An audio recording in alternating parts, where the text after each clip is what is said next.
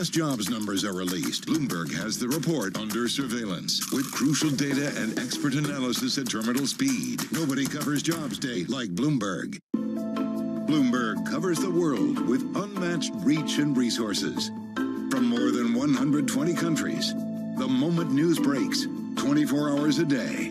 Bloomberg, context changes everything. From our studios in New York and San Francisco, our expert hosts have the data and analysis about the companies you know and the startups to watch, plus the interviews you don't want to miss.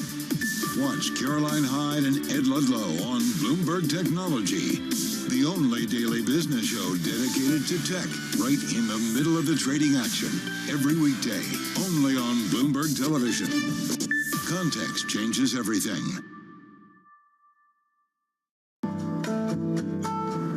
DOJ or other authorities could face bigger challenges next. It was going to keep reading World Cup. This is a three as the economic picture, covering the intersections of Hollywood, Silicon Valley, and beyond.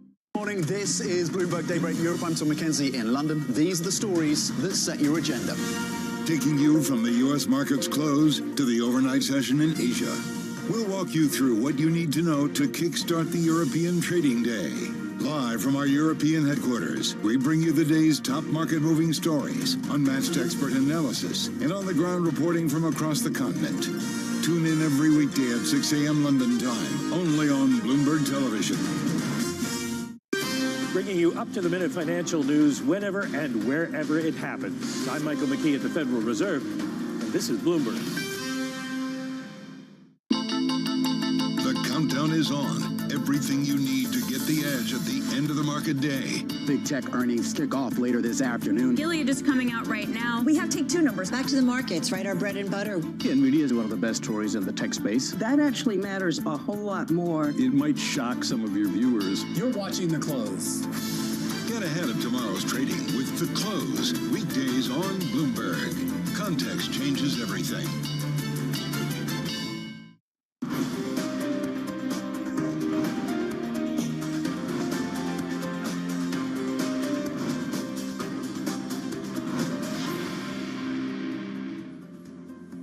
Monday morning, good morning. Couple of minutes to go until the opening trade here in Europe. Let's talk about how Friday's session is going to influence Monday morning. We went out in Europe at session lows in the United States. As you can see here, blue line is the US session, white line is the European session. We went out at lows, we climbed a little bit higher. That's why, in many ways, we are seeing the futures picture positive this morning, despite actually maybe some negatives to think about and maybe priced in here in Europe. So futures at the moment reasonably positive. We're not up by much. We're up by a little bit. Eurostoxx futures up by 0.2%. FTSE's up by 0.1%. But we are just in the green. But you do wonder whether or not anticipation of the PMI is going to be a factor for...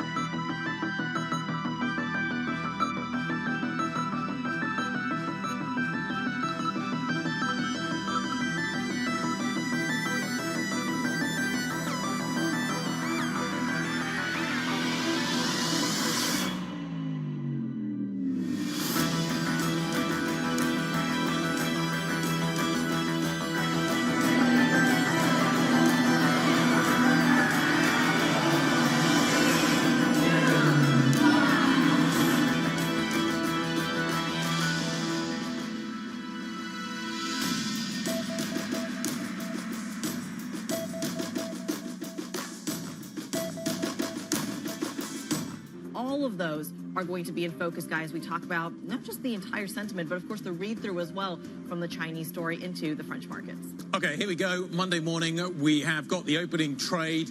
We're expecting a mildly positive open. I think it's going to take a while for the CAC and the DAX to open this morning. Plenty of single stock stories there. So here we go. Here are the numbers. Here's the opening trade. We're expecting mixed, I think, probably at best out of Europe. Already starting to see a little bit of that. FTSE 100 floating in and out of positive, negative territory, flirting with the flat line. It's going to take a while, I think, for the DAX to get going this morning. You've got to think about Commerzbank. You've got to think about what's happening in the luxury space. You've got to think about that luxury space as well when it comes to the French market as well. So the FTSE 100 now actually turning a little bit negative. Stock 600 a little bit positive. No clear sense of direction emerging from Europe this morning. There's the CAC at absolutely flat. I'm fascinated to see what is happening with LVMH and Kering this morning on that downgrade from Ashley Wallace. Let's talk about where we are with the DAX. I think it could take a few minutes maybe to get the DAX open this morning, Critty. There's a lot to think about as we wait the PMI data out of France and Germany. We'll certainly keep an eye on that. But in the meantime, let's get a quick check on how these markets are actually moving, because you are seeing, it looks like right off the bat, some of the luxury names starting to see a little bit of pain, at least on the stocks. We're waiting for that to shake out with the French indices, as you point out as well. But right now, one of your biggest downside move from an index contribution perspective is AstraZeneca. To the upside, Novo Nordisk from an index contribution. It's a tale of two pharma. But this is what seems to be happening on a daily basis at the moment. Within the pharma sector, we seem to have this rotation out of names like Roche and Astra into Novo Nordisk, then almost back the other way. So I think that's fascinating. We've got this BNP Paribas news as well, relating to the fact that it's buying the German private banking unit from HSBC, which is worth bearing in mind as well. Let's just go back into the single stocks and see what is moving this morning. The China story will be a factor, I think, maybe for the commodity names this morning. So you've got to bear that in mind as well. So let's just talk about, as Critty says, what we're seeing. Rightmove is up 3.5%. That seems to be on the back of the story that Joe was bringing us.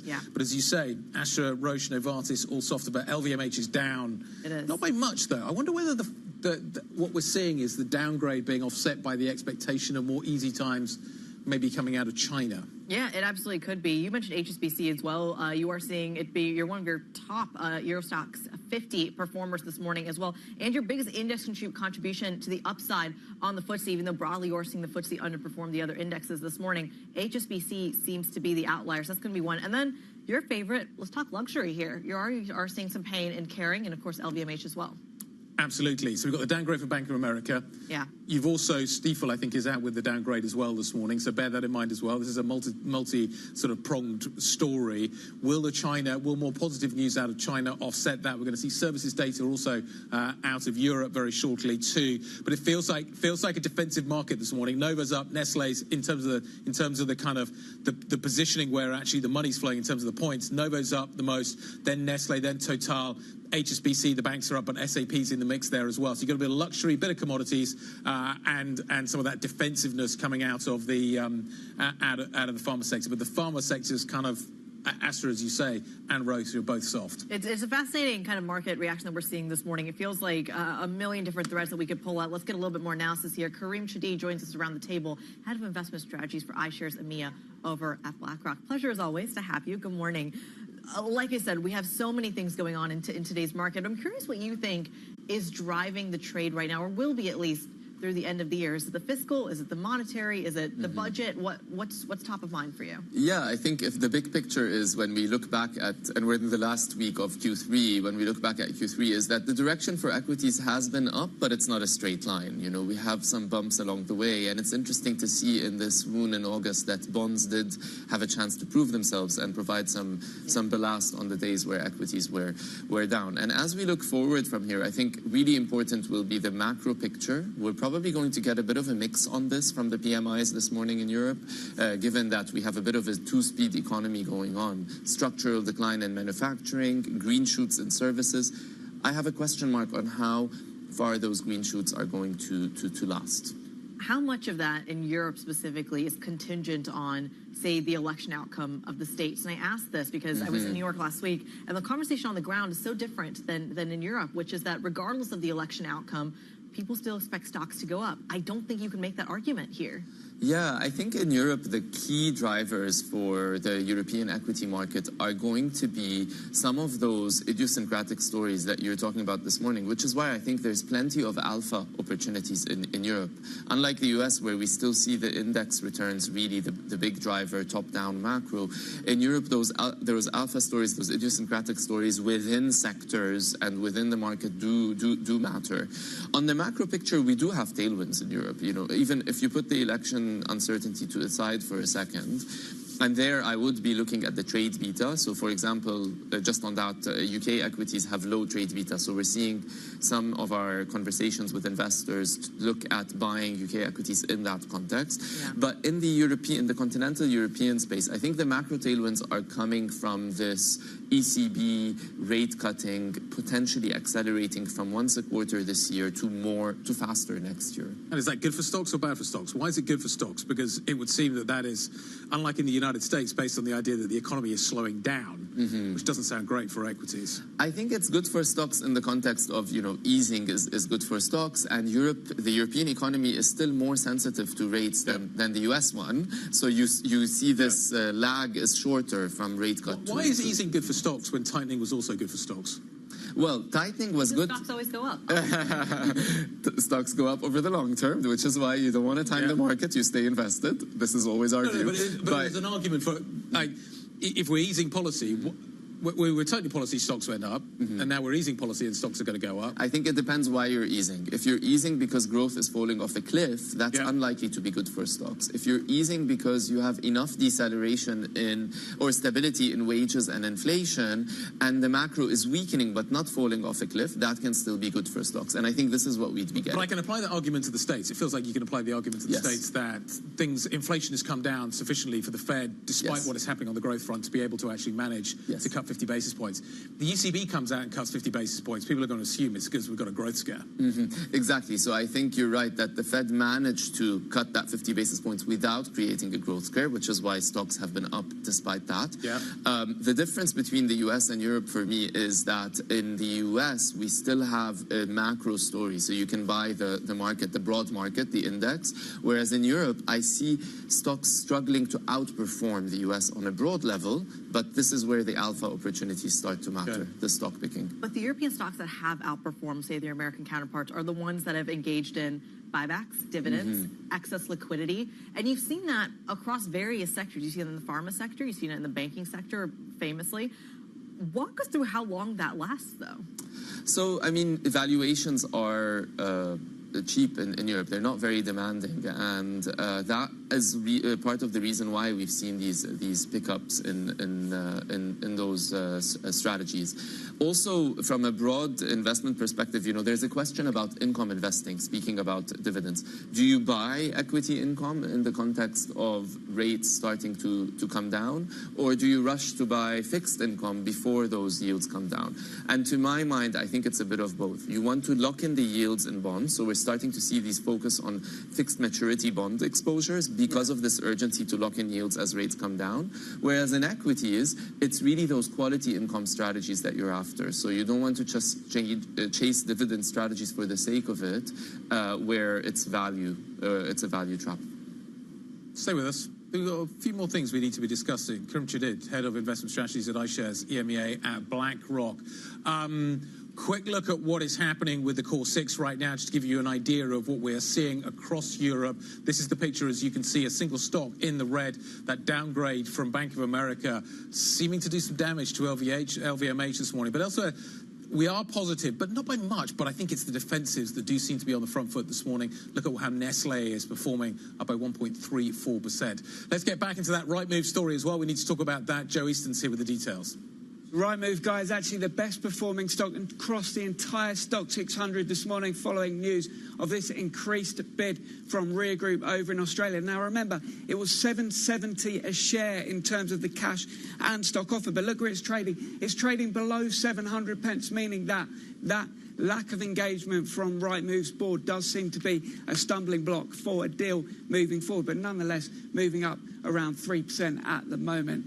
Then the other big M&A story, of course, is Commerzbank, the German government saying it will not sell any more stock for now. Now, RBC Capital writing in a note that a full takeover of Commerzbank by UCG now does seem less likely, given the German government is unwilling to sell more shares into the market. We can see UniCredit coming down around 0.6% as well today. There's a couple of drug stocks to bring you now. Novo slumped last week, but also AstraZeneca, because we've got some drug data out of Astra over in Asia. Their joint venture oncology partnership reporting yet weak data in one of their key trials overnight. But as I was saying, Novo, we saw a slump last week on one of their trials data relating to an obesity pill. So it would be an alternative to Wegovy and Ozempic. That was weak, so we're seeing that stock coming up a little bit now. In terms of the worst performer in the UK, now this one not really on our radar, but take a look at that, drop down 32%. This is Alpha Wave, a supplier into the semiconductor space here in the UK, worth about £1 billion. So not the smallest company, but a profit warning related to competition over in South Korea. So absolutely slammed for that stock. Was going to check in quickly on the miners. Another 3% drop in iron ore overnight, weighing on some of those stocks related to some weak Chinese government data that we saw overnight. So we are seeing a little bit of weakness in the London miners like Glencore and Rio this morning. But then finally, those rating changes, we mentioned LVMH also carrying, also Hugo Boss underperform at BofA. BofA downgraded its earnings forecast for about 17% across the entire luxury space today. So that one is down 3.5%, underperform at Bank of America. More positive, though, in the UK retail, we've got a note from UBS upgrading a couple of stocks, saying that the earnings statement from Kingfisher B&Q last week is potentially a strong signal for UK retail. One of them they like is Dunelm, so they go up to buy on that one, and we're up 2.3% on that stock this morning. All right, Joe Easton from our equities team walking us through some of those early movers. We thank you so much. Coming up on the program, we're going to speak to Lloyd's of London chairman Bruce Carnegie Brown live from the UK Labour Party conference, and of course break down the European PMI data next. Stick with us. This is Bloomberg.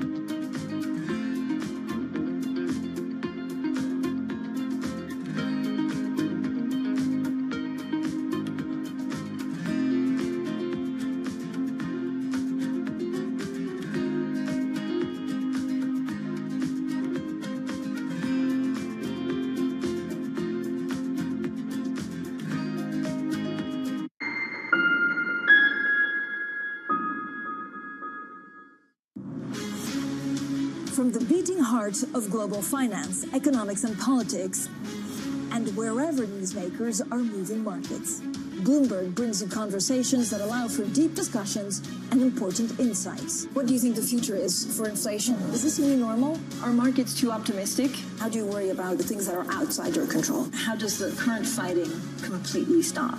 I'm Francine Lacroix, and this is The Pulse, every weekday only on Bloomberg.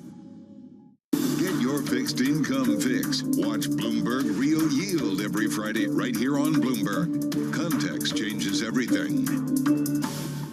Middle East and Africa. Vibrant resources and high-yield investment opportunities abound. Join me on Horizons Middle East and Africa for the stories, newsmakers, and insight from this exciting region. Now weekdays, only on Bloomberg. Welcome to the world of decentralized finance. With the surge in Bitcoin, you have crypto stocks also surging. Bloomberg's covering all things crypto, the people. This is a political attack, and we must hold our elected officials accountable. The transactions. Really a record-breaking moment. Bitcoin is the exit strategy. And the technology. Awareness is going to grow, and these things grow the overall industry. Crypto as an asset class is here to stay. Bloomberg Crypto, only on Bloomberg. There is this real momentum from Wall Street. We are basically deep in the European earnings season. Take a look at how we're faring when it comes to Asian markets.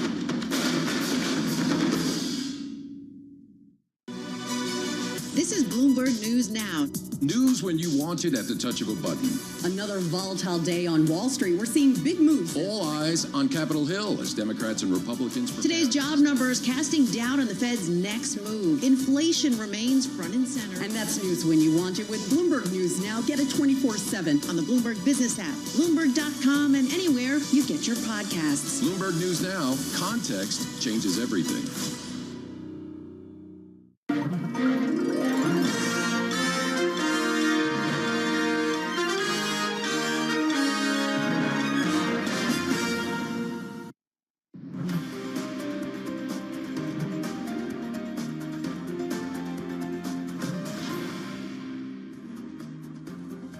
Welcome back to the opening trade. We are getting data coming out of France, dropping on the Bloomberg terminal as we speak. September Services PMI falling to 48.3 from a 55 previously. The manufacturing PMI, however, rising to a 44 from 43.9. Guy, these are not good numbers. No, they're not. I'm just I'm trying to get onto the website to try and get some details on this. It's asking me if I'm a human, so believe you me, I am. Just trying to get some details. But yeah, no. Look, so the manufacturing number.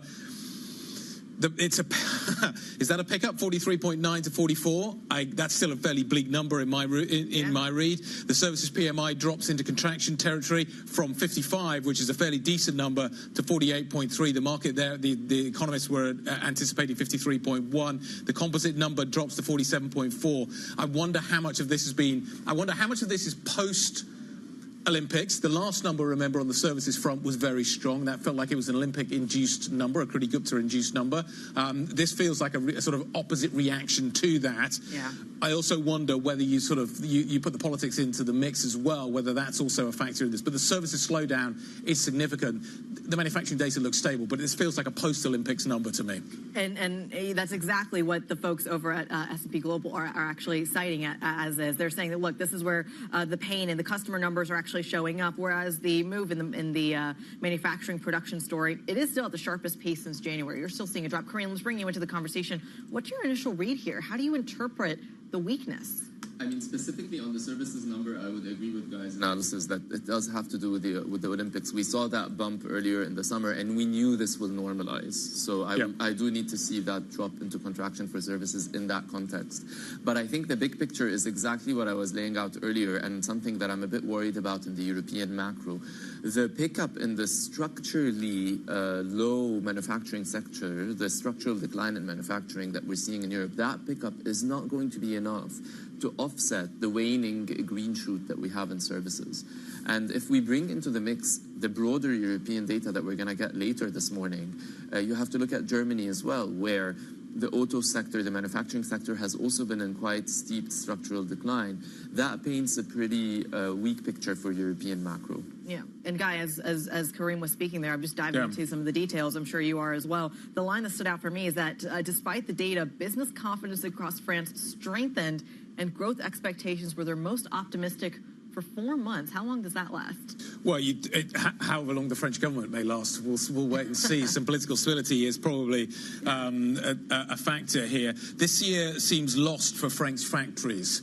That's the line on the manufacturing front. The flash PMI for manufacturing showed slight improvements in September, but remains deep in recession territory. Output is shrinking at the fastest pace since the beginning of the year, and new orders continue to decline. As a result, employment shrank. The situation remains bleak, and industrial companies lack optimism. Yeah. So I see your kind of what companies are saying, and I raise you what is happening in the manufacturing sector, which is less important for the French economy. We'll see what happens with the German data. I've got to counter with a bright spot, because it is verbatim saying a bright spot remains the stable employment levels and easing price pressures. A little optimism for you. Okay, orders from North America and key European markets like Germany are particularly affected. Okay, so the data don't look good. So as you look at the PMI data, what is that? Let's come back to the single stock story. How do you pick names within this kind of environment? Which sectors are we looking for in terms of where we're going to get the outperformance coming? Sure. I mean, that's where we need to come back to the tailwind. Speaking of bright spots, earnings in Europe ended a 10-year period of stagnation earlier this year. So on the whole, European equities have become more investable as the earnings backdrop has become more positive. There are positive stories. And the tailwinds that come from the ECB, what you mentioned, the easing price pressures, that will provide more impetus for the ECB to be able to accelerate rate cuts. So that starts to put into focus rate-sensitive stocks into next year. So do you think the optimism that Kriti's referencing is optimism based on the idea that we're going to see political stability, or is it based on the idea that we're going to see maybe some ECB rate cuts coming through? I think it's more the ECB rate cuts front. So I look at sectors, I still keep a quality tilt to European stocks, but I look at sectors within healthcare where there's positive stories, banks, because even if the rate cuts are going to come down, we're not going back to post-GFC rates, we're not going back to zero rate policy, so banks can still generate profits. So these are the areas that I start to look through. For the time being, it feels like a post-Olympic hangover for France right now, certainly on the service sector. Karim Chadid, Head of Investment Strategies at iShares EMEA BlackRock, thank you very much indeed. Right move, rejecting the earlier offer. examining the new offer, understandably, as a result of which its stock is trading around 700 at the moment. We're up by 3.5%. I want to take you back to Liverpool, back to the Labour Party conference, back to Lizzie Burton, standing by with another great guest. Lizzie, over to you. Well, guys, speaking of hangovers, the warm white wine has been flowing here in Liverpool. It's day 2 of Labour Party conference. It's business day. Labour says it's the biggest business day they've ever had. Let's get the view of what business thinks of Labour now that they're in power. I'm pleased to say that we're joined now by Bruce Carnegie Brown, who is chairman of Lloyd's of London. Good to have you with me, Bruce. Morning. We've had lots of wealth creators telling us that they're planning to leave the UK because of potential tax hikes in the October 30 budget. Do you think the city's going cold on Chancellor Rachel Reeves? I think the government has a very fine balancing act to execute over the next few weeks, which is to balance this issue of economic growth, which is at the centre of their economic policy, with the need to restore the balance sheet, which has been badly damaged by the interventions around the pandemic and around the energy price crisis. And so getting that messaging right will be really important over the next few days. Yeah, of course, it's the messaging, but it's also the timing. If they focus on repairing the finances for too long, those wealth creators and investment might not be there when they need it, right?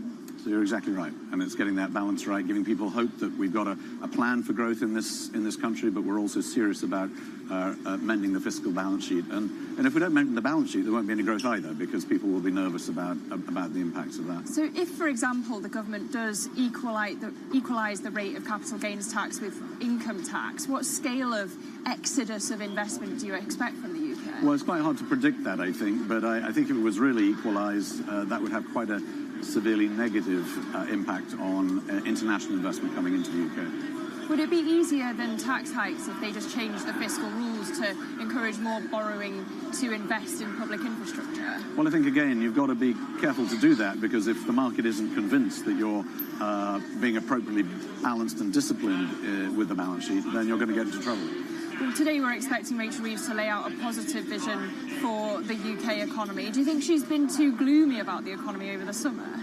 Well, it's unsurprising that there would be some kind of a reset when the new government comes in. And I think we've all forgotten just how big the fiscal interventions were around the pandemic and around the energy price crisis. So it's unsurprising that we've got a big balance sheet hole that needs fixing, but getting that message right. Yeah, that's the public finances, but the economic data haven't been as bad as the Chancellor's been saying. No, it's actually been quite good. I think that sort of muddle through that we tend to manage so well in this country has worked reasonably positively. So I think the ingredients are there for us to grow at a faster pace, but I think we could equally choke that growth off if we are overly focused on restoring the balance sheet. So what do you want to hear from the Chancellor in her speech today? Well, I'd like her to be setting out consistent, predictable plans. So the great joy of this new government is the opportunity to have stability and predictability. We haven't had that for a long period of time. And so to lay out plans that are clear and consistent against which people can invest with confidence, I think will make all the difference. But is all this Westminster tittle-tattle about infighting at number 10 and freebies actually at odds with that stability you say investors want?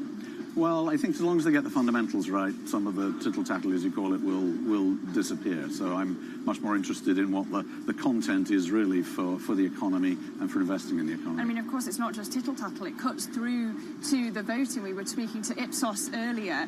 I also know that you're on a panel later. You're talking about Labour's foreign policy agenda. How prepared is the UK under Labour to manage global risks?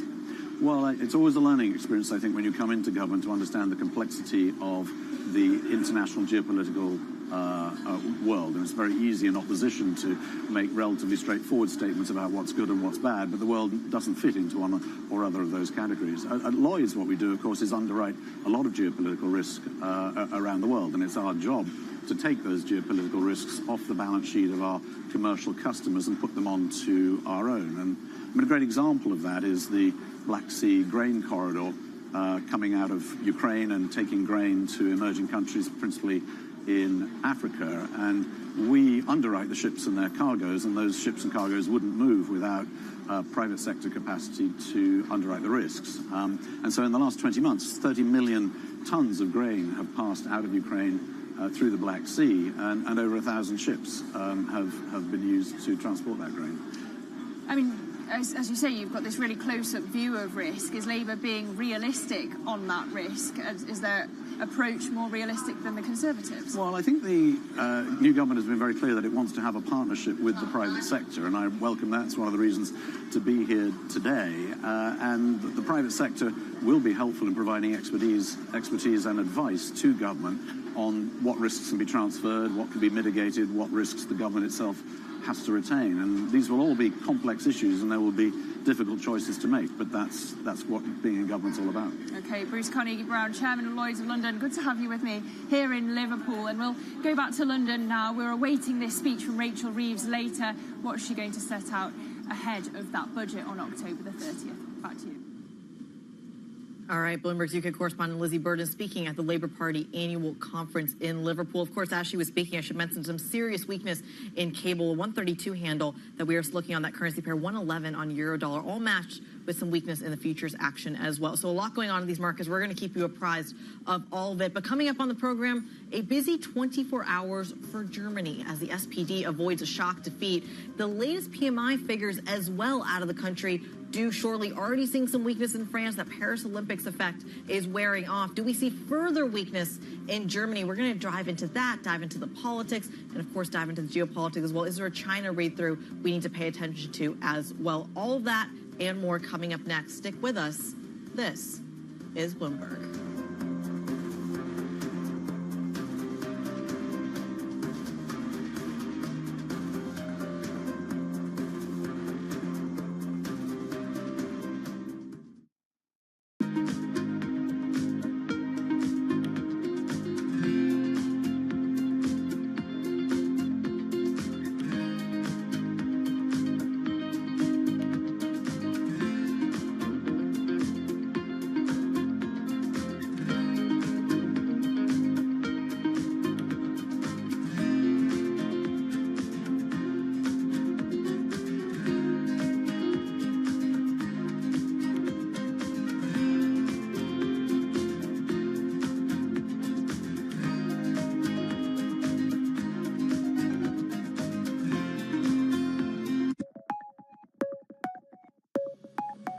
Why does this business model work?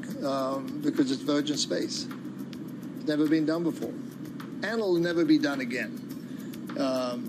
When you step back and you look at something that's been golf through institutions, has been the way it has been for 53 years without change.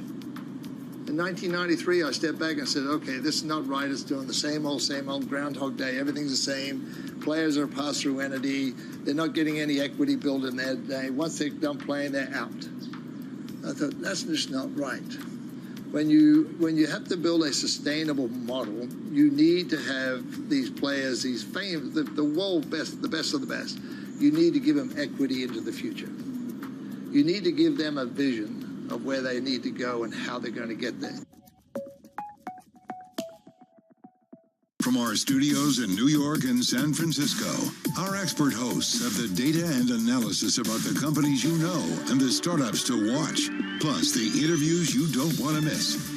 Watch Caroline Hyde and Ed Ludlow on Bloomberg Technology, the only daily business show dedicated to tech, right in the middle of the trading action, every weekday, only on Bloomberg Television. Context changes everything. Morning, this is Bloomberg Daybreak Europe. I'm Tom McKenzie in London. These are the stories that set your agenda. Taking you from the U.S. market's close to the overnight session in Asia. We'll walk you through what you need to know to kickstart the European trading day. Live from our European headquarters, we bring you the day's top market-moving stories, unmatched expert analysis, and on-the-ground reporting from across the continent. Tune in every weekday at 6 a.m. London time, only on Bloomberg Television. As we spend some time here on the broader presidential race. Let's focus in on European politics. Makes you wonder how politics might play out.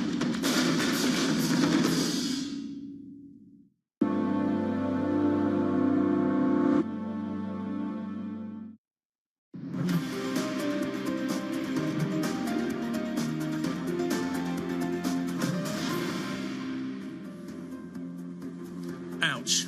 The German PMI data drops onto our screens. You don't often see a 40, but we've got a 40 on German manufacturing. So German manufacturing PMI comes through at 40.3. That's down from 42.4. 42.4 is not a great number. Remember, this is a diffusion index. This is a kind of month-to-month story. So things are getting significantly worse, it seems, in German manufacturing. We do, though, stay above 50 when it comes to the services number, but that takes the composite number, Critty, to 47.2, down from 48.4. But that is an ugly read on manufacturing. Seeing a lot of pain there and further weakness in Eurodollar. 111 is where we're at. Also matched with further weakness in cable as well. How low does the drop go? It feels like perhaps some of this was anticipated as we saw that weakness in the French data as well. Absolutely. The French data has dropped back. We're certainly seeing that. I'm just waiting for the PMI data released to come out of Germany. I've got the German one. There we go. Let's read through exactly what they are asking for. We'll go through the Are You Are Human test just to make sure that we can get that done, and then we'll read through to see what is happening. But the expectation is that we are seeing a sort of China read across, and that has been a factor that Germany has been having to deal with for quite some time, and it looks like that narrative is continuing today. It absolutely is. And I think, look, this is also something to put in the context of some crucial conversations. You mentioned the China piece. When we're talking about this in comparison to some of the problems they're dealing with on the immigration front and the election story, we're going to talk to Oliver Crook about that in just a moment as well. There is no way, it feels, to actually stem some of the losses. And of course, as we get that data, let's talk a little bit about the market reaction as you dive into the details of that data. You are seeing the spread between that French and German debt continue to widen. We're now at about 79 basis points as well. We were at about 76, 77 prior to the French data. So we're continuing to see that pain in the bond market. Let's just see if we can get some headlines to come through. A sustained decline in the backlog of work hinted at decreased capacity utilization across the German private sector. Firms are able to complete orders at a quicker rate rather than they were being received. That doesn't sound particularly good, i.e. the orders aren't coming in that quickly. The downturn in the manufacturing sector has deepened again, evaporating any hope for an early recovery. Output plunged at the fastest rate in a year, with new orders collapsing. That's the narrative coming out of Germany right now. Ollie Crook is going to put some more on this story. Ollie, walk us through what these numbers mean. This is grim data. Yeah, I mean, listen, Guy, we were already anticipating it to come in at 42.3, which is already a very poor reading on PMI data for manufacturing. It's deep contraction territory. And Guy, as we've talked about many times on this show, I mean, this adds to this streak of losing for German manufacturing. We've been in contraction territory for now we're into our third year. Contraction territory for now we're into our third year, which is really crazy when you think about it. More than 2 years of full manufacturing contraction within Germany, and that print coming out at 40.3. That's the lowest print we've seen on German manufacturing PMI data since last year. So, you know, in the sense that you're hoping for a recovery and a turnaround in the German economy, it's just not something you're seeing on the manufacturing front. And we've talked about the difficulties in manufacturing for a very long time, Guy and Critty, but what we're seeing now is we're starting to see the sort of rubber hitting the road, sort of almost literally here, when you see kind of releases from Volkswagen and other car makers with the amount of pain. Remember, these companies also had a huge amount of backlogs after the pandemic and a lot of stored up demand. That backlog has run out, and you're seeing it represent itself in the PMI numbers, and we're seeing it represent itself in statements from the likes of Volkswagen talking about potentially cutting up to 30,000 jobs and closing factories. This is just adding to that narrative and sort of negativity in German manufacturing space right now. So, Ollie, let's broaden this out to the conversation when it comes to politics as well. The election results far closer than a lot of people were expecting. Just how much of a victory was this? Yeah, so listen, Critty, it's kind of like German growth, right? You can get a couple of basis points positive, a couple of basis points negative, and you can get technical recession, this, that, or the other. But at the end of the day, the story is the same, is that this is an economy that's not doing well. And that is sort of true for Olaf Scholz and the government. You might be able to win and sneak out a victory, as they have done. The Social Democrats managed to win in the state of Brandenburg, which is the state around Berlin. But they barely won by less than 2 points, right? With the AfD, the Alternative for Deutschland, the extreme right coming in second. And it's meaningful meaningful, Kriti, because it is, yes, another sort of East German state where the sort of populist movements have done very well, but this has been a safe territory for the Social Democrats since the reunification of the country in 1990. For them to win it by only 2 points, less than 2 points, is hardly a sort of rousing victory for Scholz and the SPD, to say nothing of the fact that the other two coalition partners in this region both had so few votes that they're actually booted from the local parliament. They don't even have the 5% threshold to get into that government. What you now also need to pay attention to is next year, when you have the federal election, which is a year and a week away. I think that this sort of will quiet a bit of the discussion about whether SPD, Scholz is the right man to lead it. I think if they had lost here, there would be a lot more discussion about it. But a year is a long time, and that is certainly going to be a present discussion as we lead up to the federal election next year. Ollie, some lines out of the PMI statement. A technical recession now seems baked in. Optimism is something of the past. How does this kind of economic malaise that we're seeing in Germany, which is getting worse, it seems, judging by the commentary that we're getting from market, how does that fit with the immigration story? Olaf Scholz has been out trying to do deals to get skilled labor into the German economy. That is something that doesn't sort of tally with what we're seeing at the polls. How does how easy will it be will he be able to deliver a sort of positive immigration story given the bleak economic backdrop?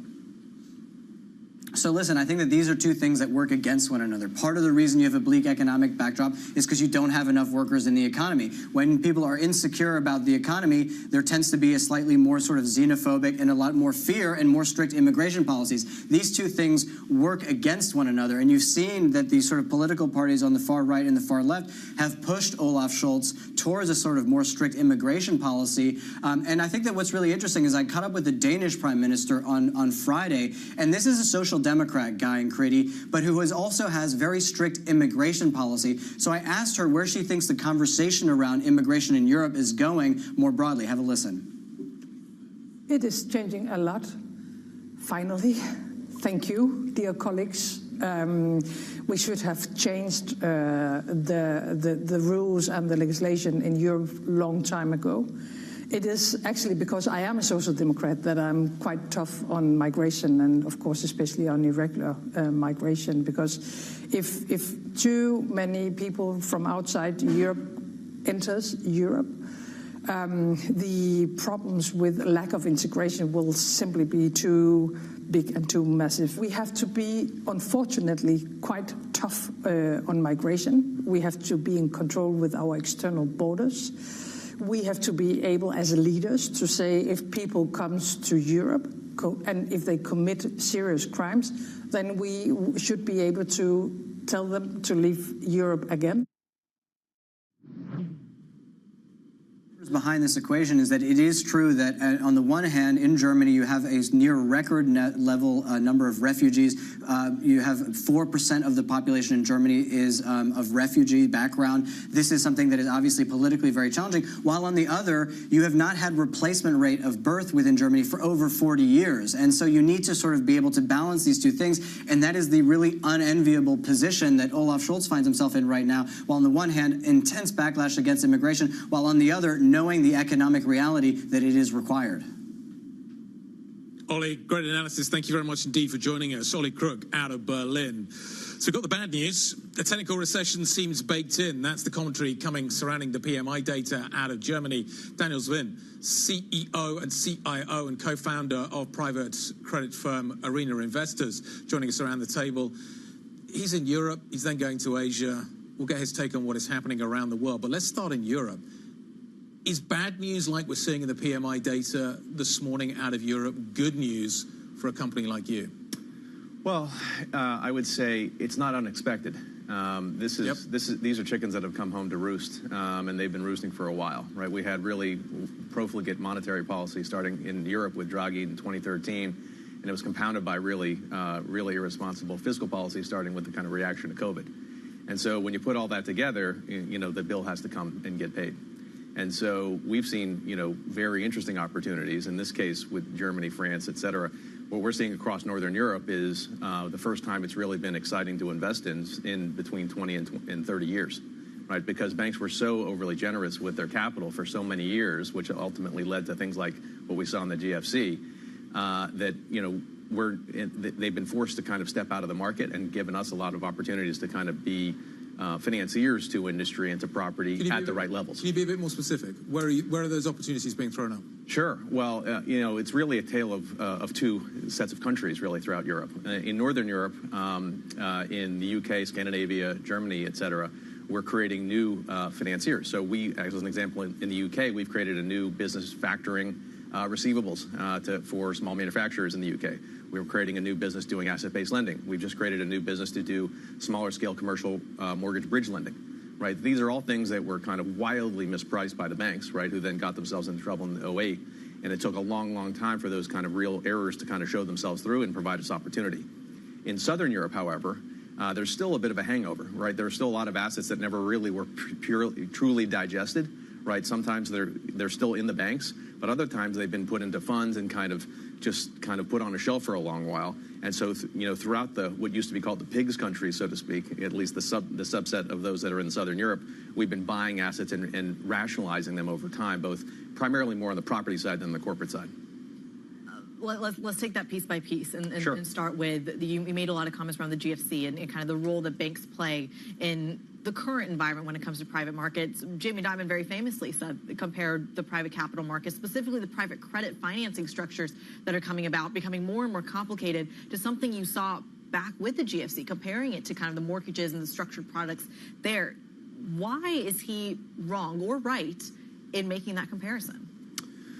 Well, I think what you found in the European banks and what they experienced in the GFC is a lot of times they really didn't understand what they were owning, right? And so they really were stuffed with a lot of things that were very problematic that, some basic arithmetic could have allowed them to avoid. And so what they found was then there was a great overreaction, a great overregulation and misregulation of banking markets.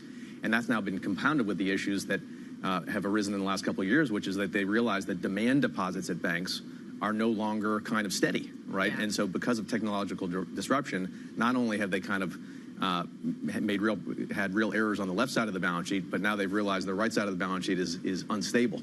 And so there's not a lot of business to be done for them or by them. Compare this, though, to, and then you bring this into kind of the way some of these deals are designed. This is, I could get into now financing and all this really, really nerdy talk. But again, the concern comes down to where the opportunities actually lie. And right now, there seems to be a concern that in the absence of some of this bank assistance that was such a commonality, say 10, 15 years ago, instead, it is now a question of size when it comes to the deal, and that you do need to have the bigger players, your Apollos, your KKRs, to actually step in with the bigger capital to get these deals across the finish line. Can you do that if you don't have that much liquidity? Well, those firms do have access to capital in a way that's very different than the banks, and so they are going to step in. And I would say flying way above the clouds in the ultra-large transactions, there's a real opportunity. However, in the bubble time leading up to late 21, there was a really overly generous provision of capital by non-banks, right? And you saw multiples here in Europe in the middle market private equity space way higher than they should have been, higher than the U.S. You saw credit statistics and credit covenants really being weak, right? And so now you're going to start to see that play out here, where a lot of the things originated by non-banks leading up to the end of the bubble in late 21 are going to start to unwind. And so there's going to be kind of a double opportunity. And a lot of instances, a lot of those businesses are saying, well, there's a great opportunity now, right, because the banks are really gone, but they're not necessarily pointing to, the kind of things that they did before the bubble ended. Just listening to you, we're still dealing with GFC, which I find amazing. Yes. Astounding. And we're now also having to factor in what happened around the pandemic into that story as well. Yep. There's going to be, in your mind, an unwind that flows from that. Yes. Europe is a master at kicking things down the road. Yes. Are we reaching the point where that's no longer possible? Is it better to take your lumps in the near term, or is it better to draw them out and kind of hope for the best? How do you see it playing out? Give me a sort of sense of the timeline. Well, I think for the citizenry, it's better to take your lumps in the near term. But for monetary authorities and politicians, it's always good to kind of push it off into the future. And so that's what you see happening. And particularly in Europe, where you have this kind of great heterogeneity in kind of rules, systems of recourse, languages, documentation, it makes it all the easier to kind of just push things away. We've bought busted things out of Southern European banks that are kind of deep in the bowels of the banks for a decade, right? Not only because they were trying to bury the issues, but also because it took them a huge amount of time just to get their hands on the assets through a foreclosure process that's incredibly inefficient. And in terms of the discounts you're looking at, just give us a sense of the kind of valuations you're seeing. Sure. And kind of how that is going to evolve. And now there's a little bit of light being shone on these assets, how easy they are to value. How easy is it to get a mark on some of this stuff?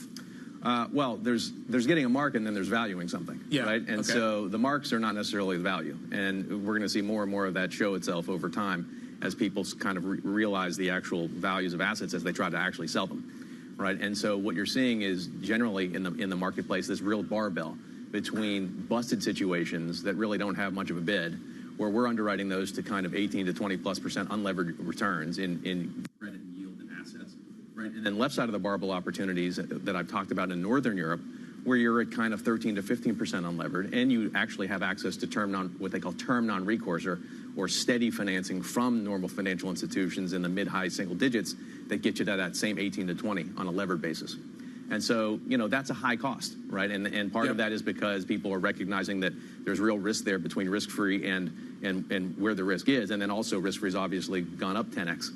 And so you have kind of a double whammy hitting those folks that own those assets that need to actually get rid of them. Part of this drive in private markets in Europe as well is a function of the fact that governments can't actually invest right now. They are quite literally handcuffed fiscally. Walk us through just how long this kind of influx into a lot of the infrastructure deals, some of the juicy opportunities you're talking about, specifically in the periphery, will last. What gets in the way of that? What gets in the way of the opportunities arising? What gets in the way of what feels like untenable appetite for Europe at the moment? Well, I think ultimately there's going to be a spreading out of this rationalization of assets and opportunity. And so you saw it start in the kind of tech and growth area. You saw it kind of move to funds. It then moved to CRE, and it's coming in a real way to leverage finance and corporate. And so I would see this as a multi-year opportunity on both sides of the barbell to really kind of engage with the marketplace. And furthermore, there's a lot less development in Europe than there is in the U.S. So, for instance, in Europe, you talk about all this immigration and think about the fiscal issues that are out there. Europe has an enormous growing subprime consumer base, right? But there's no subprime consumer finance. It barely exists here, right? And so that is a need that's going to need to be met by somebody, right? As an example, and so there's going to be a lot of development in kind of new markets and new products to kind of service a new European citizenry that hasn't existed before.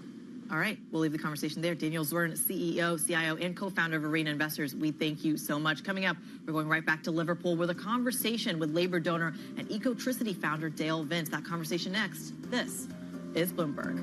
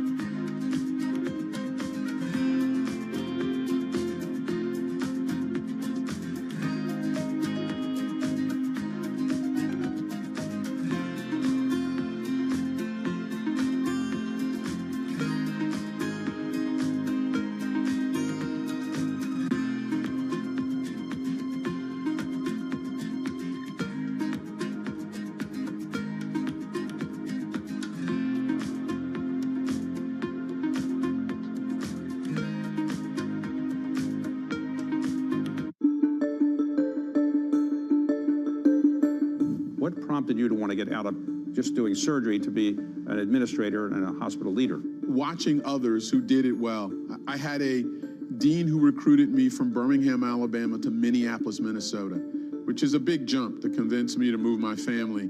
I realized over time that my training as a surgeon brought a set of credible things to the table. One, if surgeons have a measure of emotional intelligence, not much of our training reinforces that. It reinforces skill, not necessarily emotional intelligence. But if a surgeon has some self-awareness and emotional intelligence, what they bring to the table of leadership are three fundamental things. Number one, they do everything in teams. Their operations, their patients they see is all team focused. Number two, they value process, but they hold themselves very much accountable to execution. They understand that it's good to explore a patient, but what really matters is that you take the tumor out. And then number three, they make difficult decisions on incomplete information. Those things I realized that I could bring to the table as a leader if I had a sort of a passion for working with people and had some sense of self-awareness.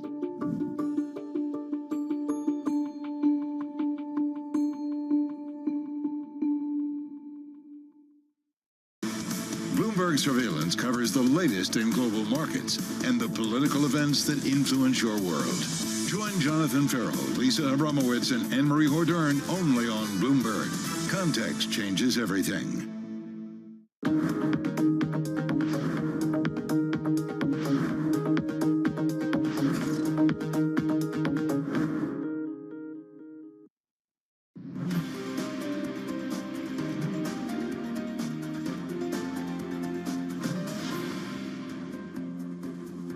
Welcome back to the opening trade. Let's head back to Liverpool and the Labour Party conference. Bloomberg's UK correspondent Lizzie Burton on location. Lizzie, over to you. Well, Christy, we've heard from the government, we've heard from the city. The other crucial part of Labour's growth mission is, of course, green jobs. So let's speak now to Dale Vince, who's founder of Ecotricity, the clean energy company, and he joins me here. Dale, good morning. Morning. The Chancellor slashed the Energy Secretary's annual investment pot from £28 billion to £4.7 billion. Are you convinced of the government's commitment to net zero? Yeah, I am. And that happened a while ago, right? Yeah, I thought it did. Yeah, look, I understood why it was done at the time, and there was uncertainty about how much money there was in the bank, basically, and there's more certainty now, and there's a big black hole. I don't think there's a lack of commitment, but also I don't think that we need a lot of money to spend to get to 100% green on the grid, because renewable energy onshore doesn't need price support. So onshore wind, onshore solar actually needs no money at all. You mentioned that £22 billion hole in the public finances. More broadly, is the Chancellor squandering the government's potential to change Britain for good by being too wedded to her fiscal rules? What would you want to hear from her speech today? Well, you know, I'd like to hear a little bit of boldness. I think we will hear some. I'm not overly familiar with the extent to which the fiscal rules are constraining plans for growth and stuff like that. But I would say that rules can always be changed. And if the fiscal rules are a problem, then I'd like to see them changed, particularly in the context of borrowing to invest, because all businesses know if you can borrow to invest, that's how you grow. OK, well, you're not the only one. Leading economists have asked us to do that as well. And you're really a wealth creator. We've heard from lots of wealth creators who say they're planning to leave Britain because of her potential tax hikes in the budget. Are you planning your exodus? I can't believe people say that, right? This is a great country to live in, and if somebody would rather leave here than pay their fair share, I say they should go. And you're also a Labour donor. We've had lots of questions being asked about the access and influence of Wahid Ali in exchange for his donations to the party. Does it all smell right to you? That's not a very nice turn of phrase, but I don't think there are any problems. I mean, I've known Labour for quite a while, been giving money to them for quite a while. There's never anything asked for or offered. It's a very straightforward business. I give them money to help them win the election, and that's the end of it. Well, now they're in government. How do you want your money spent? Well, I think it's been spent to win the election. And you've also been vocally pro-Palestine. The Foreign Secretary's already instituted this partial arms embargo on Israel. Has he gone far enough for you? Well, I'm not in the detail of which weapons, are offensive and which are defensive. But I think that we should be bolder with Israel generally because of what's happening. Over 40,000 deaths, mostly civilians, and 100,000 injuries, and millions of Palestinians suffering, virtual starvation and almost plague, and that kind of stuff. I think, these are breaches of international law as well as just, good, simple behavior. And we haven't tolerated a fraction of this in Ukraine with Russia invading Ukraine. But we've tolerated this situation in Palestine for decades, and there's no solution other than a two-state solution, and we should get to grips with that as an international community and make Israel hear us. I mean, as a donor, is there a red line for you in terms of when you would stop donating to Labour because of their foreign policy on the Middle East? No, I don't think like that. I've not got red lines. and stuff like that. I just urge publicly for what it is that I think should happen. All right, Dale Vince, good to talk to you here at Labour Party conference, a crucial voice and a Labour donor as well. Dale Vince, the founder of Ecotricity. We'll go back to you in London now. All right, Bloomberg's UK correspondent Lizzie Burton over at the Labour Party annual conference in Liverpool, bringing us some great guests throughout the morning program. Guy, it feels like the focus is really much on the currency market, on the bond market. Yep. 132 handle on cable, 111 on Eurodollar, and I'm told by our very own Anna Edwards as well, we've got an eye on Spanish debt. Perhaps getting very close to erasing its yield premium over French debt. That's saying a lot about the political landscape that we're in. The data out of France isn't particularly pretty this morning, aren't particularly pretty. The fact that services has come down as fast as it is, I hear the commentary that the outlook is a little bit more positive, the expectation for the French economy to improve is better, but these are still not great pieces of data that we're seeing in terms of the PMI. The chief economist at Hamburg Commercial Bank commenting on the German PMI data, really grim. The downturn in manufacturing sector has deepened again, evaporating any hope for an early recovery. A technical recession seems, quote, to be baked in. These are not good pieces of data out of France and Germany right now, and they speak to the sort of political trouble ahead. It's hard to get on the political front foot when the economy is not delivering, and that, I think, is referenced by what Barnier is talking about. Scholz is really struggling right now. It seems as if any imminent recovery in either economy looks to be evaporating fairly quickly. And they've got to get this budget under control. We've got the deadline over for the French budget submission to the EU. Already get that extension requested. Now setting the precedent for other economies in Europe as well, pushing that deadline further and further back. It looks like the EU can't do their job in terms of regulating, in terms of getting their kind of ducks in a row until really the end of the year. That is quite the delay in terms of actually executing and bringing a lot of these finances into order. Yeah, are they going to get the finances in order? I think that's a key question. Is there any kind of sort of post-Draghi idea that we could see some sort of common borrowing, that we could see some sort of common approach here?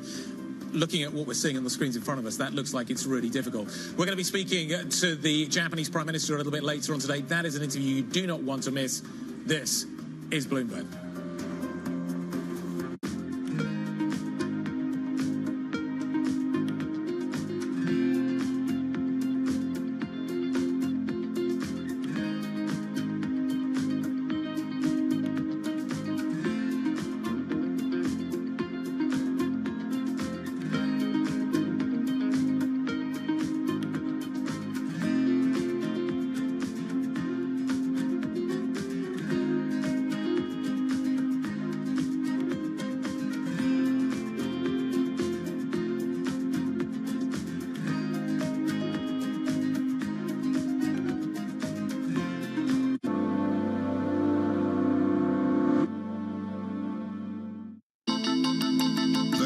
Is on. Everything you need to get the edge at the end of the market day. Big tech earnings kick off later this afternoon. Gilead is coming out right now. We have take two numbers. Back to the markets, right? Our bread and butter. NVIDIA is one of the best stories in the tech space. That actually matters a whole lot more. It might shock some of your viewers. You're watching The Close.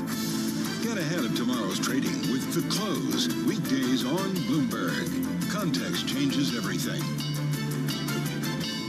It's a multi-trillion-dollar industry. We'll show you what's happening in ETFs like no one else. Bloomberg ETF IQ, Monday on Bloomberg. Middle East and Africa. Vibrant resources and high-yield investment opportunities abound. Join me on Horizons Middle East and Africa for the stories, newsmakers, and insight from this exciting region. Now weekdays, only on Bloomberg. From the beating heart of global finance, economics, and politics, and wherever newsmakers are moving markets, Bloomberg brings you conversations that allow for deep discussions and important insights. What do you think the future is for inflation? Is this a new normal? Are markets too optimistic? How do you worry about the things that are outside your control? How does the current fighting completely stop? I'm Francine Lacroix, and this is The Pulse, every weekday only on Bloomberg. Good morning. This is Bloomberg Surveillance. Welcome back to the opening trade. This is Bloomberg Technology. This is the Asia Trade. You're watching The Close. Welcome to Balance of Power. This is Bloomberg. Welcome to the world of decentralized finance. With the surge in Bitcoin, you have crypto stocks also surging. Bloomberg's covering all things crypto, the people. This is a political attack, and we must hold our elected officials accountable. The transactions. Really a record-breaking moment. Bitcoin is the exit strategy. And the technology. Awareness is going to grow, and these things grow the overall industry. Crypto as an asset class is here to stay. Bloomberg Crypto, only on Bloomberg.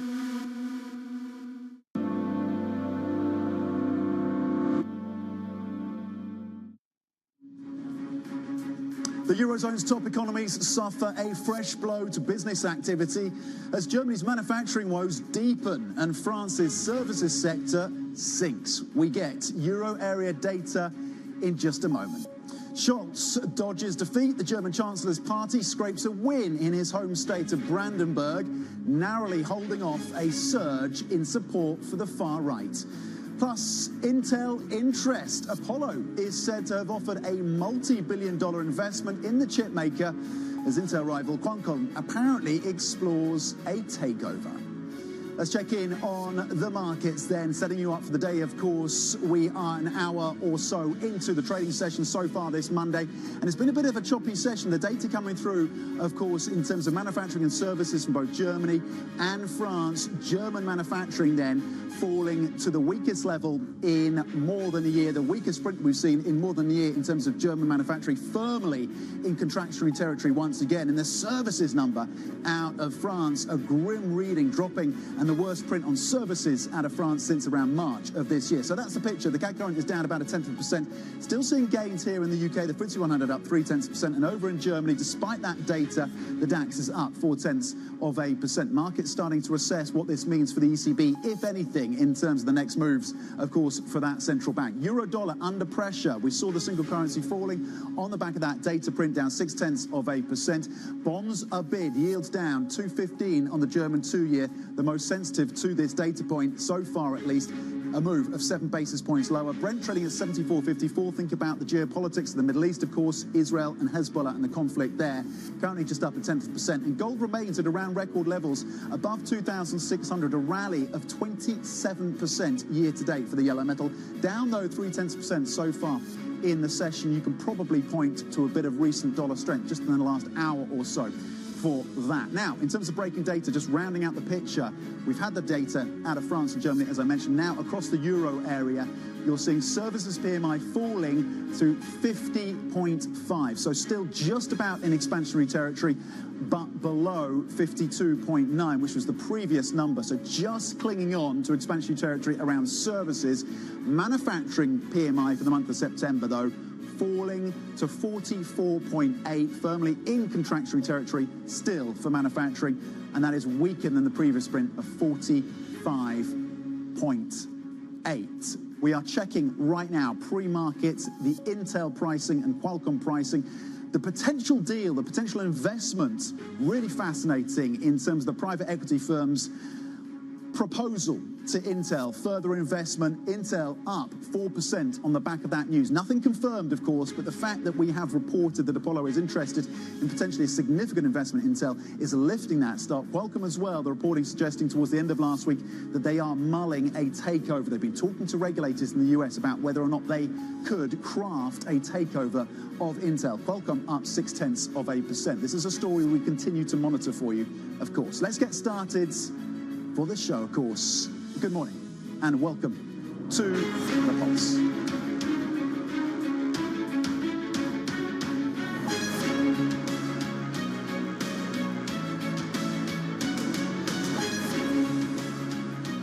Newsmakers and market movers. This is The Pulse with Francine Lacqua. Good morning and welcome to The Pulse. I'm Tom Mackenzie in for Francine this Monday morning out of the European headquarters, of course, here in London. I read head crossing the terminal. Again, this ties into the data that we're getting out across Europe. The German yield curve disinverting for the first time since November 20, let's get the full year, It's 2022. So the German yield curve disinverting for the first time since November 2022. I talked about the fact that the front end of the German curve was being bid on the back of this pretty grim data across the Eurozone, most pronounced in terms of the services move, in fact, in France. But the yields are bid. German debt is bid. Yields down 7 basis points. Bonds are bid. Yields down 7 basis points at the front end. That's the German 2-year at 2.16.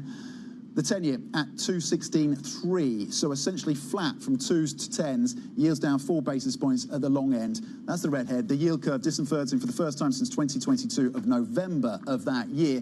Let's bring in right now for a check and a view on what we've been seeing out of Europe then, Maria Waitmane, Senior Multi-Asset Strategist at State Street. Maria, my first question to you then, are markets underappreciating, underestimating how far the European Central Bank will have to go to shore up what is now looking like an increasingly beleaguered European economy? Yeah, good morning. I have to agree with you, Tom. For a long time, we were worried about the state of European economy. I mean, Germany is kind of quite central there. And the story for a long time has been that, okay, manufacturing is really struggling. We see slowdown in European domestic activity. We see slowdown in China, which is kind of important business partner for a lot of European companies. Manufacturing was struggling. Services were fine. And ECB was kind of bidding it time in terms of rate cuts, but the longer we waited, and we got kind of a snowball effect, is that manufacturing struggle. Now we have problems in service sectors. So indeed, market is almost kind of demanding for more aggressive rate cut, especially after what we've seen Fed has done. Fed is trying to get ahead of the curve and cut more aggressively than maybe U.S. economy absolutely needs at the moment. ECB is definitely behind the curve and kind of needs to do more. ECB is behind the curve. It needs to do no more. Markets pricing in around 42, 43 basis points of additional cuts by the end of this year. So that has moved in the last few hours, increasing the expectation around the number of cuts, getting close to 2 additional cuts being priced in by these markets by the end of the year. Maria, are we looking at 2 very different scenarios now? Is this being crystallized for us, that this is a European Central Bank cutting into a recession, potentially, versus a Federal Reserve cutting into a soft landing? Yeah, no, absolutely. And I have to say that, I mean, you know me long enough. I've been a big fan of U.S. stocks over European stocks, and that's been really the part of the story. U.S., first of all, is far more service-oriented in this economy, more domestic economy, so it has a lot more strengths to start with. European is manufacturing, export-oriented, and already had a lot of weakness. And you absolutely correctly kind of mentioned that Fed is almost kind of providing a put, saying that, okay, economy is still robust enough, but we're going to cut because labor market is slowing. And I think it's an important point. It's not slow yet. It's slowing. While in Europe, we already see a lot of trouble, and ECB is yet to kind of provide material support. So, Maria, let me ask you then, if the ECB does step up its support and come through with with more cuts than maybe the markets are now pricing, is that enough for you? Would that draw your interest? You have that. You've just illustrated and underscored your preference for U.S. equity markets at this point. Would a more aggressive rate cutting cycle from the ECB lead you to want to increase your exposure to the Eurozone? I think like more aggressive rate cutting, of course, it would help. I worry it could be, I mean, the case of too little, too late, because like what you mentioned, Tom, is that ECB will be cutting into recession. And I mean, historically, that's kind of what typically happens after central banks start cutting. It's almost kind of admission that we have a big problem. Fed is trying to do something very, very different right now. They're cutting while there is still residual strength in the economy. So I think that's kind of fundamental difference. And I think it will take quite a lot from ECB to change my preference for U.S. stocks over Europe. Maria, if we're looking for silver linings and green shoots, could that be provided by China? They're cutting rates. There is going to be a briefing tomorrow, very unusual, from top regulators. Should we start to be at least thinking about a China and a policy apparatus that comes through with more significant support that could ripple across to Europe? I think that's been a really, really big hope from investors in terms of China, because we know that Chinese, particularly Chinese stocks, Chinese bonds, they're very, very cheap, right? So they trading at a big discount for obvious reason. We know that investors in a large part stepped away from this market. So every time there is a hope for policy support, there is a kind of expectations, people obviously kind of pay a lot of attention, given that kind of the delta on that move could be potentially very, very significant. So far, all the announcements of kind of policy support have been very marginal, very incremental, so officials were still kind of shying away from tackling, like in a big way, the property sector and supporting it. So that has not happened. I mean, we're always very careful watching it, but unless we see like a massive announcement of really going to the core of kind of underlying profitability, substantially increasing lending, substantially increasing like consumer spending, property reform. Unless we see that, we'll be quite skeptical. Maria, back to the US then, which you favour, of course, as a region, and you've been consistent on that, and presumably it's paid off, given the outperformance still of US markets. But you're not convinced about the rotation trade from mega cap tech into small caps. What would convince you that that rotation is a play? Why the scepticism around the rotation trade, given that we are now in this rate-cutting environment? Yeah, no, I mean, Tom, very, very grateful for you remembering my positive view on US consistently. And the reason I liked US was pretty much always because I really, really like US tech sector. To me, US tech sector is about innovation, about earnings growth, but this time it's also about very, very strong balance sheet, very good quality characteristics where you see strong balance sheet, strong earnings growth, strong cash flow generation. So that's really the core of kind of our preference for tech. Small caps, I mean, they look interesting, and those companies definitely will be supported by lower interest rates because they're very interest rate sensitive. The thing I worry about small caps is that they're very economically sensitive as well. And what we know already is almost a quarter of companies in Russell 2000 or S&P small caps, they are loss-making. So, okay, yes, you get a boost from lower interest rate, but you still need to see those profits, and that's not what we're seeing right now. And I think now, when the economy is slowing, you need to see quality, you need to see better companies, and that's not small caps. Okay, Maria Vaitmani, Senior Multi-Asset Strategist at State Street. Still making the case for big tech stateside in terms of where you want to be putting your preference in this environment. Maria, always appreciate the context and analysis. Thank you very much. Let's check in on some of the key movers and some of the standout stock movers in the session today. Commerzbank in focus on the news that the German government is halting and has halted additional share sales, of course, after UniCredit built up that significant stake of a little over 9%. And we've seen the ramifications of that politically, domestically in Germany. Commerzbank down 5.2% then on the back of that news. That is a story we will keep across for you. LVMH, amongst other luxury names, Hugo Boss is also in the mix, being downgraded by Bank of America on the prospects for luxury, down 1.1% then for LVMH.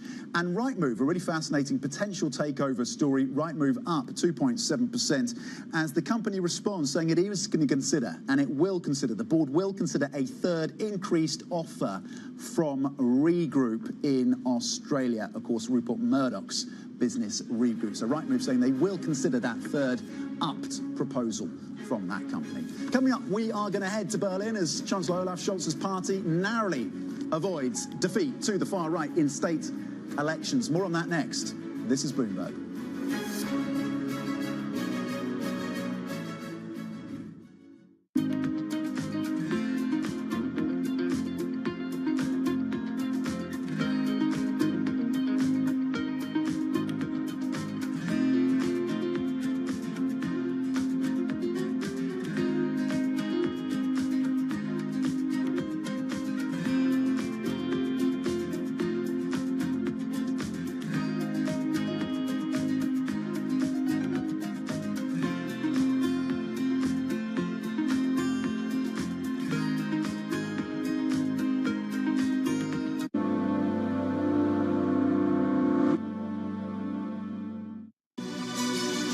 is Bloomberg News Now.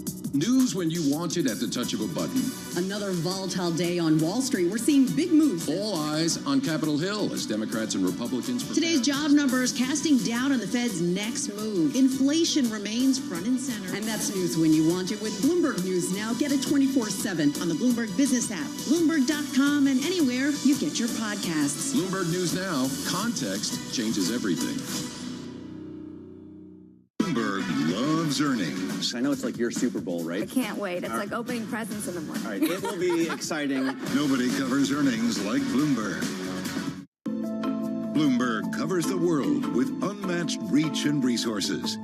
From more than 120 countries, the moment news breaks, 24 hours a day. Bloomberg, context changes everything. From our studios in New York and San Francisco, our expert hosts have the data and analysis about the companies you know and the startups to watch, plus the interviews you don't want to miss. Watch Caroline Hyde and Ed Ludlow on Bloomberg Technology, the only daily business show dedicated to tech, right in the middle of the trading action, every weekday, only on Bloomberg Television. Context changes everything.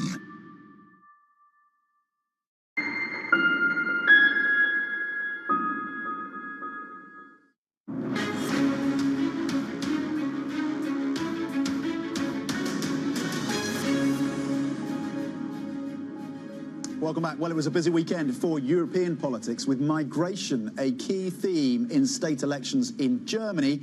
In France, meanwhile, the new government is already facing opposition. We're going to speak to our Paris bureau chief, Alan Katz, in just a moment. But first, we're going to cross over to Berlin, where Bloomberg's Oliver Crook is standing by with the take from the state elections and the importance of what it means, of course, for Olaf Scholz. Where does this leave the Chancellor? What did we see in these state elections? How does that leave the German body politic at this point, Ollie? Yeah, Tom, so listen, this falls short of the worst-case scenario for Olaf Scholz, which was if the AfD would win the #1 spot in Brandenburg. And the reason that Brandenburg is so significant, it is the region that is around Berlin. But more importantly, Tom, this is a region that has been dominated in terms of the political power by the Social Democrats since the reunification of the country in 1990. They've literally never lost an election in that region. So the fact that now they have won, yes, is encouraging for the government and the coalition and for Scholz himself, but they won by just under 2 points, which is hardly a sort of rousing endorsement for Scholz and the government there. It's also where Scholz's sort of home constituency is in Potsdam. I think what it sort of illustrates when you look at the scores up there on the board is that it's going to be very difficult, and this is something that we're going to see across Germany, to really build coalitions and really govern this country at a time when, as we've seen even today with the PMI data, there is all this sort of economic trouble going on in Germany and going forward. And it's really highlighted with, Tom, as you mentioned, that issue on immigration, where on the one hand, there's a lot of sense that they don't want any more immigrants, and this is why the far right and left is doing very well, while at the same time, Scholz acutely aware of the fact that there are just not enough people in this economy to get it going, and that is the political difficult line that they're walking now in Germany.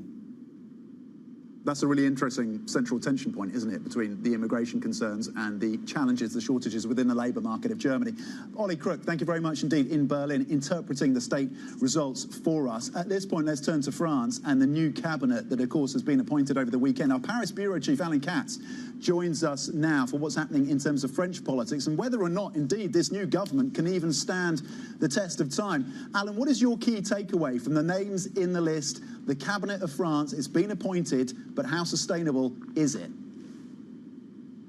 Oh, that's a good question about how sustainable it will really be. I mean, one of the things that was really striking about this cabinet is that there are really very few sort of brand name politicians that are in it. And that just goes to show sort of how leery some people are about joining this, what could potentially be quite a short-lived government. I mean, I guess sort of one of the key takeaways from it is that sort of socially and on immigration, an issue that Ollie brought up in the German election too, on immigration, it is moving toward the right. And Michel Barnier, the prime minister, was on TV last night, and he made that point that they were going to be a little less positive on migration than the prior administration had been. Bruno Retailleau, who is on the screen right now, is the new interior minister, and he's traditionally been relatively on the right on that topic. The funny thing about it is that in terms of fiscal policy, they're sort of moving to the left. Barnier, again, last night, didn't rule out taxing the rich and big companies in order to try to reduce France's debt in order to maintain credibility on debt markets, because France has such a large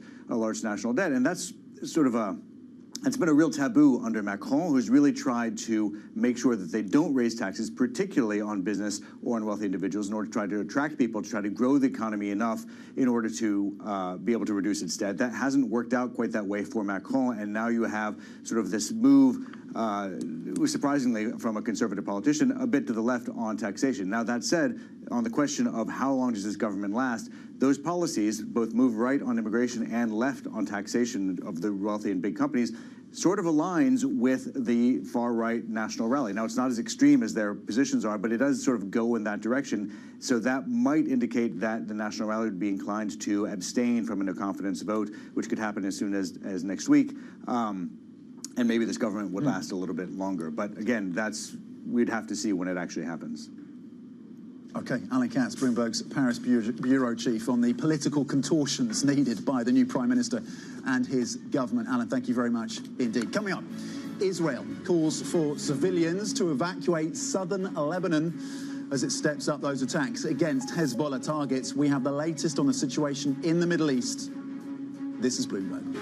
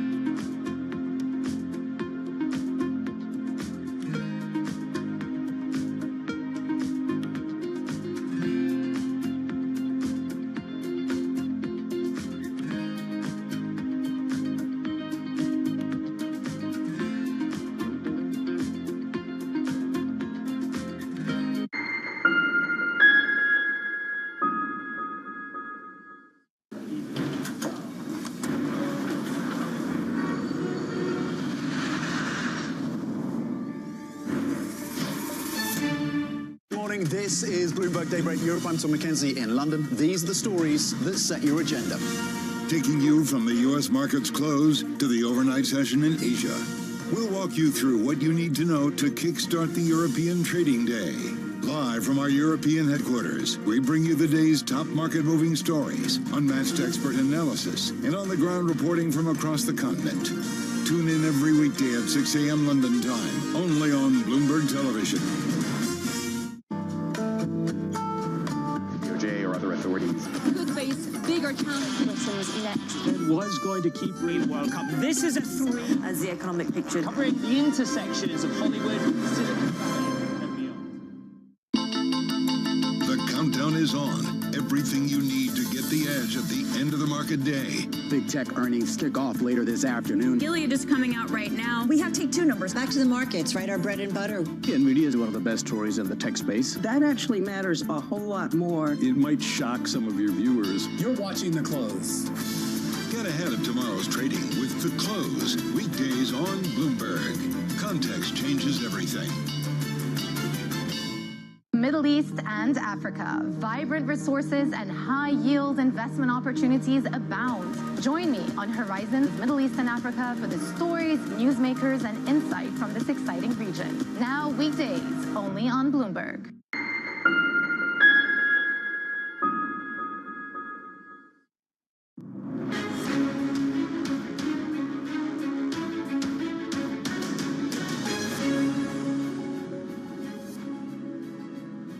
Welcome back. Israel is stepping up its attacks against Hezbollah targets in southern Lebanon, urging civilians to move out of the area. Bloomberg's EMEA News Director Ross Matheson is here with the latest. There's been a lot of news out of the region over the weekend. It certainly feels, and there's a sense, that the two sides, Israel and Hezbollah, are moving closer to full-blown war. Well, that's the big if, and what does that look like if it does happen? I mean, they're pretty much exchanging constant fire across the border. We have Israel saying it wants to move its residents back to the north of Israel into potentially harm's way, and it wants people in the south of Lebanon to move out of the way, because what they really want to do is push Hezbollah back. They want to push them back from the border. That means degrading Hezbollah in those areas, degrading all the infrastructure they've set up there, targeting their missile sites and so on. Because, of course, Hezbollah, has a lot of missiles and a lot more manpower than Hamas arguably does. And so they're a much bigger threat potentially to Israel in the longer term. So getting them back from the border is really important. But at some point to do that, do you have to send Israeli troops over the border into Lebanon? And that's really a ground war at that point, a full-blown war. And that's what everyone is worried might start to happen, is inevitably, are you going in that direction? But right now what we're seeing is a really stepped up level of attacks by both sides, also from Hezbollah across the way, obviously in the aftermath of those, pager and device explosions that we saw, and then the airstrike to take out yet another Hezbollah senior figure last week. So that's Israel and Hezbollah, and you mentioned, and you touched on Hamas as well, and reports, at least the IDF, saying that suggesting that potentially, has not been confirmed yet, that the leader of Hamas, Yahya Sinwar, may have been either hit or even killed in a strike in Gaza. Well, that's right. This is coming out of the fact that even though Sinwar is in hiding and obviously not directly engaging, is that some people normally do hear from him every few days, because in the aftermath of the assassination of Ismail Haniyeh in Tehran a bit over a month ago, he's now also the political chief, which means he's really the go-to person in these truce talks that have been ongoing, even though he's not there in person. And so having him involved in messaging is important, but there's been no sign of him. The question is he just in hiding or is he hurt? Okay, Ross Madsen, thank you very much indeed on the latest on that fast-evolving situation, of course, in the Middle East. Coming up, can the UK's Labour Party reclaim their change narrative after a series of missteps? We're live on the ground at the party conference in Liverpool. That is next. This is Bloomberg.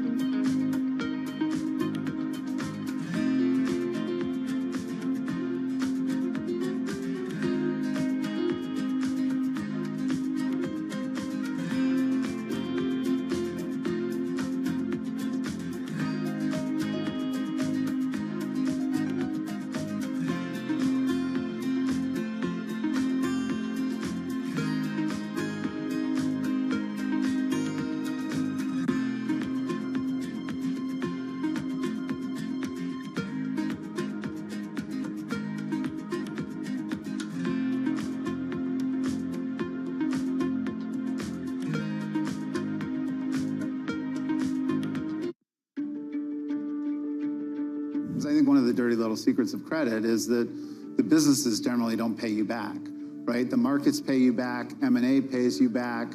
So what is the most important thing is to always make sure that the borrower is worth more than the loan. And as long as the borrower is worth more than the loan, then it might be a rocky ride, but you're going to get your money back. And this world where there's these disruptive companies that have, let's call it 100, 200, 300 million of ARR, are looking to not raise equity capital because of the fact that they raised it in 2021 or 2022, and no one really wants a down round. But there's a lot of capacity in the capital structure to have, let's call it a structured solution. We think that there's a lot of opportunity with those businesses.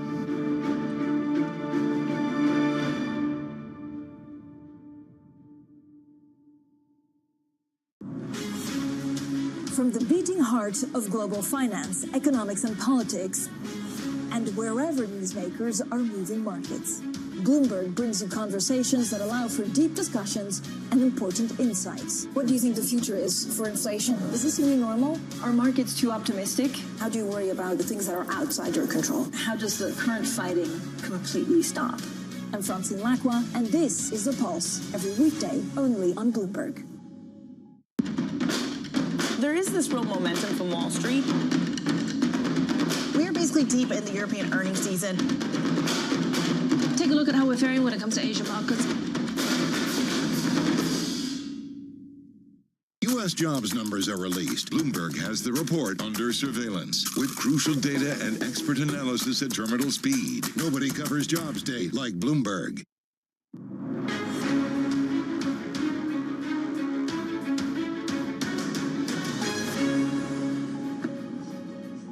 Good morning and welcome to The Pulse. I'm Tom McKenzie in London. These are your top stories. The euro falls and traders increase bets of ECB rate cuts. That's as business activity in the euro area saw a surprise contraction in September.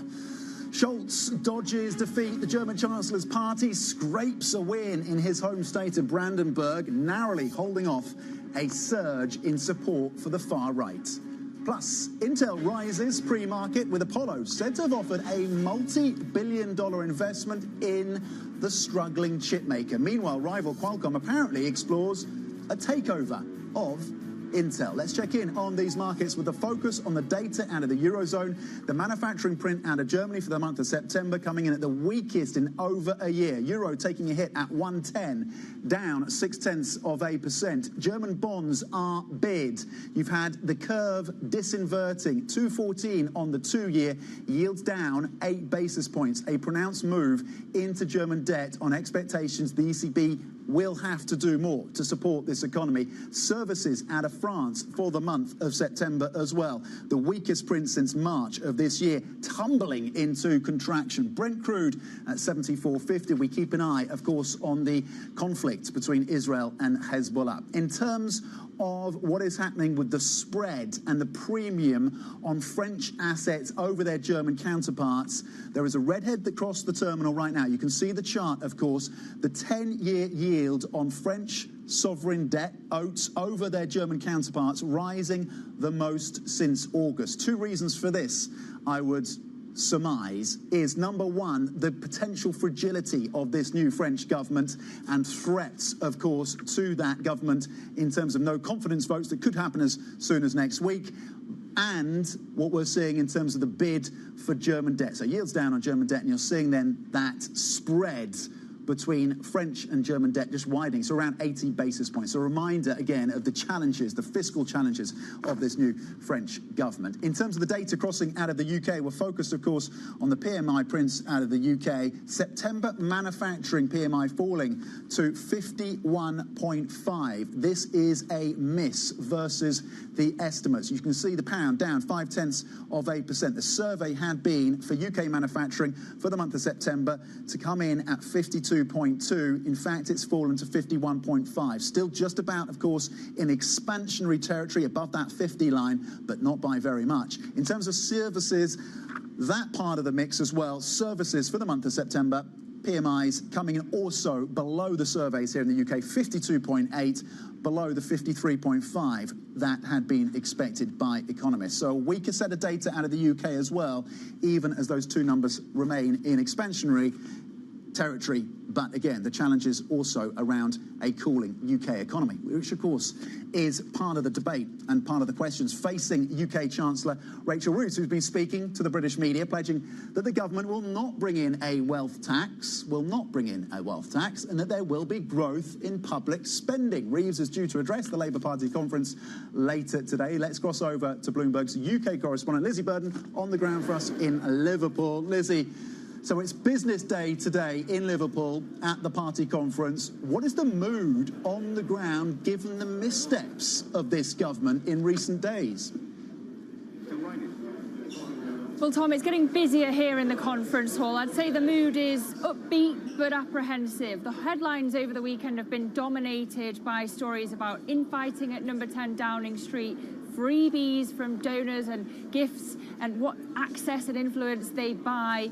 But look, today, Keir Starmer and Rachel Reeves want to hit the reset button. The slogan of the conference is "Change Begins." As you say, we're going to hear from the Chancellor herself later on today.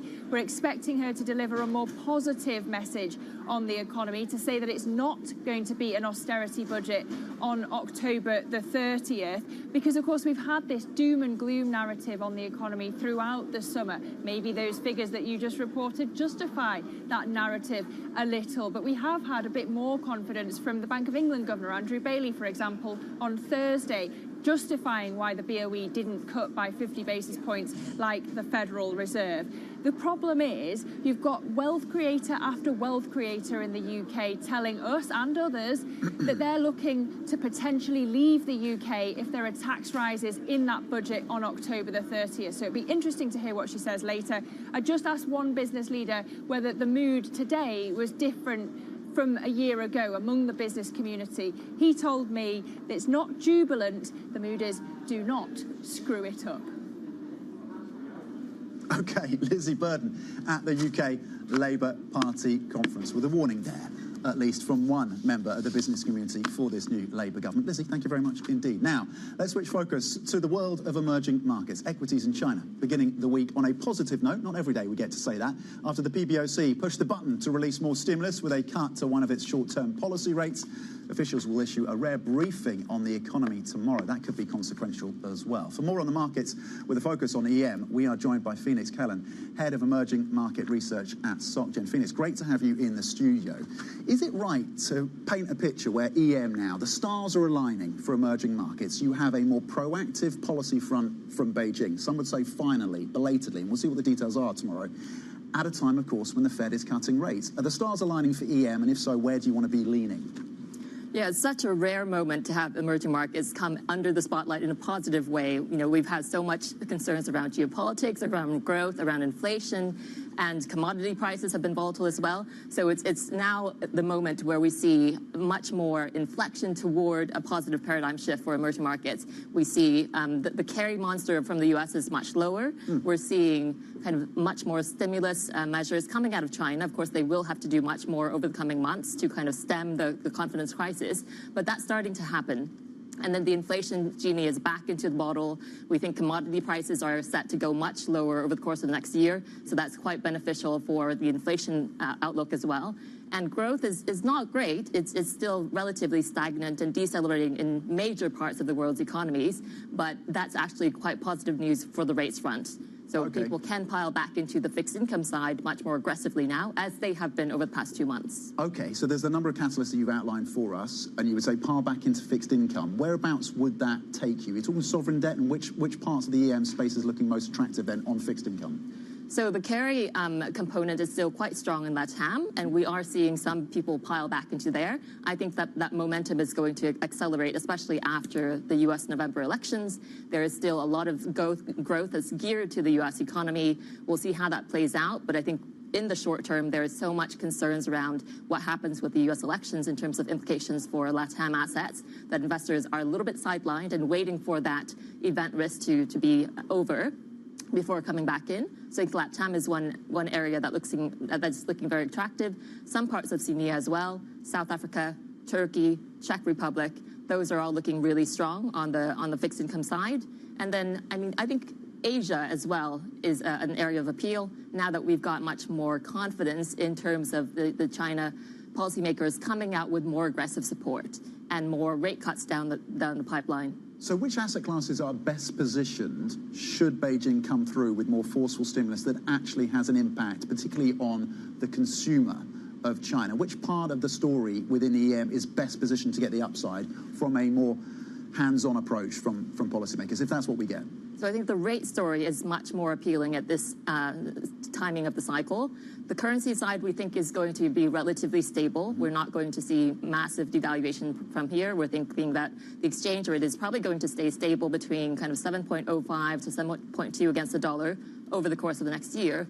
But the fixed income side, there we're likely to see much more aggressive rate cuts, much lower mortgage rates, possibly more stimulus measures for consumption as well, as they pivot toward kind of more proactive easing. And so I think the fixed income side really presents attractive prospects for people to pile back in. What is your level of comfort in taking a bet that softer US dollar will be sustained in this environment?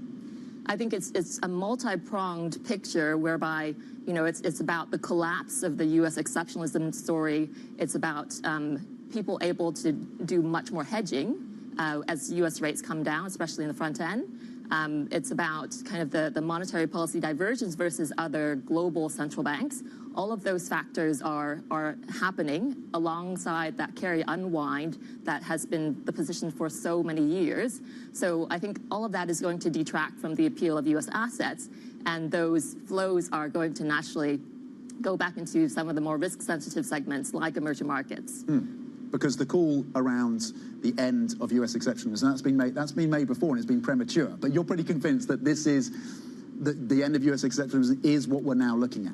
We are seeing the U.S. economy slow down significantly across various broad-based sectors. We are forecasting for the dollar to be on kind of a secular multi-year trend of decline, going back toward kind of, you know, euro-dollar back to 116 middle of next year, versus the yen. We're expecting for that exchange rate to go down toward like 127 by middle of next year. 127. So yeah, okay. Aggressive moves. Before I let you go, just a quick one on oil. Oil down, Brent down around 3.5% year to date. Are markets underestimating the disinflationary impacts of oil?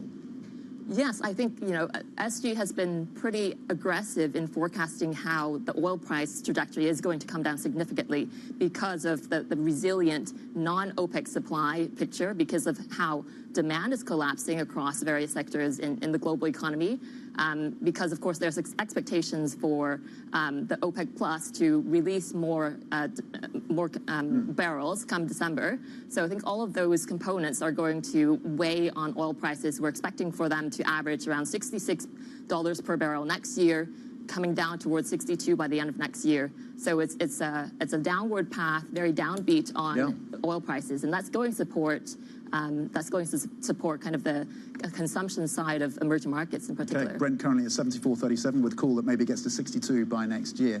Phoenix Cannon, thank you very much indeed. On the moment, this moment for emerging markets with a particular focus on fixed income. Phoenix Cannon, head of emerging market research at SocGen.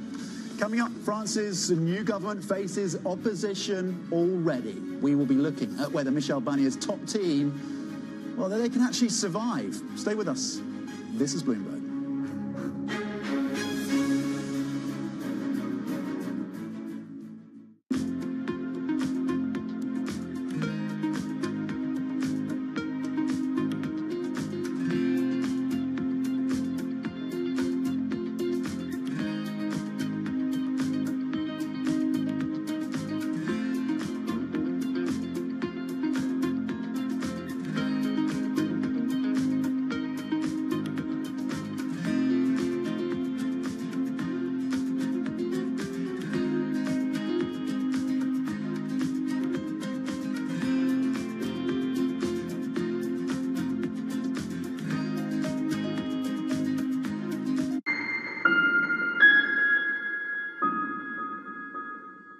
Welcome to the world of decentralized finance. With the surge in Bitcoin, you have crypto stocks also surging. Bloomberg's covering all things crypto, the people. This is a political attack, and we must hold our elected officials accountable. The transactions. Really a record-breaking moment. Bitcoin is the exit strategy. And the technology. Awareness is going to grow, and these things grow the overall industry. Crypto as an asset class is here to stay. Bloomberg Crypto, only on Bloomberg. Bringing you up-to-the-minute financial news whenever and wherever it happens. I'm Michael McKee at the Federal Reserve, and this is Bloomberg. As we spend some time here on the broader presidential race. Let's focus in on European politics. Makes you wonder how politics might play out.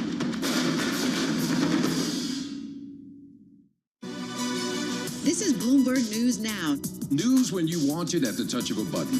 Another volatile day on Wall Street. We're seeing big moves. All eyes on Capitol Hill as Democrats and Republicans prepare. Today's job numbers casting doubt on the Fed's next move. Inflation remains front and center. And that's news when you want it with Bloomberg News Now. Get it 24/7 on the Bloomberg Business app, Bloomberg.com, and anywhere you get your podcasts. Bloomberg News Now. Context changes everything.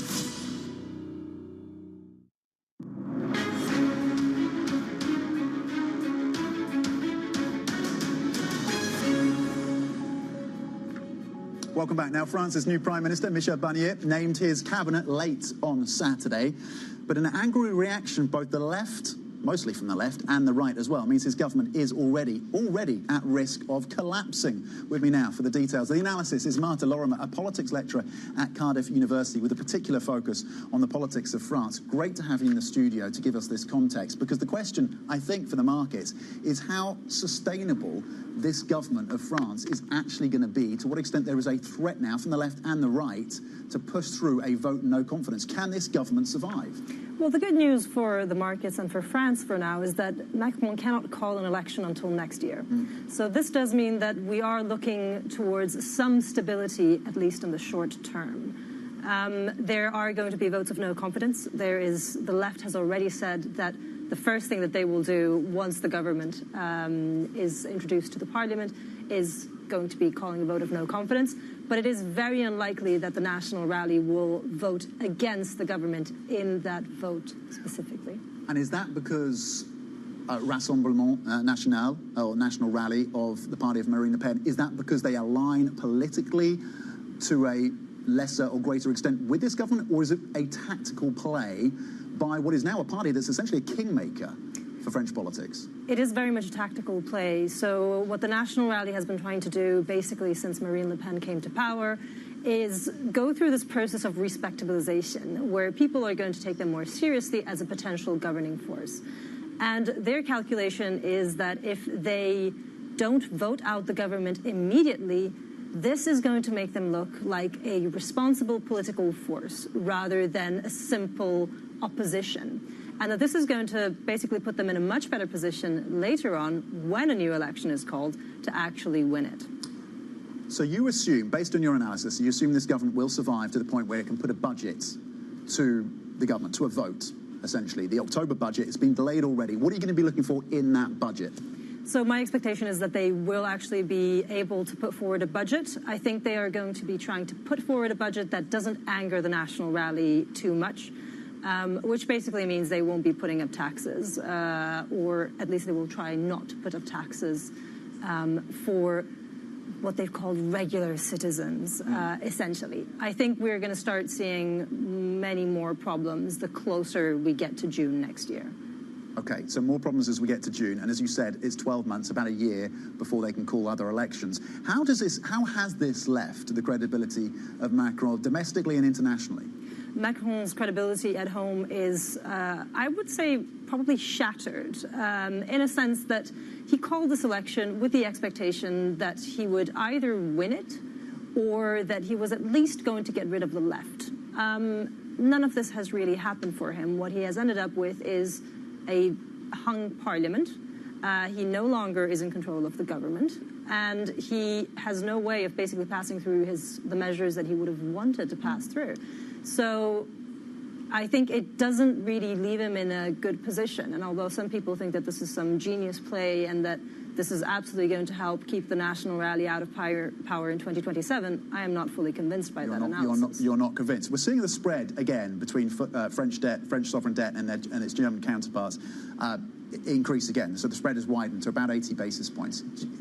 Given what you know about the political machinations right now happening in Paris, in France, are the markets getting this right? Are they underestimating the political volatility and instability to come, or overestimating? How do you think the markets are interpreting this? Are they getting it right at this point? I would say they're probably getting it about right. We are in a situation where France is going to be fairly unstable, because what you have is a government that depends entirely on the far right to keep going. And the problem with that is that the far right has a great interest in this government falling at a point where it is convenient to them. The problem is that we don't really know when it is convenient to them, and they might not know it yet either. It is going to depend a lot on what other measures does Macron's government, or Barnier's government at this point, try to pass. Okay, so we have to follow the National Front, or at least the National Rally, as they've been rebranded, very closely in terms of how we think about when they may pull that card. When it comes to the politics of Germany, we had a reminder, of course, of the challenges there, particularly around the far right, as they would be characterized by some. Chancellor Scholz managed to cling on to these gains in these key states over the weekend. What do you think? Do you think he remains the head of this SPD? Do you think he can be the candidate for them in the elections next year? Where do you think German politics is heading? Well, I think German politics is, we have to be very mindful when we're looking at the success of the AfD in Germany, because we have to keep in mind that this is a party that is very successful in certain parts of Germany, and particularly in what used to be East Germany. Whereas at the national level, they're not still that strong because of a variety of reasons that we can't really get into because we'd need a full day for this. But I think that this is something that is really important to keep in mind, that local elections in Germany or regional elections in Germany don't really tell us much about the national trend. So I think Scholz can probably still stay candidate, but his problems are bigger in the fact that his coalition isn't particularly popular at the national level. Okay, really important context in terms of the AfD and how much progress they have made at the state versus the national level. Thank you very much indeed for the context around French politics and Germany as well. Marta Lorimer, Cardiff University lecturer in politics. Coming up, Intel's turnaround strategy receives a vote of confidence from Apollo, reportedly to the tune of several $1 billion. Intel up pre-market on that story. More on that scoop next. This is Bloomberg.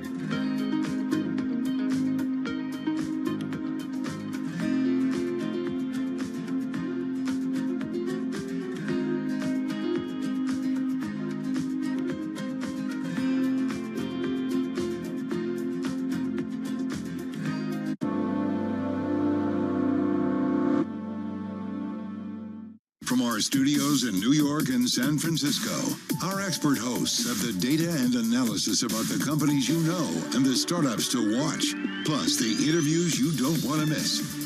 Watch Caroline Hyde and Ed Ludlow on Bloomberg Technology, the only daily business show dedicated to tech, right in the middle of the trading action, every weekday, only on Bloomberg Television. Context changes everything. Fixed income fix. Watch Bloomberg Real Yield every Friday right here on Bloomberg. Context changes everything. Bloomberg Surveillance covers the latest in global markets and the political events that influence your world. Join Jonathan Farrell, Lisa Abramowitz, and Anne-Marie Hordern only on Bloomberg. Context changes everything. Morning, this is Bloomberg Daybreak Europe. I'm Tom McKenzie in London. These are the stories that set your agenda. Taking you from the U.S. market's close to the overnight session in Asia. We'll walk you through what you need to know to kickstart the European trading day. Live from our European headquarters, we bring you the day's top market-moving stories, unmatched expert analysis, and on-the-ground reporting from across the continent. Tune in every weekday at 6 a.m. London time, only on Bloomberg Television.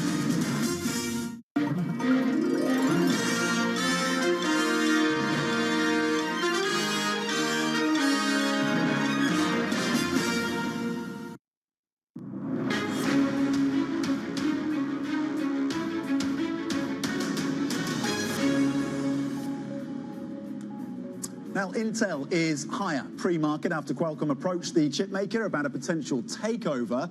And separately, Bloomberg understands Apollo has offered to make a multi-billion-dollar investment in Intel. Let's bring in Bloomberg Deals reporter Manuel Baigorri then for the details. Manuel, how big a vote of confidence is this then potentially in terms of Intel's turnaround strategy? Definitely a very big boost for Intel, Tom. Indeed, a big deal. We at Bloomberg had the scoop, and definitely a big vote in confidence in that turnaround plan for Intel, which, as we all know, has been struggling and shedding billions in value in market cap in recent years. So it definitely is a big mark. Apollo, very well known in the alternative asset management space, which was traditionally more known for distressed debts, but has built itself into more insurance and credit in strategies in recent years.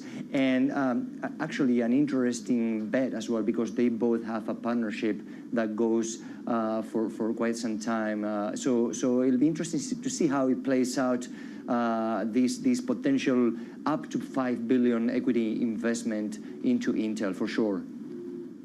Yeah, I think this is fascinating, given, as you say, what it means around and what it tells us around the transformation at Apollo, of course, in terms of private equity and how it's shift focus, but also what it means for the chip sector of the US. And we're getting a sense now that Intel is getting a number of lookers right now. I mean, they're getting a lot of interest despite the challenges around the turnaround. We've got the potential Qualcomm takeover offer. Where does that stand? Yeah, that is definitely fascinating, Tom. Just over the weekend, news unfolded on Qualcomm's approach for a takeover of Intel. That would be a huge deal if it were to happen, definitely. I mean, the CEO of Intel has been pretty vocal that he believes he can turn around the company. Definitely, it's been a struggling, strategy, but he still believes that he can. Intel can remain as a standalone business, but obviously the industry is consolidating despite all the politics involved and how strategic, chip making has become globally. Qualcomm is making a move for its smaller rival. I mean, definitely an interesting potential deal, but also a very complicated one given the sheer size. So a lot of moving parts, and definitely the CEO of Intel has been vocal. He believes in the company as a standalone business, but he's also open to consider alternative options. Okay, Manuel Baigorri, thank you very much indeed, always with the excellent context around the potential deal-making in the offer. Intel with a couple of suitors right now. Bloomberg's deals reporter in Hong Kong, pre-market Intel is up. Up next, Bloomberg Brief with Danny Berger in London. Manus Cranny standing by in New York. Do not miss that show. Stay with us. This is Bloomberg.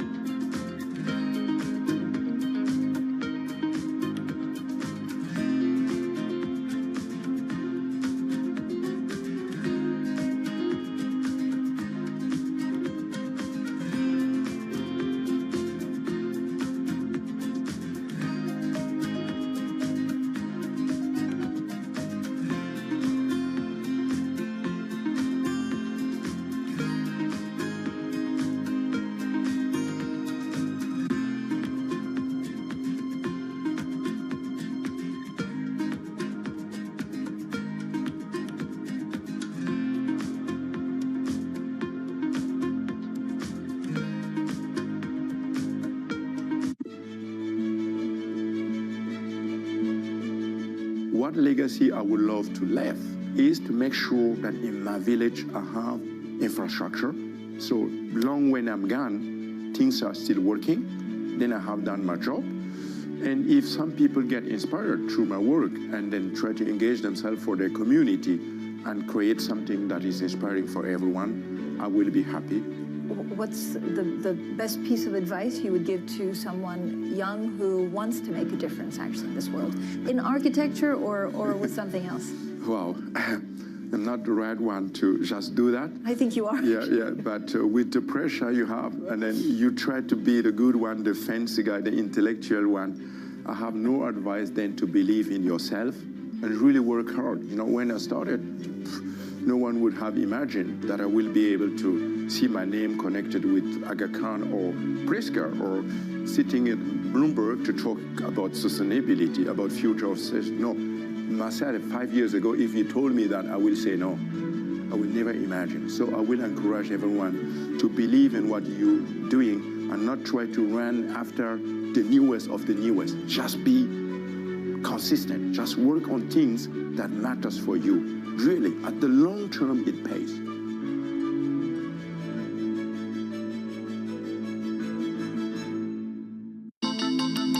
The countdown is on. Everything you need to get the edge at the end of the market day. Big tech earnings kick off later this afternoon. Gilead is coming out right now. We have take two numbers. Back to the markets, right? Our bread and butter. NVIDIA is one of the best stories in the tech space. That actually matters a whole lot more. It might shock some of your viewers. You're watching The Close. Get ahead of tomorrow's trading with The Close. Weekdays on Bloomberg. Context changes everything. Middle East and Africa. Vibrant resources and high-yield investment opportunities abound. Join me on Horizons Middle East and Africa for the stories, newsmakers, and insight from this exciting region. Now weekdays, only on Bloomberg.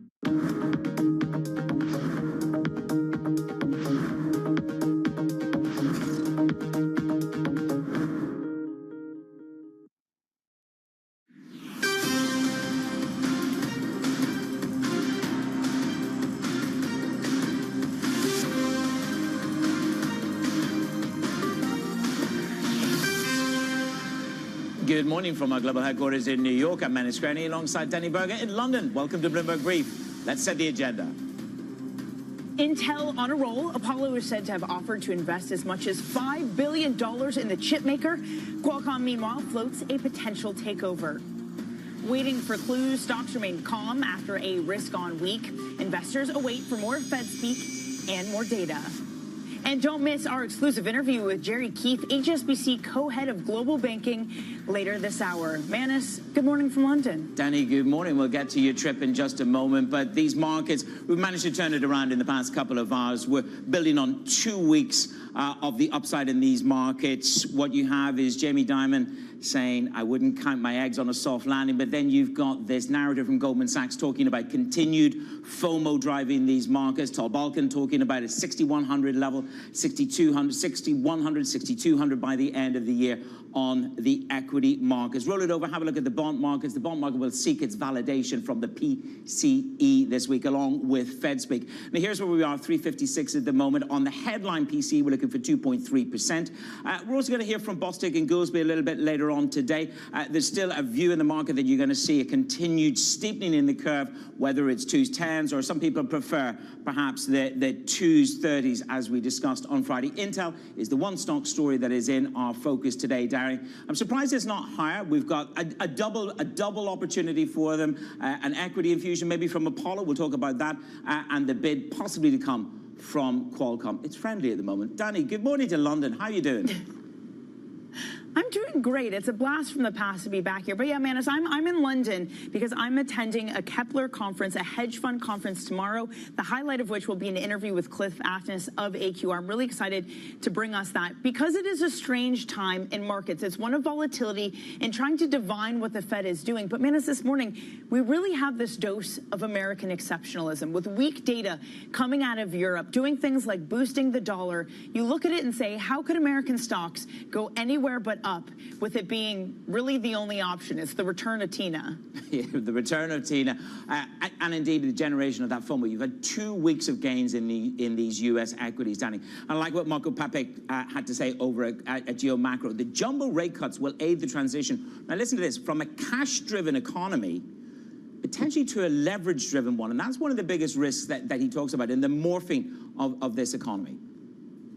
Yeah, especially if rates are going low. Well, Manus, we are waiting for more data. The big piece is PCE to round out the week. We are going to get U.S. PMIs this morning. We already had European data. It was quite weak. We're basically looking to see whether that validates the Fed's narrative of their 50 basis point cut of continued moderation. RBC's Elsa Lingos sees a diversion between the narrative and the market sentiment. She writes that market sentiment on the U.S. dollar has shifted notably. We have flipped from a net long position that had been in place all year to the shortest aggregate U.S. dollar position since early 2021. I'm pleased to say that Elsa joins me on set. Elsa, really wonderful to see you this morning. Great to be in person with you. So we have these aggressive shorts. What now? Are we in the throes of an unwind that's about to happen? Absolutely. It's actually already happening. So, the comment you highlighted there, written in early September, and I think since then we have seen an awful lot of that short dollar positioning unwind. We're now very neutral. If you look at how investors are positioned, there are still some net short dollars out there against certain currencies, Aussie, Kiwi most notably. But in other places, you've actually started seeing longs rebuild. Dollar yen still net long and actually building up further over the course of the past week. Mainly, though, I think investors are trying to stay clear of the dollar and take more cross-currency exposure.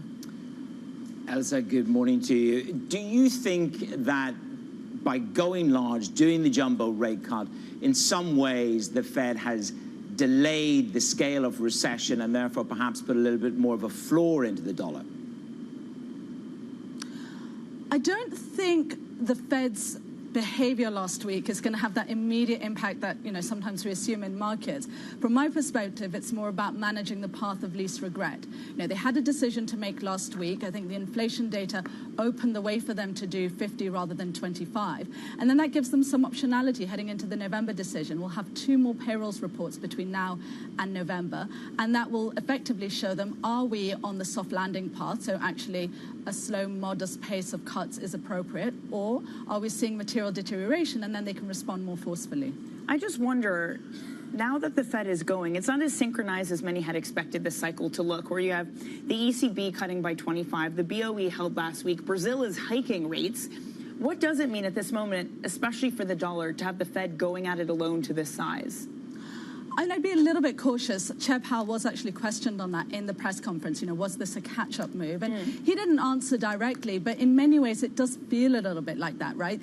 He talked about being patient, and that patience affording them the possibility of now going 50. Unless the data do deteriorate, I don't think we're going to be going at a 50 pace continuously from here. And given the European data this morning, these calls for the end of US exceptionalism, again, maybe a little premature. That exceptionalism is manifest in many assets, isn't it? In the equity market, in the credit market. But if we look at 2025, fiscal risk and tariffs are the 2 potentially biggest headwinds to this cutting cycle and to that US exceptionalism. Absolutely. And of course, with the election still to come and the outcome so uncertain, it's difficult for people to bake that into their forecasts, into their positions, and which is why I think in a lot of cases you're seeing people go for these dollar-neutral trades. From my perspective, what's interesting is that even though you're seeing the US slow down, absolutely is slowing down, the euro area also slowing down. It's not like growth in the rest of the world is looking that spectacular. China is still on a very challenging path. We're going to have a press conference tomorrow from the PBOC, 2 main regulators, still to be determined what they will come up with. But on the fiscal side, everybody is in a pretty challenging situation at the moment. The US is certainly not alone there. So can I ask, do you want to remain neutral the dollar because there are these pockets of uncertainty? Because sure, both candidates will be increasing the deficit, but we don't know to what degree yet, and we don't know whether it's going to be something like aggressive tariffs. So what can you do with the fog of 2025?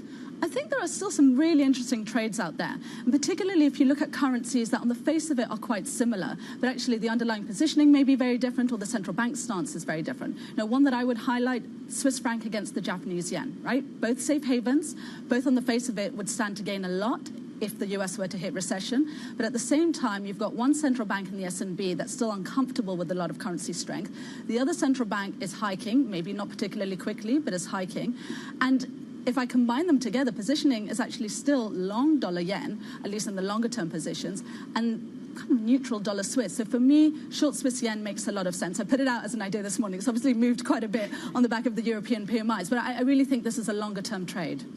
Also, let's just close off with the Bank of Japan, because obviously Ueda bought himself heaps of optionality last week. Upside risk to inflation were easing. He just needs to sit back and let the Fed almost do its job for him. Absolutely. And, what's really interesting about Japan and the yen is that so often it's far more driven by the front end of the US than anything the Bank of Japan is doing. And if you think about the potential for hedging costs for Japanese investors to come down next year, that's again very much going to be driven by the behavior of the Fed and the outlook for the US economy than anything going on in Japan. As those hedging costs do come down, we will get to a point where it makes a lot of sense for investors to put on those hedges again, which will mean a lot of dollar-yen selling. Don't think we're quite there yet, but that's certainly on the horizon. Okay, Elsa, thank you so much for joining Danny in the studio in London and on the show. It is Elsa Lignas there of RBC. Other stories trending on your Bloomberg terminal this Monday morning. China has announced plans that 3 top financial officials will hold a rare briefing on the economy tomorrow. The move is fueling speculation that the country will be ramping up its efforts to revive growth. The PBOC cut one of its short-term policy rates right after making that announcement. Citi's expansion plan in China has hit a roadblock. The bank is awaiting clearance from the Fed before it can set up a standalone securities firm in the country. People familiar tell us that the Fed is asking Citi to prioritize risk issues at home first. And Boeing has ousted its defense chief, Ted Colbert. The move is one of the first major shakeups by the CEO, Kelly Ortberg, who took over last month.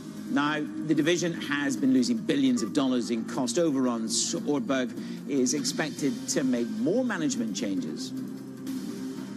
Coming up, Manus, we're going to talk about Intel's turnaround strategy. It receives a vote of confidence from Apollo, a bid from Qualcomm. We're going to have more on that scoop coming up. And a little bit later this hour, our exclusive interview with Jerry Keefe, HSBC co-head of global banking, right here on Bloomberg Brief. Context matters. Good morning.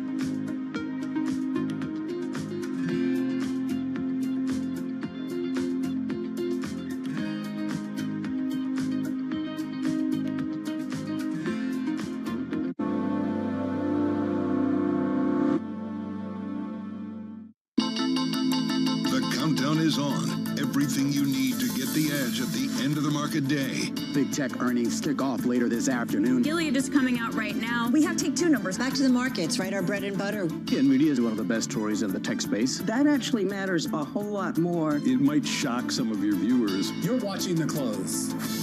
Get ahead of tomorrow's trading with The Close. Weekdays on Bloomberg. Context changes everything. Bloomberg covers the world with unmatched reach and resources. From more than 120 countries, the moment news breaks, 24 hours a day. Bloomberg, context changes everything.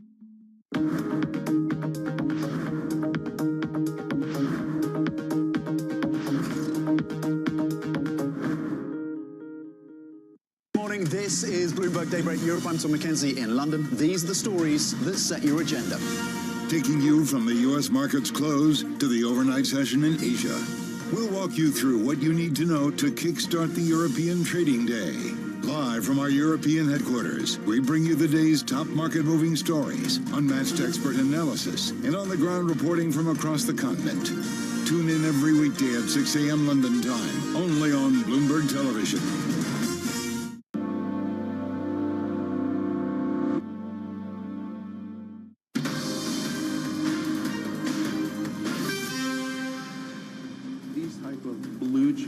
Large cap companies, they're not talking about 100 million or 500 million. They're talking 2 billion, 5 billion, 10 billion plus. And so the ability to really come up with those creative solutions in scale is really, really critical. But I think you're going to see more and more of this coming. More from Apollo?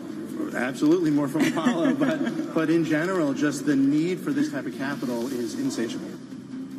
That was the Apollo co-president Scott Kleiman there speaking to Danny in June, saying that he expected the company to participate in more deals similar to the $11 billion joint venture with Intel. Apollo is said to be offering as much as $5 billion for an equity-like investment in Intel. That's according to people familiar with the matter. The chipmaker is rising pre-market, small bid there, 2.38%. Joining us now is our Daybreak Europe anchor, Tom McKenzie, on the story. So it's as if you went home on Friday with one potential offer from Qualcomm, and you're waking up with an equity injection offer from Apollo. So what is it that's, I mean, is this a vote of confidence, or is this just opportunism, one could say?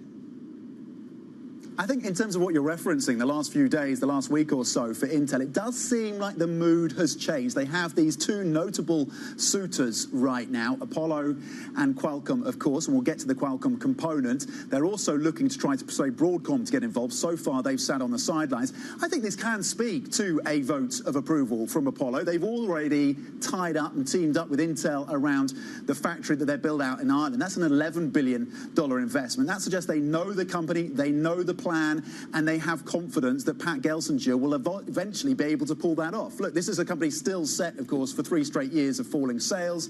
We know the stock is down about 50% year to date. There's some value there as well, arguably, of course, and certainly Apollo will be taking that into consideration.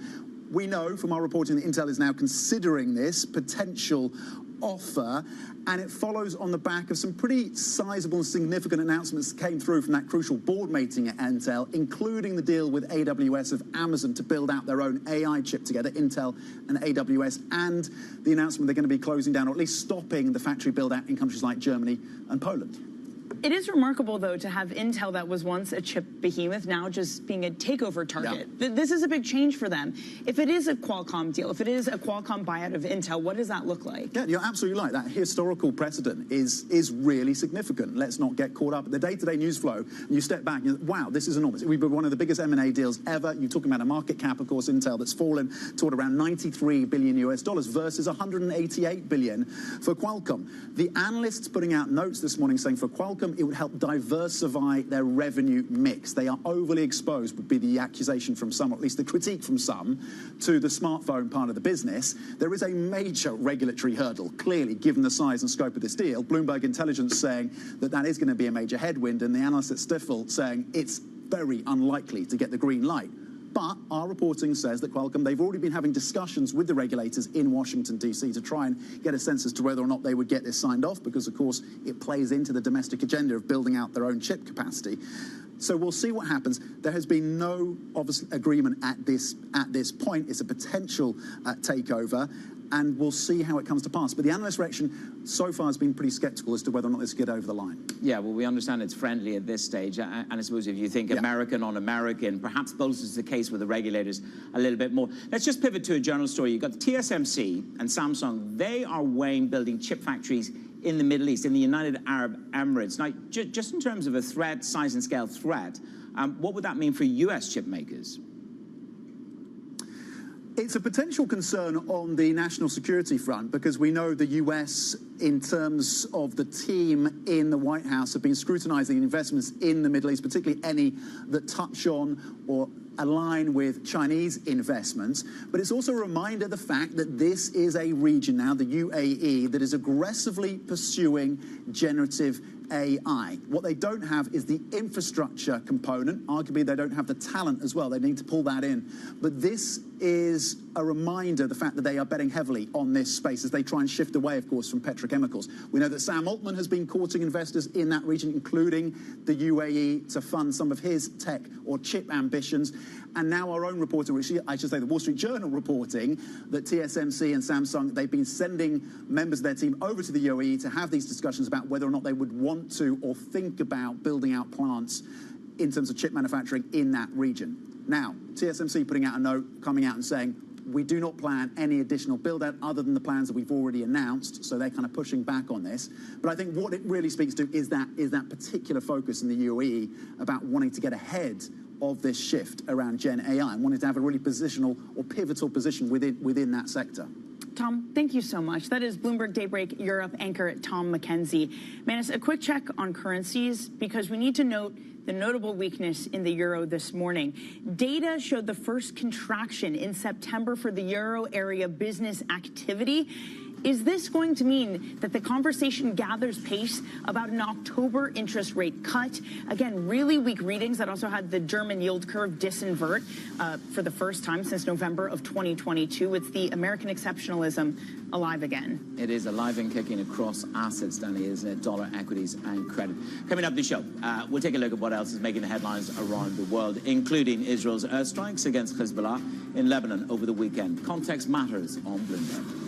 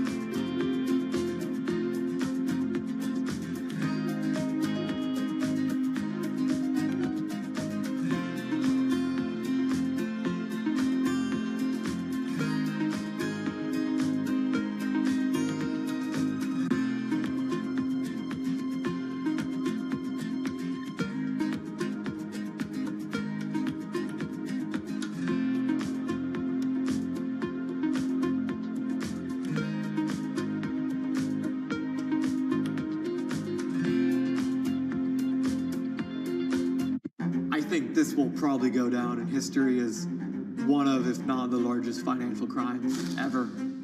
I cannot imagine a scenario where $8 billion just disappears.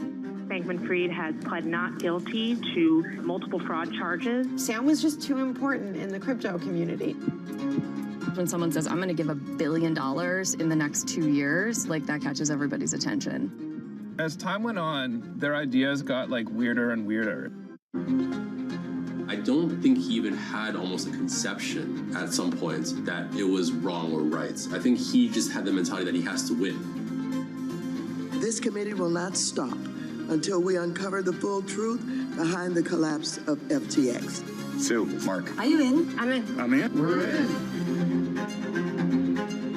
Will this be the last of its kind? No. This is the nature of capitalism. Get over it.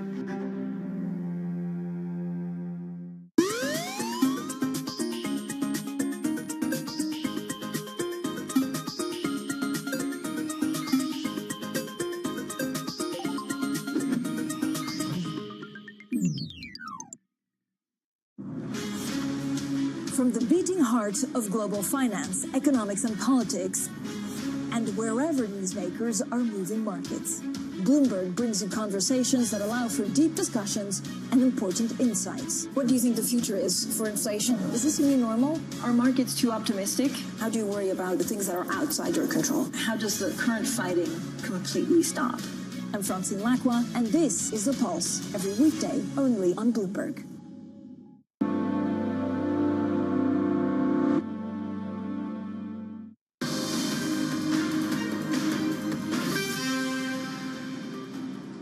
It's your Bloomberg Brief. Danny Berger and Manis Cranny. Let's get you some front page news. A look at what's making headlines around the world. We start up with the Financial Times. They have this. Commerce Bank is warning the German government that a Unicredit merger would threaten German business. So a lot of pushbacks. They've considered defense options, according to our own reporting. Executives at Commerce Bank say that a tie-up with the Italian rival could hobble lending to small and medium-sized companies. Manis. Danny, next up, New York Times. More than 700 current and former national security officials back Harris.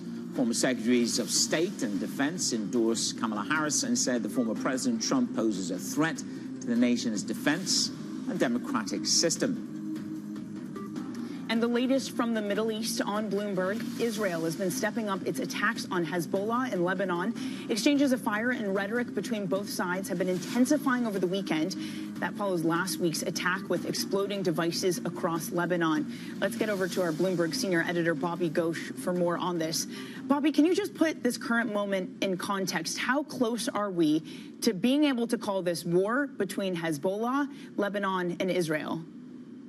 Well, Danny, the two have been in a low-intensity war for months and months now, but with every day, and especially over the last 7 days, it looks closer and closer to a full-scale war. What it looks like is that Israel is softening up Lebanon, southern Lebanon, for a major assault against Hezbollah. The targeting is very specific. They're targeting armaments caches. They're targeting Hezbollah's enormous arsenal, rocket sites, missile launching sites. They're also targeting people in the Hezbollah hierarchy who would be crucial in the state in case of a war. So Ibrahim Akil, who was killed a couple of days ago by an Israeli strike, was the operations chief. He also was head of the Hezbollah Special Forces. That unit would be crucial in the case of a war. So it looks very much like a softening up operation as a prelude to a bigger campaign. Whether that includes ground forces or not, we don't know.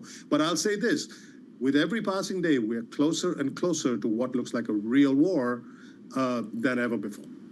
Well, where are we? John Kirby says, he warns that a fully fledged war in the north may not be the best thing for Israel. I mean, it would appear, Bobby, that the American influence on Netanyahu is lessening and that the West's alliance influence on Netanyahu is lessening. Is it Netanyahu who's pushing this forward rather than Iran? Where is the main alpha in this? This is all Bibi Netanyahu. The White House, the Biden administration has had no impact on his decision-making, but at all. Throughout the war against Hamas in Gaza, as well as operations taking place in the West Bank and on the attacks against Hezbollah in the north. The U.S. has spoken out of both sides of its mouth. And on the one hand, it keeps saying that it wants a ceasefire, it wants a reduction in hostilities. On the other hand, it keeps also using the standard get out of jail line, which is that Israel has a right to defend itself. Now, those two things may be mutually, separately true, but they tend to mutually cancel each other out in the political dimension. Bibi Netanyahu is not listening to one part of the message, but he is paying attention to the other part. He's also noting the fact that despite its rhetoric, the U.S. and the Biden administration has consistently given him the arms and ammunition he needs to continue the fight. It has also sent in large American flotillas of warships into the Eastern Mediterranean to protect Israel and to warn off its enemies. So this is all a Bibi Netanyahu show from start to finish.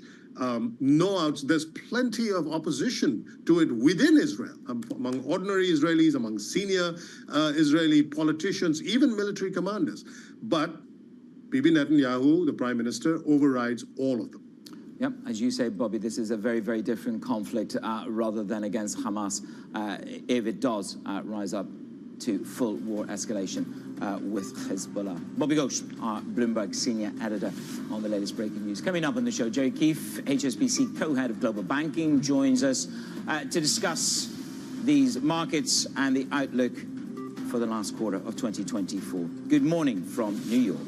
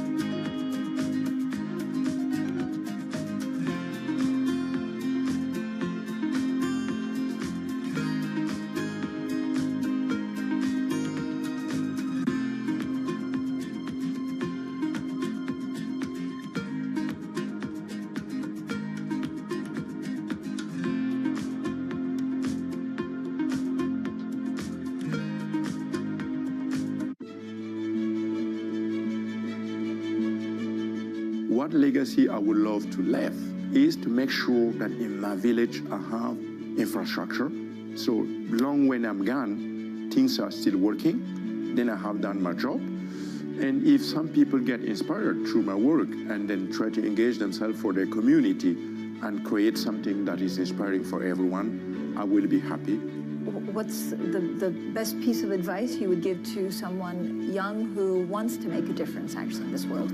In architecture or with something else? Wow.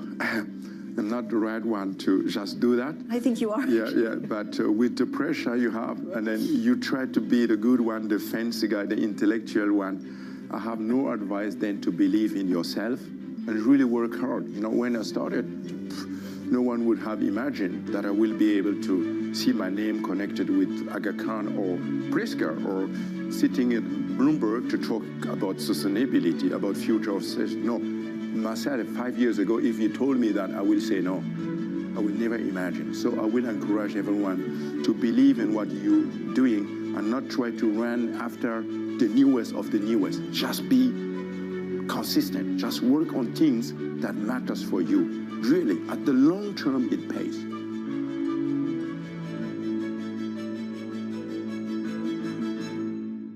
Middle East and Africa. Vibrant resources and high-yield investment opportunities abound. Join me on Horizons Middle East and Africa for the stories, newsmakers, and insight from this exciting region. Now weekdays, only on Bloomberg. U.S. jobs numbers are released. Bloomberg has the report under surveillance with crucial data and expert analysis at terminal speed. Nobody covers jobs day like Bloomberg.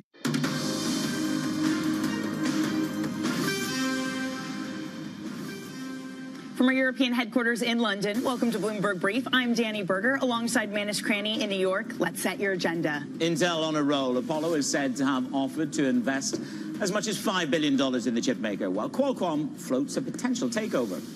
Waiting for clues, stocks remain calm after a risk-on week as investors await more Fed speak and the PMIs. And an exclusive interview with Jerry Keefe, HSBC co-head of global banking. Danny, good morning. Say hello to London for me. I'm on tour. I will definitely do that for you, Manus. In the meantime, we're coming off the back of a very strong week for risk assets, the 39th all-time high for S&P 500 futures. Little change this morning. When it comes to bonds, we're lower by 2.5 basis points on your front end. Just to give you a flavor of things last week, we ended the week higher in yields, despite the fact we had a 50 basis point cut. Maybe it just shows you how much was already priced into this market. 50% odds that we get a 50 basis point cut next time around too. And I've been talking about this all morning, Manus. The euro versus the dollar, weaker by about 0.5%. We had data coming out, a contraction for euro area business, a surprise one, really weak data, and just reinforces just because the Fed cut by 50 basis points, it doesn't necessarily mean the direction of the dollar is down or even clear to that point. No, it just sort of reinforces the whole U.S. exceptionalism, and you can just see the slight fly in the ointment is the curve continuing to steepen that disinversion. Danny, let's talk about the week that was. The Fed went big. They delivered a jumbo rate cut in the U.S. Growth exceptionalism, it continues. Investors are pouring money into corporate bonds. Risk premiums are grinding tighter. And the question is, can go time continue for risk? Joining us now is Jerry Keefe, co-head of global banking over at HSBC. Jerry, good to see you. Good to be back, Manus. Danny, good to be with you. Good to get you up early in the morning. So here we are. We've got this pro-cyclical risk narrative, lots of people describing things that are going on. From your perspective, from the banking perspective, can this go time endure? Well, honestly, it's hard not to be bullish looking at the markets year to date. The capital markets have been running wide open for our clients, and we've been working with them kind of up and down the capital structure. The leveraged loan market has done about $900 billion of volume. That's about 3x what it did last year, approaching an all-time record of $980 billion set in 2017. The high-yield market is through $220 billion of issuance. That's up 85% year over year. And the investment-grade market, which is, of course, the stalwart year in, year out, about $1.2 trillion, we're through that level already and up about 30% year on year. So the markets are wide open. You know, looking forward, you and Danny have both referenced the jumbo rate cut from the Fed. Yeah. I think that size cut plus the path that they're communicating is giving owners of assets a lot of confidence in proceeding with price discovery and negotiations around M&A. That's starting to show up in our acquisition financing pipeline, which is probably 3 to 4x where it was this time last year. So we're pretty positive on the environment and looking forward to working for our clients to the end of this year and into next. So that's a nice bump in the pipeline. When you look at these spreads, private credit, syndicated loans, they're really, really tight. Danny and I have talked with a number of private equity people. Yep. They're coming up with ingenious new ways to deliver, let's say, capital back. I mean, are we at some kind of a tipping point? Look, I think we're in a little bit of a rebalancing in the credit markets right now, as between the syndicated loan market on the one hand and the private credit markets on the other. What we've seen over the last couple of years, the story really was private credit. But this year, the syndicated loan market has just come roaring back. I mentioned the size, the issuance volume. In the course of that, we've actually hit an all-time high for dividend recaps or special dividend transactions. These have now run into the billions of dollars, and we have line of sight on there being others that will also be in the billions of dollars. So that desire to return capital, that desire to demonstrate DPI on the part of funds for their investors is real and is resulting in the capital markets being tested for their willingness to work along with. Well, Jerry, this other huge amount of financing that we've seen has been around infrastructure and energy, specifically in AI. You could point to the reported Apollo Intel deal that's maybe going to happen this morning. Microsoft restarting 3 Mile Island for nuclear energy. There is so much money that is needed for this project. So what is the opportunity for HSBC? Look, I think from the perspective of the broader market, there's never been more capital available for financing this type of activity. And at HSBC, we've been very focused recently on digital infrastructure and helping to build out both infrastructure that relates to power as well as the data centers required for the compute that will support this AI boom. So for us, we're actually ramping up our presence in infrastructure finance. That is going to be a point of focus for the next couple of years. This is on top of our ongoing and continuous focus on deepening infrastructure around emerging markets, where this boom will play out as well. So, I mean, you sound quite bullish, and I just want to sort of reflect. The last time we were together was March, and you said, look, there's no falling knife in commercial real estate. You were bang on the money. So with the start of a new cycle in commercial real estate, and just how bullish are you on that? Look, I think with CRE, it's an uneven story, but in our view, in the U.S., the bottom is in. I don't think there's much to debate there. What we do see is that the progress is uneven. We tend to watch what the equity is doing. We work for sort of the biggest and smartest providers of equity capital in the space, and they are selectively and not all at once stepping back into the market. Now, the interesting thing is, as they do that, they're finding that financing is not quite so readily available as it once was. We have, small and mid-sized banks and regional banks that still have a heavy proportion of their assets in CRE that are sort of stuck for the time being. Rates are coming off, that will help matters, and that will open up more financing options. In the meantime, though, and I know Danny spends a lot of time around this, the private credit boom is providing a huge amount of capital availability and financing into the CRE space so that some of these assets can start to lift off and exit bank balance sheets and otherwise. I was going to say, Jerry, because you do see this atmosphere where a lot of private credit are trying to do more investment grade type deals, trying to do more blue chip type deals. Is it competition for you? What does them entering the market represent? Yeah, look, I think that these two markets can coexist indefinitely. I think what happened over the last couple of years and the boom in private credit was in part a product of a trend that began kind of in the early 2000s when Ares and Golub and a few others sort of really started to establish the presence of private credit as an alternative to traditional bank finance. And that was usually a sort of mid-market focused, direct lending type of effort that was filling a gap that existed in the bank financing market. That still exists, and the regulatory impulse from the United States, which has been followed by other regulators globally, has been to try and push some of the riskier lending out of banks, and that's been successful, and that's created a huge opportunity for private credit. So much capital has been raised in the space, and their ability to step in a club format with a relatively small number of lenders and execute something quickly and quietly with a minimum amount of thrashing around is really attractive to a lot of borrowers. And so what we see right now is a lot of people approach us for a dual track. They want to know what the private credit alternative looks like. They want to know what it is that the syndicated loan market can do for them. And so we're showing both alternatives. Look, we started this conversation with it's sort of hard not to be go time in risk, but you have a very special prism. You deal with huge U.S. corporates into China. I'm just wondering, as we go into this, as we're weeks away from this election and the outcome, are you seeing any restraint on flow of capital from the U.S. to China? Look, from the perspective of our clients, Asia is still the prize. And I think the deployment of capital around broader Asia, and I'll come back to China, the deployment of capital around broader Asia, in particular into ASEAN and India this year, India's been a bit of the darling year to date, is unabated. And interestingly, when you look at the capital flows into China, we still had $5 billion net FDI from the U.S. into China last year. And in the boom years of the last decade, that was kind of in the $7 to $9 billion range. So the number has certainly not dropped off. What's really happened is there's been kind of two mindset shifts that we see in China. The first is on the part of our global multinationals who are operating in China, whether they're from the U.S. or whether they're from Europe or whether they're from the Middle East, they are now treating China as an opportunity in and of itself. This goes by the shorthand, in China for China.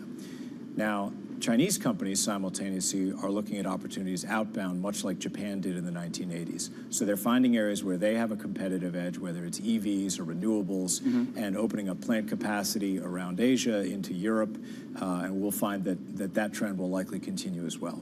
For us at HSBC, we've been operating in China since 1865, and we're not going anywhere. That's a long time. And what we see is that our global clients find us sort of a source of stability and knowledge and insight on the ground in China. And what our Chinese clients are finding is that we're a great guide on their path outbound.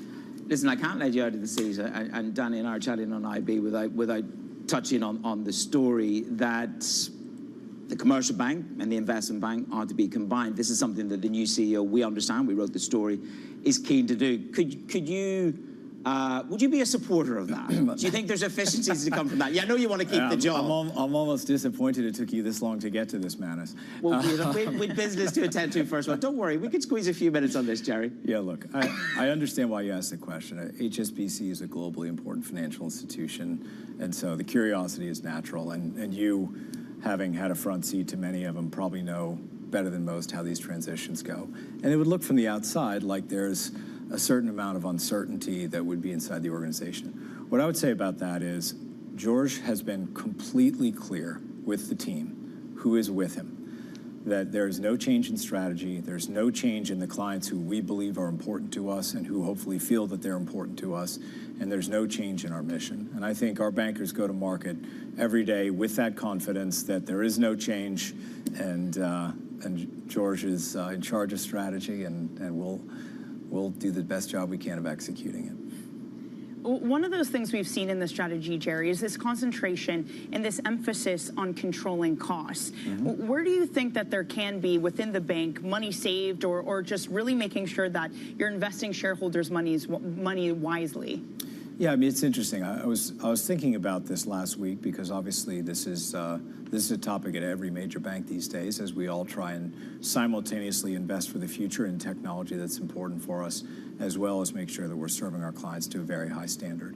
Well, when I started in banking, people thought nothing of just jumping on a plane and flying to Tokyo for a meeting. And I think banks now, with the advances of technology and better and better and better relationships with clients, I think banks and clients now have a view on what it is that is an in-person interaction and what it is that maybe you can do on Zoom or Teams or Google Meet or in whatever format that's not live in person. And so what we find is that being more deliberate about the spend with a view to making sure that our bankers are always in front of clients, the most positive correlation you will ever find in the world is between banker interactions with clients and revenue growth. And so we try and find ways to preserve that while making sure that we're being mindful of costs. Well, tell me this then. I mean, you're obviously under pressure to squeeze more out of every trip and perhaps spend a little bit less. Yeah. The boys and girls in London apparently can't take taxis anymore, is the urban myth for banking. Is it less fun to be an investment banker these days? The fun part of the business was always delivering for your clients and winning. Oh, Jerry. Anyone who was doing it for the other reasons was in the business for the wrong reason and never lasted long. So, Jerry Keefe,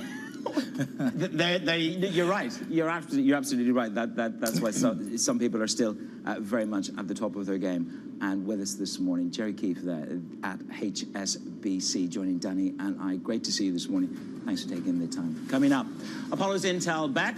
Apollo said to offer the chip maker a multi-billion-dollar investment. More on the Bloomberg Scoop. That's next.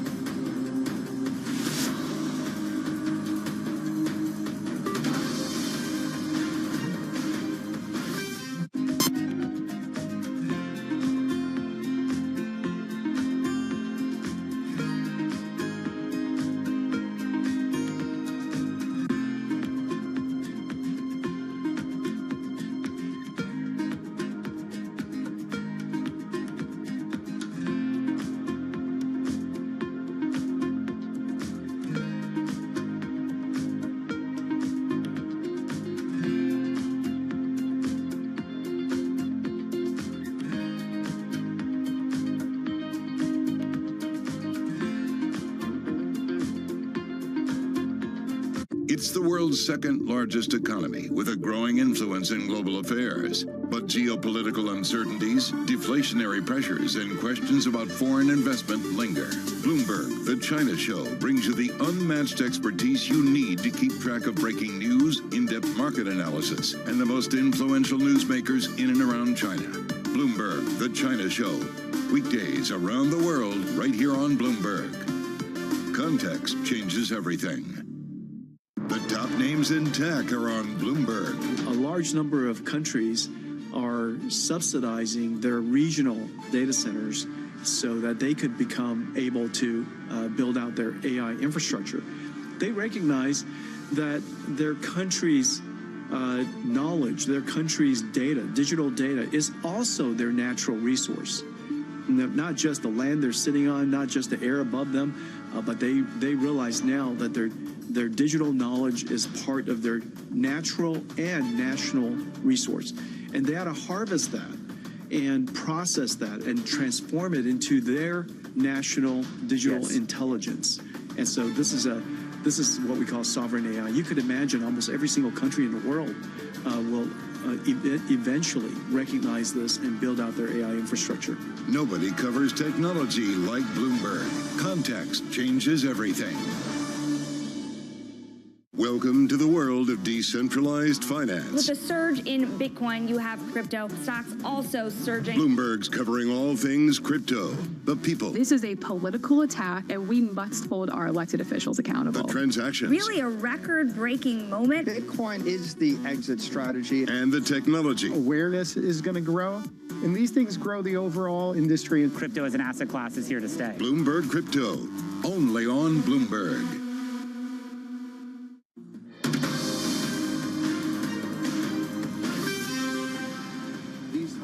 Blue chip, large cap companies, they're not talking about 100 million or 500 million. They're talking 2 billion, 5 billion, 10 billion plus. And so the ability to really come up with those creative solutions in scale is really, really critical. But I think you're going to see more and more of this coming. More from Apollo? Absolutely more from Apollo. But in general, just the need for this type of capital is insatiable. That was Apollo co-president Scott Kleinman speaking to me in June after they had announced a deal, a JV with Intel. And he, at the time, something very prescient, said that they were looking for more deals like that. Well, now Bloomberg has learned that Apollo is offering $5 billion in equity-like investments into Intel, the chipmaker up some 2.33% in the pre-market trade. For more on this, let's go to Bloomberg Intelligence Senior Technology Analyst Mandeep Singh. Mandeep, Apollo already put a vote of confidence into Intel with that JV. How big of a deal would this be to put $5 billion of equity into Intel? I mean, look, right now, Intel is at a point where a lot of the consensus is quite negative. And, you know, companies like Apollo are doubling down with the hope that they come out of this, you know, with a substantial return, given, you know, when you look at the sum of the parts for a company like Intel, you could argue even just the PC business is worth their current valuation. And a lot of the other businesses that are in decline or under pressure, even if you discount them out, you can make that justification. So that's why I think they're doubling down. And the rumor around Qualcomm looking to buy Intel, or all that is a sign that valuation is quite attractive for a company like Intel right now. Well, this Apollo offer, the equity injection offer, comes at the same time as Qualcomm making a friendly takeover bid. Look, Gelsinger has got two beautiful plates in front of him. Which do you think is the more appealing, and which do you think the board are going to go for, more importantly? Because one's a vote of confidence in him and his strategy, and the other is, nah, let's hang up our boots and split this company up. Well, so execution clearly hasn't played out the way Pat thought. And, he's been in the seat for over 2 years. And I think right now, all the options are on the table. It comes down to what is it that they can execute on in the near term. And in Intel's case, I think buyout may not be a very far-fetched scenario when it comes to Qualcomm as a strategic buyer, simply because there are some synergies. I mean, Qualcomm has been wanting to get into the PC business for a while. This will be a great way. And everyone expects, there will be a big refresh cycle for smartphones and PCs over the next 2 to 3 years if this AI wave is to continue. So you could see the merit of Qualcomm looking to buy that PC business as well as some of the IP that Intel has, and perhaps divest some of the foundry business, which is really at the core of Intel's problem right now. Intel, though, is supposed to be this homegrown American hero of a company. It's a company that's received money, grants and loans under the U.S. CHIP Act. Are these types of deals, is it something that regulators would welcome because it helps support this, again, American name? Or is it the anti-regulation fear that comes back into the fore? I mean, the U.S. regulators would definitely welcome more private sector money. And, even a buyout, I think, would be definitely palatable for U.S. regulators. Remember, they didn't let Broadcom buy Qualcomm back in 2017. So there was, some hesitancy. But right now, I think, from a U.S. regulator perspective, this is an attractive proposition to turn around Intel.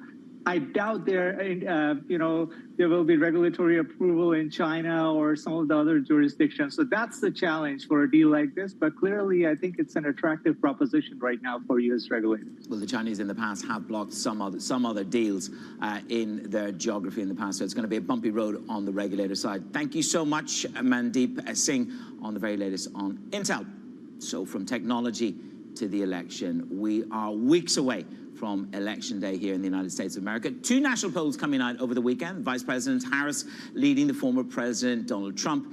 Still the swing states, they remain tight. David Gura has been tracking this all for us. David, this is the NBC poll where she's significantly ahead and along with the CBS poll. But if you go a little bit deeper, they're not convinced that she has a full handle and a full grasp and is ahead on the border and indeed on the economy. Yeah, and the economy is the biggest issue here for the entire electorate. In both of these polls, that's the thing that most people care about. And so she's going to be working in these coming weeks to make her case more fully to the American people that she has a plan to do that. I mean, digging into the numbers in the NBC poll in particular, Manus, what stood out to me is that she is now seen as kind of a change candidate, which is pretty astonishing, thinking of the fact that she is, tied to the incumbent president, has been in the administration for 3 years' time. But she is breaking through and gathering a lot of momentum. I think also what stands out in that NBC poll is the level of enthusiasm that she has, up 16% from just a couple of months ago. And we just have to think back on where we were then, after that debate that President Biden did, how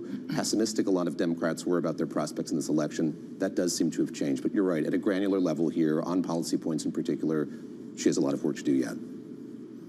I want to know what October brings, David, because we already have early voting, mail-in voting starting. There's going to be a VP debate. And then what about another debate between Harris and Trump? What appears to be the likelihood? I know Harris is pushing for it, but of that actually happening? She is pushing for it, and her campaign chairperson came out with a statement over the weekend that was rather spicy, saying that the campaign had agreed to one, that it's Donald Trump who's holding this up. He was in Wilmington, North Carolina over the weekend, and his sense is that there isn't time to do it. He doesn't feel like there's time to do it before Election Day. So I think that vice presidential debate is going to be more paramountly important than it has been in the past. A lot of people still feel like they don't know who Governor Walz is. He hasn't been as high profile a figure on the national stage. So as you say, that's taking place on October the 1st, next week here in New York. I think it'll be closely scrutinized. But to your broader point about what October looks like, I think we're going to continue to see these candidates, their running mates, barnstorming these 6, 7 swing states across the country. And you look at this week as an example, Donald Trump's campaign has a ton of surrogates going to Wisconsin. They're going to do a 3-day bus tour through that state. So they're going to deploy those resources as they can. Interesting to kind of look at the level of resources here. We're getting new information, kind of how these campaigns are raising money and spending money, and certainly the ground game is a huge part of that. And certainly on that, by the way, you know, you go back to the New York Times Siena poll, 30% want to know more about her and 66% want to know more about her policies. Unless she does some kind of sit-down major interview, we're not going to really know an awful lot more. But she's outspending Donald Trump and outraising, and the super PACs behind her are also certainly showing good momentum. What do we know about her spend? Our colleague Bill Allison out with a piece this morning kind of digging through that federal election spending, and you're right, it's a 3-to-1 margin looking back on the last month, and the Harris campaign has not been shy about proudly stating how much money they have and how they're deploying it, and so it is advertising. This is the largest ad spend a candidate has made between now and Election Day. We're talking hundreds of millions of dollars. The ground game is going to be so crucial here. I think that both candidates acknowledge that, but the Harris campaign has the edge there by a wide margin. They're spending a lot of money hiring staff in all of those key states and others. And the kind of ad campaign we're seeing both on television and digital media is just huge by comparison. So the Trump campaign proudly says that they're able to keep up. They're doing well on their own, but it's a striking contrast between these two campaigns. Just to be incredibly cynical, David, is there some degree where you have the Harris campaign outspending by a huge margin? You have all these people saying that she won the last debate, and yet we still see the race as close as it is. Yes, I think that if I were on the Harris campaign, I would look at those numbers, those polling numbers, and say, look, this is Vince's strength. She's kind of held her own here since the convention and the debate. But I think that you have the kind of more insurgent Trump campaign saying, look, she's not making inroads. There was no sizable bounce after the Democratic convention. There was no sizable bounce after the debate that she had just a couple of weeks ago. So I think your cynicism is not misplaced, Danny. I think that there, certainly from the Trump campaign, is a feeling that their numbers are telling them a different story than what we're seeing in these national media polls. That's certainly what they said the last time that Donald Trump ran as well. David, really appreciate it, as always, not just because you agreed with me, but, you know, your reporting is always valued here. Bloomberg Big Take podcast host, David Gura, thanks so much. And you can, of course, follow the latest on the elections. Elecco is where you want to head on your terminal. Okay, Manis, let's get set up for the week. It is a big one. We're going to have PMIs kicking off the data-filled week. That will be at 9:45 a.m. Eastern. Then we'll get GDP data, core PCE, and jobless claims on Thursday. We're also going to get a lot of Fed speak. Bostic and Goolsbee later this morning, plus Mickey Bowman, the only dissenter, will be speaking, plus Kugler, Collins, and Chair Powell. They're all going to be speaking throughout the week. And then President Biden kicks off the UN General Assembly with his remarks on Tuesday in New York. And later today, Japan's Prime Minister Kishida will be speaking at Bloomberg's global headquarters in New York. You can follow his remarks on your terminals by typing in Live Go. And man, it's just with the UN General Assembly in New York, I think that's really the reason that I fled to London. I don't even want to know what the traffic's going to be like that you're going to have to deal with. I think that's the #1 reason I'm here. You're just avoiding that close down all around the UN. And I live in the area, so it was like a revelation last year when I arrived here. Intel is bid. It's up 3.48%, Danny. It was a slow start when we came in at 3 a.m. We're up 3.5% at the moment. And I think, you know, having sat down with Kleiman at that time, it's prescient. This is going to be a real cruncher for Gelsinger, whether the board back the equity injection or they call time on a turnaround story that just has not gone according to plan. Totally. And look, at the time when I had that conversation with Apollo, I talked to a lot of private equity, other players on the floor, and they said there's literally not enough money out there to fund the type of deals that we do. So you have Apollo offering this, but we shouldn't be surprised if we hear more of these giants trying to come out and do the same, Manis. Listen, enjoy London, and as Jerry Keefe just said from HSBC, it's still go time. Their clients doing 30% more business in the M&A space. This is Bloomberg.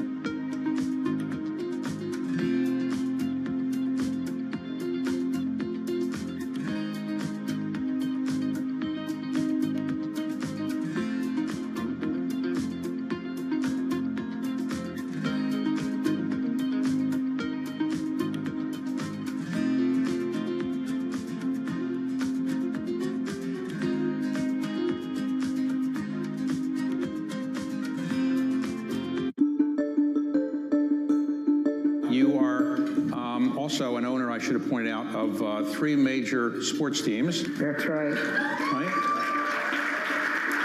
And you're the first woman, as I understand it, first woman to own 3 major, have stake in 3 major sports teams. Is that right?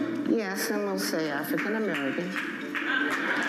You were approached by the owner then of the, I guess, the Washington Wizards and the Washington Caps about maybe buying the Washington Mystics, which is the women's basketball team. And what did you say? Well, first of all, it was Abe Pollin. He did come to me and Susan O'Malley, and they said, Abe Pollin says, look, I want you to be the face of the Washington Mystics. And I said, what do you mean be the face of? He says, I want you to buy this team. His health was failing. And I have to tell you, and a lot of women can understand this, we never get these opportunities. So that was the first thing that struck me. And I was flattered.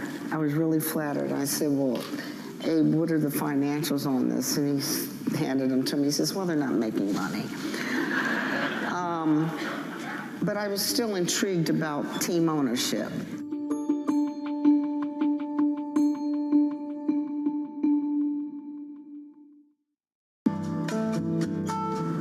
DOJ or other authorities could face bigger challenges next. Was going to keep reading World Cup. This is a 3 as the economic picture. covering the intersections of Hollywood, Silicon Valley, and beyond. Get your fixed income fix. Watch Bloomberg Real Yield every Friday right here on Bloomberg. Context changes everything.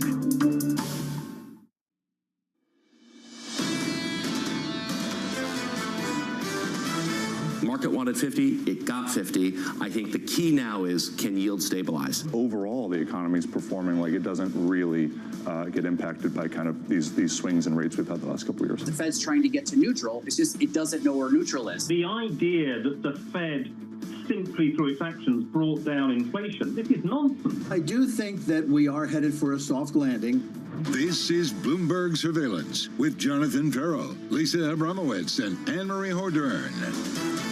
Let's get your trading week started. Live from New York City this morning. Good morning for our audience worldwide. Bloomberg Surveillance starts right now. And your scoreline looks like this. Equity futures on the S&P 500 slightly positive, up by 0.2% following closing just below all-time highs on Friday last week, but still closing out the week for a second week of gains. On the NASDAQ, we're up by 1/3%. This week is absolutely dominated by one thing: Fed speak. The list is long. I'll give you 3 names today, and then Lisa is going to go through the rest because it is busy. Bostic, Goolsbee, Kashkari today, but that's the appetizer for the main course throughout the week. Yeah, although I do wonder how much we're actually going to hear. Fed Chair Jay Powell on Thursday really is the main course. We're also going to be hearing from Kugler as well as Williams and a number of other speakers. Key question to me is, these are pre-prepared marks at a Treasury conference. How much is he actually going to tell us about the main question, which is, how did they come to 50 after signaling 25 for so many weeks ahead of the quiet period? Governor Waller made it simple in an interview on Friday. He said he was surprised by how low inflation came in. And I was like, inflation came in low during the quiet period, did it? All I can say is, over the weekend, a whole host of research notes came out and really highlighted the anger that a lot of people felt. Piper Sandler's Benson Durham talking about why nobody in the FOMC press conference on Monday said, thank you, Mr. Powell.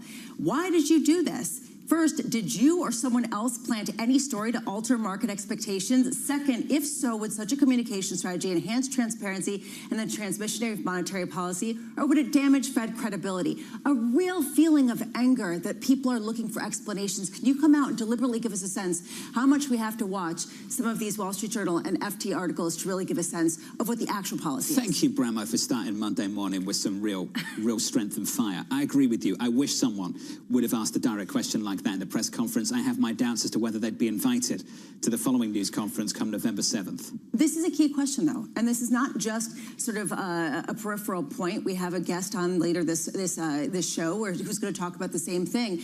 How expensive was this insurance policy? And the expense of this came with this question around Fed transmission mechanism and whether certain articles are a big piece of it. And you've heard that kind of percolate out under the surface. It's coming to the fore as people realize something is different this time. And it muddies the water because the Fed constantly says they're data dependent. Well, now, when you're an investor, you need to be not just data dependent, but also across all news sources and deciding whether or not is this potentially a leak from Jay Powell trying to push the market towards what he was expecting or other members of the board.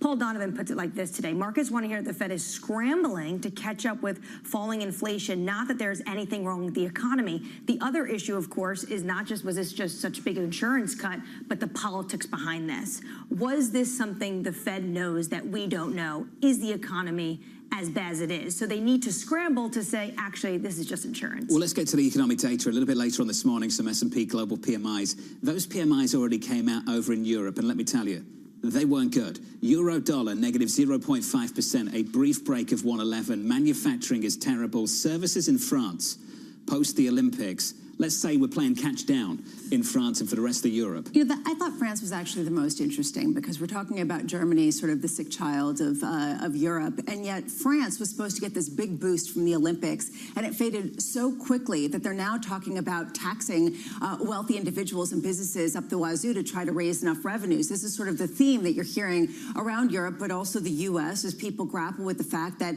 they got to pay for something to stimulate the economy, and it ain't coming from nowhere because it ain't coming from the debt market. So push this story through the debt market. The German bond market is rallying. The two-year yield doing a lot of that move, a lot of the heavy lifting, yields dropping, the curve disinverting for the first time since 2022. There is a recession knocking on the door of the ECB, and the ECB is just opening it and saying, come right in, walk straight in. Well, this is sort of the key question. Why is the ECB not cutting much more aggressively than the Federal Reserve? We've asked this repeatedly. You say it's the dual mandate. Well, they only have to get inflation down. Inflation's been falling, and they're looking at an economy that's falling even more rapidly. Manufacturing fell to the lowest since December of 2023, and to a very low level, a recessionary type of level in Europe. How much do they respond to that? Can they justify it by saying, inflation's coming down well enough? Even though the ECB is this single mandate central bank, had they seen this discouraging data, do you think potentially they would have at least opened the door to a cut down the line, another cut coming down the line of this timeline? I don't think this news was surprising. I think this news is a continuation of the trend over in Europe. The data's been bad for a while. I'm not sure how much it would change things on the Governing Council, which seem to be constrained by a single mandate, which is inflation, but also things are very different across the continent. Things appear to be better in places like Italy compared to, say, places like Germany. Some people have mentioned that. Some people have said that a few times. Even though we think of Germany as being the strong member of Europe, maybe it's Italy that's holding down the fort, that's actually saying, look, we can support you, but you have to support us next time around. Germany is the problem child. Euro dollar 111. I want to talk about two single names before we move on. I want to talk about Intel and Qualcomm. Intel up in a pre-market by close to 3%. Did they have a dance partner in Qualcomm, or is Intel going to get a dance partner in the likes of Apollo and a big cash injection, according to our reports? This idea of a $5 billion cash injection, although it's still a lot of questions, maybe that $5 billion cash injection comes with Qualcomm. We don't know much of the details in terms of what this looks like, what the ownership structure would be, but Apollo had talked about the need to really support this. Which would regulators like better? That's my question, because, we saw Qualcomm try to have some mergers in the past that didn't really work out. Question about whether this would be more acceptable to Lina Khan if Apollo came in as the white knight. Interesting. Qualcomm at the moment down about 0.2%. Intel up by close to 3%. Vijay Rakesh of Mizuho, 8:15 Eastern Time. Look out for that conversation. Equities right now positive by 0.2% on the S&P. In the bond market, big rally over in Europe. Doesn't spill over to the US too much. The 10-year just about unchanged, 373.94. Coming up this hour, we'll catch up with Dan Morris of BNP Paribas on why tech will continue to lead stocks higher. Will Van Loo of Quantum Capital Group on energy investment ahead of the presidential election. And Neela Richardson of ADP out of a calendar full of Fed speak. We begin the hour with US stocks very close to all-time highs. Dan Morris of BNP Paribas writing, if growth is positive while policy rates have dropped 50 basis points, then the outlook for risk assets has improved. We are modestly overweight equities. We believe the superior earnings growth generated by tech companies will lead to sustained outperformance. Dan joins us now for more. Dan, let's talk about that sustained outperformance. Why are you in the camp that tech continues to outperform relative to some of the calls elsewhere about breadth improving, small caps doing nicely, financials, etc.? Well, interestingly, it's actually at least as much a valuation argument and in favor of tech as opposed to small cap or value. So in general, earnings expectations are positive, and that's true for value, that's true for small cap, it's true for tech. The advantage right now, arguably, is that valuations, at least on a relative basis, are lower for tech than they are for U.S. small tech and value. So if you look at forward PE multiples are relatively high for value and small cap, whereas they're above average for tech, but not excessively. Can we talk about the defensive areas of the market as well, Dan? The areas of the market that have done pretty well. The bond proxies, utilities have done nicely. Staples have had a run. Morgan Stanley's Mike Wilson out this morning turning neutral on defensives versus cyclicals. Dan, what do you make of the move in places like utilities, which have had a great run year to date? Do you think that's set to fade? Well, if you look at it from a perspective of we're starting a cutting cycle, how have defensives and cyclicals done in the past when you had a cutting cycle? And not surprisingly, defensives have tended to outperform cyclicals, and that's fundamentally because when you've had cutting cycles, as we know, you've tended to get a hard landing, not a soft landing. Now, we've all more or less accepted that we will have a soft landing this time, so no recession. But even when you do look at the one time in the 80s when you had a cutting cycle, without a recession, defensives actually still outperform cyclicals. So if we get to an environment where growth is actually slowing, and I'll point out we're not there yet, GDP for the third quarter still looks quite high, but in that environment, it would be surprising for defensives to start to turn around. You talk about a relative basis, the better valuation. On an absolute basis, some people are getting worried, just generally, about how expensive things are. This one statistic, a model that looks at the S&P 500 earnings yields and 10-year Treasury yields, shows that cross-asset pricing is higher now than at the start of all previous 14 Fed cycles, Fed rate cutting cycles, periods that were usually associated with recession. Does that concern you? Well, if you're looking at asset allocation from fixed income versus equities, I think it's absolutely a valid point. I mean, no one is arguing that equities are cheap. And again, if we do have earnings expectations that are relatively high, nonetheless, we at some point do see a bigger slowdown in U.S. growth. Those expectations are likely to have to come down. So it certainly is a much more balanced call than it's been at times in the past. Okay, so at what point do you just keep leaning into your overweight in stocks, even though there is this sort of valuation argument that's challenging? Well, I think the valuations really only seem to come into play, number one, when they're at extremes, and then you do need some type of catalyst to either increase or decrease those valuations. And at this point, we don't honestly see one now. We probably would have said the same thing at the beginning of July. So catalysts can come quite unexpectedly and quite quickly. But at this point, we do see momentum in terms of growth. We see momentum in terms of the earnings expectations. So we think that is going to sustain the higher valuations, even if over a medium-term, longer, multi-year horizon, you might be a bit more circumspect. Daniel, when you say the one cycle where there was no recession in the 1980s, maybe a better reference. So what did well in the late 1980s that you're looking to now? Well, to be honest, on a relative basis, fixed income actually still outperformed, defensive still outperformed. Where you did see a bit of a difference is that typically growth outperforms when you do get a recession, so kind of the defensiveness, if you will, of growth when you're in a negative growth environment. But in 84, actually value outperformed. So again, it's not so much to say that this is going to predict what's going to happen this time. Every time is certainly different. But only to suggest that we appreciate how this is, we hope, an unusual scenario, an unusual environment where we don't get the recession, and then to look at how that, what the implications are then for asset allocation, as opposed to just looking at what happened in the past when the Fed cut rates. What's the biggest risk to your soft landing analysis? Well, I think we're all focused primarily on the labor market. Now, if we look, say, again, the GDP forecast for the third quarter, it's nearly 3%, so really no slowdown to be seen there. But we all certainly recall the last non-farm payrolls data, unemployment rate in the U.S. increasing. We see relatively below average non-farm payroll gains. So, it's in a negative trajectory. That's not per se a bad thing. That has to happen. We do need lower growth if we are going to get inflation back to target. But there's always that lingering worry that it goes too far and you do get closer to zero growth, if not negative growth, than you really would like. Well, speaking of bad things, data out of Europe. The euro's dropping back to about 111 this morning. Dan, how difficult is it to sell European equities to clients on the continent at the moment? Well, if you certainly look at the difference in the growth trajectory between the U.S. and Europe, it certainly does favor the U.S., but then again, that's nothing really new. U.S. equities historically have always outperformed European equities. I think for a lot of investors, it's going to be a question of balance. How much of your allocation do you want to have in the NASDAQ or in U.S. equities? We appreciate how dominant, even in the MSCI ACWI All-Country World Index, U.S. equities are. So you want to look for some diversification. Other potential sources of growth. There certainly are those opportunities within Europe, and even if we don't have as robust growth as you would like, we do still think there are potential for gains. Dan, appreciate it. Dan Morris of BNP Paribas, the latest out of London. If we look at Europe, you've got to start looking further upstream to the source of the slowdown. We've got to talk about China. How close is China to pulling the trigger and actually really easing and stimulating this economy? We'll find out. Just wait, there's a press conference, or maybe they'll announce something more overnight. Here's the issue, though. You've raised this. How much are they holding back some of this for the election, and what levers can they pull?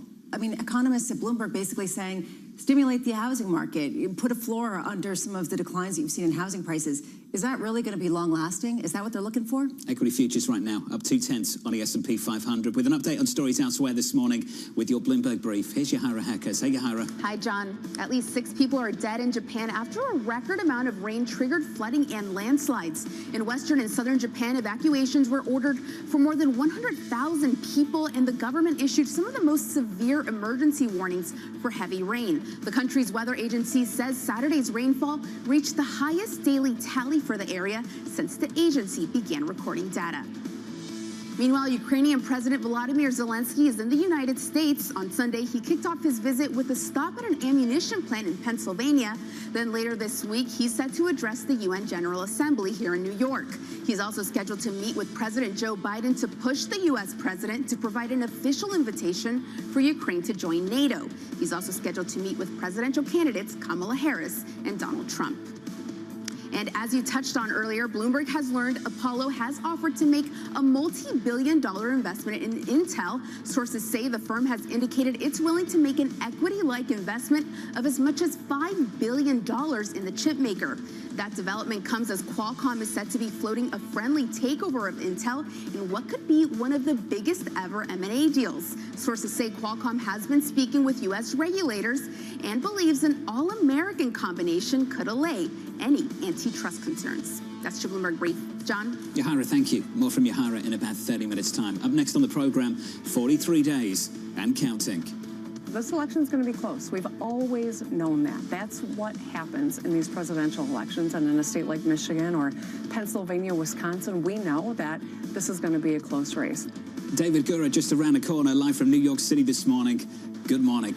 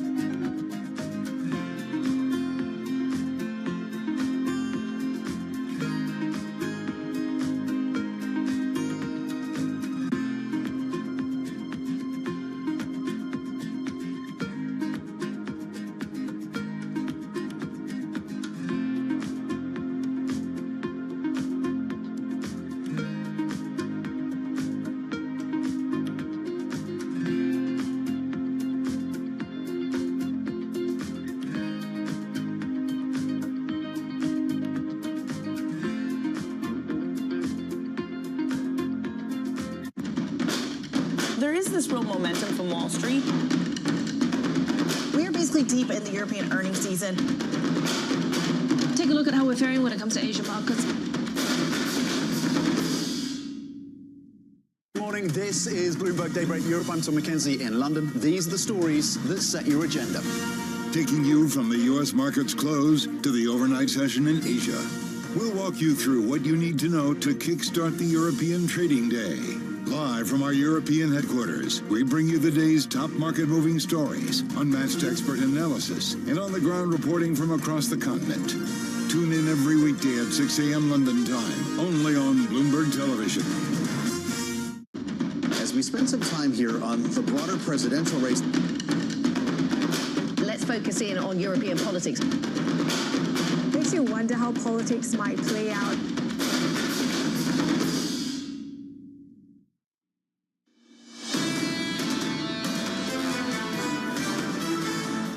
Equities on the S&P just a little bit firmer, up 0.1%, kicking off this Monday morning, just off all-time highs on the S&P 500. Mike Wilson, Morgan Stanley this morning, writing the jobs data will be the driver of stocks into year-end.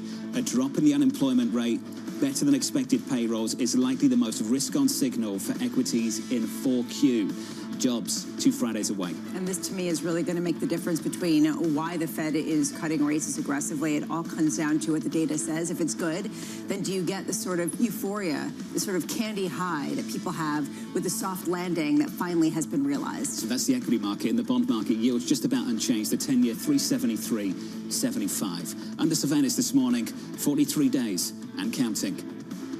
This election is going to be close. We've always known that. That's what happens in these presidential elections. And in a state like Michigan or Pennsylvania, Wisconsin, we know that this is going to be a close race. We're in it to earn the support of all Americans, and we're going to stay focused on an economy that creates opportunity for every person. So here's the latest. Vice President Kamala Harris leading in 2 national polls from NBC and CBS, but a new poll out this morning from the New York Times giving Donald Trump a lead in the swing states of Arizona, Georgia, and North Carolina. Both candidates hitting the campaign trail, with Harris in Georgia and Michigan today, and Trump speaking in Georgia tomorrow about his proposal to lower taxes for business owners. With us here in New York, Bloomberg's David Gura. David, good morning. Good morning. Let's talk about North Carolina. All right. How close is that race?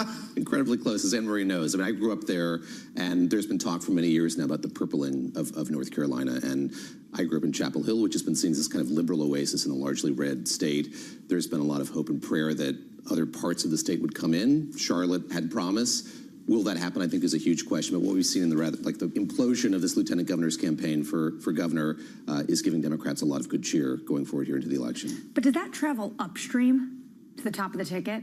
What's really fascinating about this state is how the ticket has been split election cycle after election cycle. I know that you got into that in your conversation with the governor last week. We've often had Republican governors and Democratic senators and vice versa. So will it travel upstream?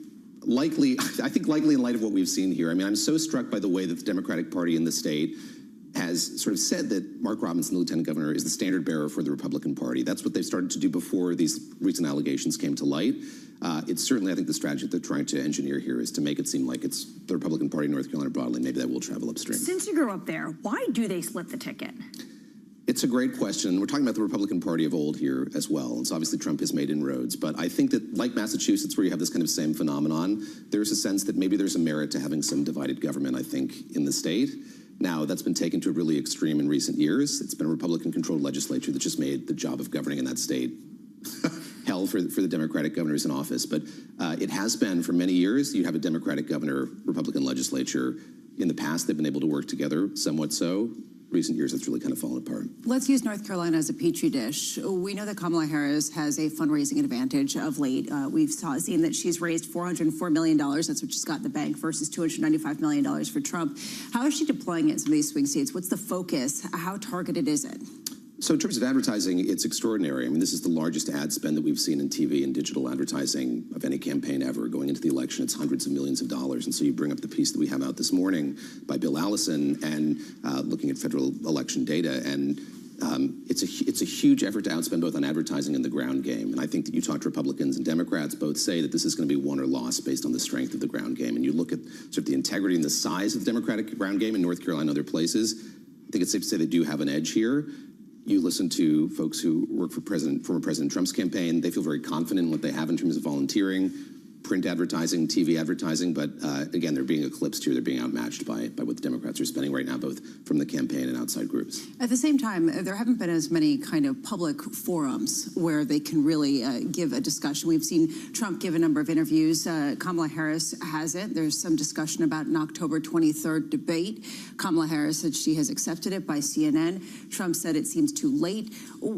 What's going on here? Why is it so difficult to sort of arrange something where they can kind of be in a less scripted, or Kamala Harris in particular, sort of a more free-form forum? I think that her campaign feels like what they're doing is working at this point. No doubt they're hearing the criticism that she's not doing more interviews. She's doing these kind of niche interviews, doing a lot of social media, getting her message out there the way that she wants to.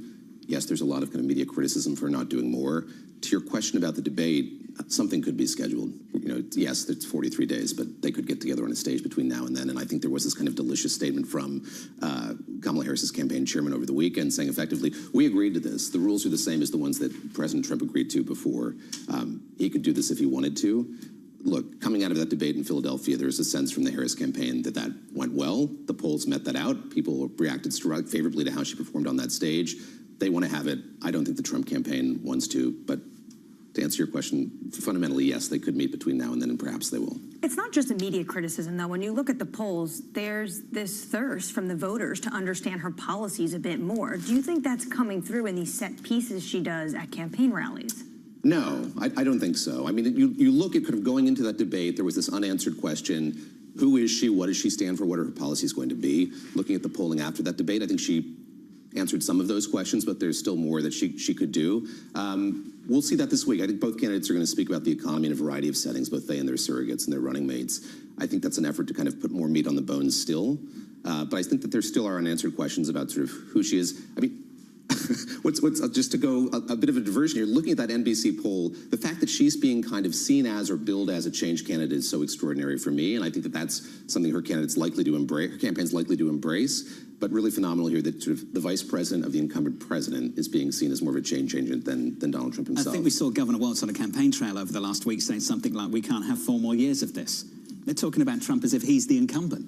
Yeah, and she was able to actually paint him as such during the debate, which is why she did so well in the debate. But the issue, of course, is voters really want to know what her policy proposals are, not just the platitudes, actual details. So help me understand this. Why is the sitting vice president so comfortable with debates, but uncomfortable with sit-down interviews with journalists asking the same questions? That's a great question. Can you make sense of that? My sense of it is that she knows that because she's done so few of them, if a marquee reporter is going to go in and do it, his or her objective is going to be to get this gotcha moment. Can I translate? Please, go ahead. Do you ahead. mean someone that actually knows how to conduct an Fair interview enough, and ask follow-up questions? Yes, a one-on-one interview as well, which she still hasn't done, and we should say that as well. She had this CNN interview with Dana Bash, widely respected journalist, but her running mate was there with her. She has not done that kind of formal one-on-one interview with a national journalist. You mentioned the NBC poll. If you get into that, it's working.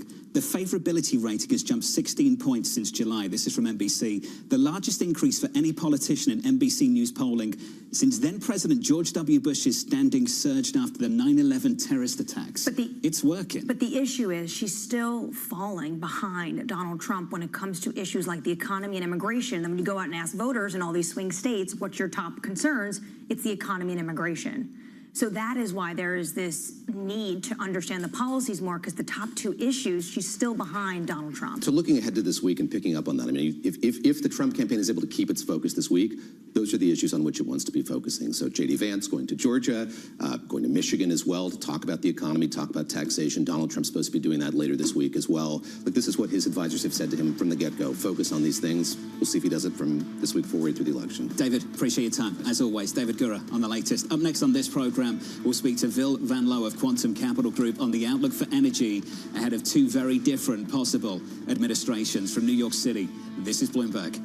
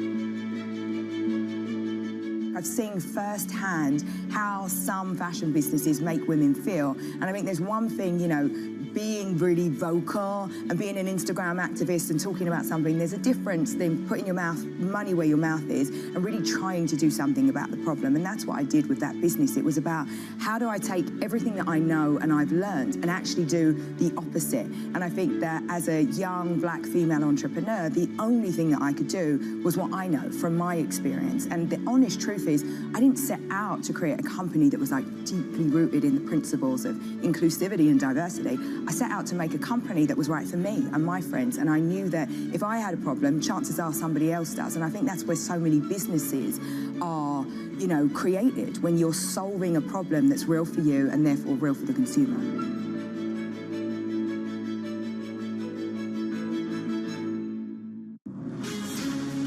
From the beating heart of global finance, economics and politics, and wherever newsmakers are moving markets, Bloomberg brings you conversations that allow for deep discussions and important insights. What do you think the future is for inflation? Is this a new normal? Are markets too optimistic? How do you worry about the things that are outside your control? How does the current fighting completely stop? I'm Francine Lacroix, and this is The Pulse, every weekday only on Bloomberg.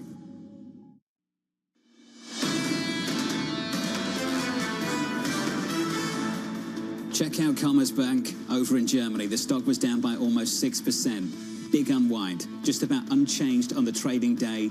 As we report this, UniCredit raising its stake in the bank to around 21%. My favorite part about this story is it comes about 15 minutes after Germany said it won't sell any more shares in the bank to UniCredit in Commerzbank. And we know that Germany has been really against the possible takeover by UniCredit. Then UniCredit discloses that they've increased their stake by more than 11% to 21%. So you're dealing with this sort of stealth takeover at a time where I'm not clear on why Germany opposes this, given the fact that clearly there needs to be some cross-border consolidation, according to a lot of people in the European region. I think the Germans might prefer the consolidation being led the other way round. The German banks may have been consolidating with some Italian lenders if they were the acquirer, if they were in the driving seat.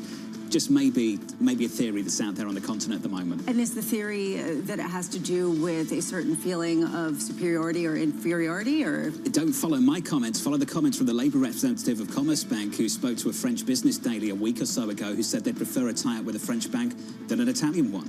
Oh my goodness. Basically came out and said it. Well, here's a question. Are they going to let this go through, given the fact that they have all of the Landesbanks in Germany? And a lot of people have been saying that in order for them to remain strong and be able to withstand any kind of downturn, potentially led by manufacturing, they're going to need to consolidate. UniCredit raising that stake in Commerzbank to around 21%. The latest news out of Europe. The latest news stateside, equity futures on the S&P 500 firmer by 0.2%, up 0.25% on the Nasdaq. On the Russell of small caps, up by 1/3. A second week of gains on the S&P 500, closing just south of all-time highs on Friday's session. If you switch at the board and turn the page to the bond market, let's look at a yield curve and settle on the front end of the curve. The 2-year, 356.55. Last week, the 2-year, not even up a single basis point. Completely dead flat, muted price action at the front end of the yield curve following that 50 basis point cut from the Federal Reserve. Yeah, buy the rumor and not even sell the news, I guess. But this really is sort of the key question. Have we baked in the full effect, the full ramifications of the 50 basis point rate cut? And we're going to be talking about that throughout the day, this sort of question of what did the Fed earn by making this move that actually did surprise the market in terms of how opaque the communication was leading up to it. Neela Richardson of ADP joining us in 15 minutes' time. I want to talk about the euro. The data out of Europe not great at all. A series of downside surprises across the PMIs. A break of 111, a brief break of 111 on euro dollar. We settled down at about 111.13 at the moment. Bad PMIs opening the door, seemingly you'd think, to a real conversation about deeper cuts at the ECB. And if you don't get deeper cuts at a certain point, you get ongoing euro weakness, just simply because there is going to be this ongoing weakness in the overall economy. Just a real question how much this really does have to do with rate differentials and whether we can really price them out according to some of the rhetoric, which has been ambiguous. The 2-year in Germany down 7 basis points. Big rally in the German bond market this morning. Under surveillance this morning, authorities in China announcing plans for a rare briefing on the economy. The news boosting hopes for added stimulus after the country's central bank cut one of its short-term policy rates. China's economy now facing its longest streak of deflation since 1999. And a lot of this has to do with the fact that people's housing prices have gone down so much and they aren't able to send them, and it was a store of wealth, that where are they going to get the confidence to keep spending? This is one of the reasons why you've seen deflation to such a degree. A lot of people speculating that the Chinese authorities are going to have to support housing prices, but this kind of gets them back into the same cycle that they're trying to avoid, which is an over-leveraged sector and an unreliable economy that doesn't have the engine that it was looking for. This comes down to the fiscal fire hose that Goldman Sachs, Jonathan, you mentioned a number of times. Potentially, you have Beijing waiting on the sidelines till November 5th. They want to see who wins the U.S. election, decide whether or not they are going to use that fiscal power, because they might have to use more of it if there's one candidate, and that's the former president, Donald Trump. It's certainly the economy that needs some support right now. Let's turn to this story, the latest out of the Middle East. Israel ramping up attacks against Hezbollah in southern Lebanon and urging civilians to move out of the area. The increase in exchanges fueling concerns of an all-out war. The increased response coming after a series of pager and walkie-talkie explosions across Lebanon in the past week. This already is all-out war. I mean, you can call it whatever you want, but there are incredible numbers of missiles being lobbed over, and it might be unconventional warfare, and people are going to study it and figure out what the modern warfare actually is going to be with supply chains and the like. Question now is, what does escalation look like? How rigid are the different sides and entrenched in what they would like?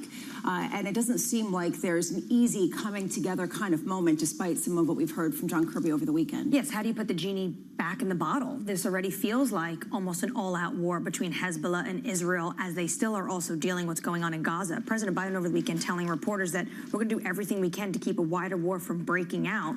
Well, they sent Amos Hochstein there the past couple of days. We heard from Admiral Kirby over the weekend. He's basically saying that a ceasefire in Gaza at this moment is on standstill, even though there's a lot of efforts there.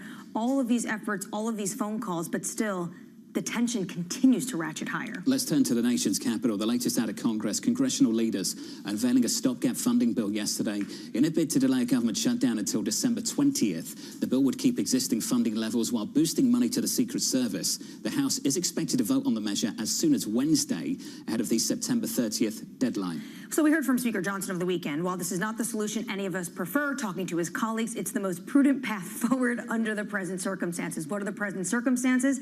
All of these individuals want to get back to their districts, want to get back to their states because they have an election to win. So they're basically saying we're going to keep the government open, but only till December 20th. So we're going to do this all over again right before Christmas. All I know is we don't have to talk about it until December, so let's move on. Is that what you're hoping? Yes, well, I mean, isn't this going to get passed now? It doesn't have anything that's We all substantial. hope we can move on from this, and then we'll see you again in December. Okay. That's what we're all hoping for, yeah. Let's get to the latest elsewhere. Donald Trump and Kamala Harris looking to pitch their visions of the U.S. economy at dueling events this week. U.S. energy policy a key issue, including the price of oil and gas. Will Van Loo of Quantum Capital Group joins us now. Quantum is an active private equity firm in the energy space. Will, good to see you. Good morning. Good to see you. Thank you. Help me understand this. I want to understand your reaction. When you hear these candidates on the campaign trail say, we're going to boost energy output in this country, we're going to halve prices are going to come down. How do you react to that? Well, I don't think we're going to be able to drop prices a lot. There's oil and gas prices are set as a function of supply and demand. And so, you know, when you talk about halving prices, you'd have to massively increase production. And I don't think the U.S. can really do that. Is that because break-even prices are so high and ultimately if we do that, production's going to come off again? Is that because of the discipline we now see of some of the producers, because investors have basically got them on a very short leash over the last few years? What is it? I think it's a little of everything. Clearly, the investors have put oil and gas companies on a very short leash, and they've required a massive amount of the cash flow every year to get returned to shareholders through buybacks and dividends. So that alone is going to be a bit of a dampening on being able to increase production. But the other issue really is the U.S. shale revolution has run its course, and you know we've tripled oil production in the last 15 years, and we have doubled natural gas production. That's an extraordinary feat, right? We're now the largest oil producer and largest gas producer in the world. We produce more than Saudi and Russia combined. So there's not a lot of gas left in the tank, I guess I would say, to be able to do that. The former president continuously talks about how he wants to drill, baby, drill. He's going to unleash all of this. To John's point, what is the break-even point? Because if you're going to open up the taps, even though this is a free market, so we don't have a state oil company that can actually do that, But what is the break-even point for shale to remain profitable? It's different. So every basin has a different break-even point. Every part of every basin has a different break-even point. But from our analysis at Quantum, we would say that for something below, say, $60, we don't have a long runway of inventory left. And this is basically why in April of 2020, the former president actually had to come out and call Putin and Mohammed bin Salman so he can get prices higher, something U.S. presidents don't normally do. I want to also ask you about LNG. Mm-hmm. How difficult has it been with the Biden administration in terms of LNG permitting?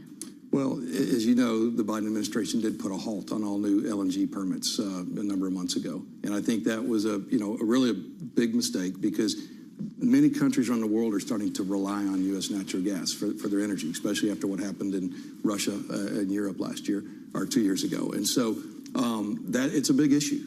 It's very hard. These are all multi-billion-dollar projects. It's very hard for investors to plan ahead with that kind of political uncertainty, to commit to projects that are $5, $10, $20 billion projects each.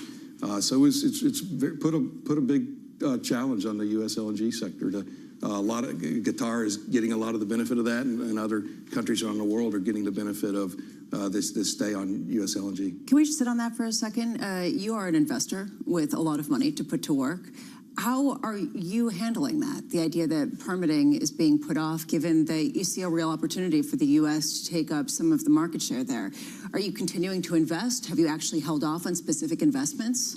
Well, we invest across the whole energy value chain. So we do oil and gas, we do midstream, we do wind, solar, we do LNG. We actually do have an LNG project on the west coast of Mexico that has gotten held up because of this LNG stay. So for us, it's when things like that happen, we kind of shift capital around, but we're always investing. There's lots of different parts of the value chain that's not being affected by. Given the fact that there is this policy uncertainty, I'm curious about specific aspects of the energy field. You talk about renewables. And right now, we keep talking every day about supply chain disruptions, supply chain security. We talk about the fact that, especially when you have imported goods from overseas, it could be tampered with. How much is that really in the forefront for the United States, given how much of the renewable energy supply chain comes from China? Yeah, I think that's, energy security became very in focus for everybody 2 years ago, right? Whenever Russia went into Ukraine, given what happened in Europe. And when you look at China and how much of the energy supply chain they control, the value chain they control for renewables, it starts with minerals. So first of all, you got to mine all these minerals, right? Copper and lithium and cobalt and zinc and all these minerals. China controls, depending on the mineral, anywhere from maybe 5 or 10% to as much as 60 or 70%. But the raw mineral does nothing for you. You have to refine it. You have to process it. China, 20 years ago, started building out mass amounts of processing and refining capacity for these minerals. So they control 40 to 80% of the processing. And then when it comes to actual manufacturing, China makes 60% of the world's wind turbines, 75% of the world's solar panels, and 85% of the world's lithium-ion batteries. So you think about China's control over the green or the renewable energy value chain is massively greater than OPEC's ever was over oil. And it's one country. It's not 12 or 13 countries trying to act together. It's one country. So that should concern everybody. So we've replaced our reliance on OPEC with a reliance on China. Yeah. Do you think that makes us more vulnerable and not less? Absolutely it does. Now, the good news is the U.S. today is energy independent. The shale revolution did that. We were the largest importer of energy 20 years ago. Today, we're one of the largest exporters, and we're fully self-sufficient. But as we move more and more to the green energy economy, we can't make all this stuff in the United States. The West can't make all this stuff. And so that's a challenge. Is it harder to invest in? Lisa's point about supply chains, just for you, is it difficult to get visibility on a full supply chain, to have an understanding where there was forced labor and where there wasn't in a place like China? Very tough. We had a number of our solar projects in the U.S. over the last couple of years basically just stopped dead in their tracks because we could not get the panels in.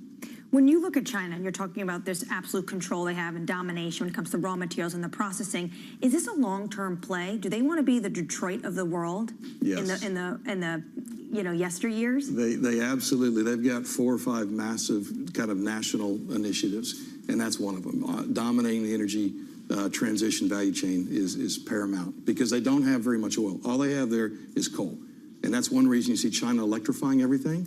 Is not because they're necessarily trying to do good for the environment, but they have a lot of coal, and they import. They're the world's largest importer of oil. So they are absolutely going to continue to try to dominate that space. As an investor, are there specific areas that you could invest in domestically or outside of China that could offset some of this reliance? It's challenging, right? And it's not a matter of, yes, U.S. investors can invest in China to get exposure to it, but many of those are state-owned enterprises. And so, but there absolutely, there's companies in Europe, there's companies in the U.S. that you could invest in that they do have exposure to different components of that value chain. How difficult is it given the fact that foreign policy sometimes gets in the way? I know that there's been a big debate over Congo, for example, as a place, and then there's a lot of issues about exactly the humanitarian issues about the U.S. going in. Right. Are you involved with any of those discussions? So I think, and this is the interesting thing, ESG has driven this in climate has driven this push into the energy transition. But I think people are very blind to the fact that, you know, where most of these materials come from, the social and governance issues are really bad, right? And the mining itself is really bad for the environment. And so there's trade-offs to everything, and there's no free lunch. And I think people, as more and more people become aware of that, it's going to be more and more challenging, especially for U.S. companies, to go into these countries that where the minerals actually and the metals exist, because we've got laws that prevent us from doing business in ways that other countries aren't prevented from doing business. So it's going to be very challenging, I think. Do you think we've seen the peak of ESG virtue signaling? Do you think that's done? Have we had the wake-up call, the reality check? I think we've seen, I would say what we have seen from, we raise most of our capital from very large institutions across the globe, okay? And what I would say is outside of Europe, so investors in the U.S. and other parts of the world, I think, have become much more pragmatic about ESG. At the same time, there's still a very strong push with climate to meaningfully green up our energy supply. So I don't at all think it's going away. I think it's going to continue to go forward, but I think people are going to start looking at all aspects and realize that, you know, green energy is not so green. Well, this was fantastic. Appreciate your time. Come back soon because we need to talk about the energy demand from data centers as well and some of the off-grid solutions that are coming up there. Will Van Loo of Quantum Capital, thank you, sir. Appreciate it. Let's give an update on stories elsewhere this morning. Here's your Bloomberg Brief with Yahara Hackers. Hey, Yahara. Hi, John. The House has unveiled a short-term stopgap funding bill to avert a partial government shutdown. House Speaker Mike Johnson laid out the plan in a letter to colleagues yesterday, just 8 days before funding runs out on September 30th. The bill would direct more money to the Secret Service after a second assassination attempt on former President Donald Trump. Lawmakers aim to vote on the measure by Wednesday. Meanwhile, Elon Musk's social media platform X has backed down and agreed to comply with court orders in Brazil. A judicial filing shows that X has finally appointed a legal representative as required. Sources also say it's blocked accounts accused of disseminating hate speech and fake news. It could end a months-long clash that resulted in million-dollar fines and a ban on the platform. And Donald Trump delivered a campaign speech in North Carolina this weekend where he attacked rival Kamala Harris and detailed his campaign pledges. What he didn't do was mention the controversial Republican nominee for governor, Mark Robinson, who he previously endorsed. Our own Anne Marie was in North Carolina on Friday and spoke to Governor Roy Cooper about the election. We're a very purple state. We're always going to be close. But I'll tell you this, Donald Trump has to win North Carolina in order to be president. If Kamala Harris can win this race here, and we believe she can, she's the next president of the United States. Cooper also mentioned that Trump hasn't said anything negative about Robinson. That's your Bloomberg Brief. John? Yahara, thank you. AMH, fantastic work. Big takeaway from last week. What was it? It was that North Carolina is getting a lot more interesting when it comes to Lieutenant Governor, who's the Republican gubernatorial race. Donald Trump notably didn't mention him on Saturday, even though in the past he talked about him and really wanted to ingratiate himself with him. Now there's a lot of distance there. Things are super close in that state. Up next on the program, sizing up the U.S. consumer.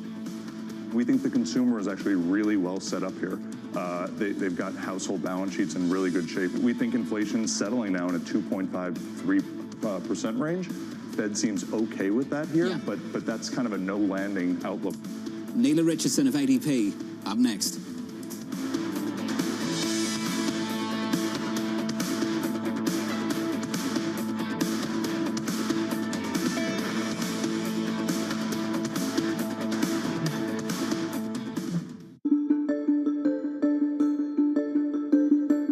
about artificial intelligence. Is artificial intelligence going to enable you and others to say, we have enough information to know exactly what something is going to be worth in terms of insuring it or not? Artificial intelligence is finding its way into our business in a variety of different factors. I think the first piece is getting much better insight into data, which allows us to make better decisions on underwriting.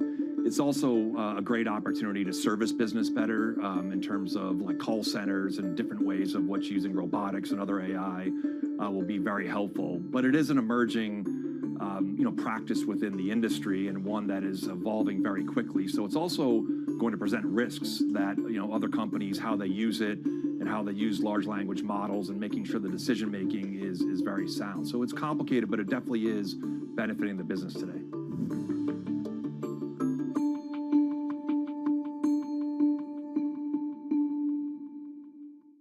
It's the world's second largest economy with a growing influence in global affairs. But geopolitical uncertainties, deflationary pressures, and questions about foreign investment linger. Bloomberg, the China Show, brings you the unmatched expertise you need to keep track of breaking news, in-depth market analysis, and the most influential newsmakers in and around China. Bloomberg, the China Show. Weekdays around the world right here on Bloomberg. Context changes everything.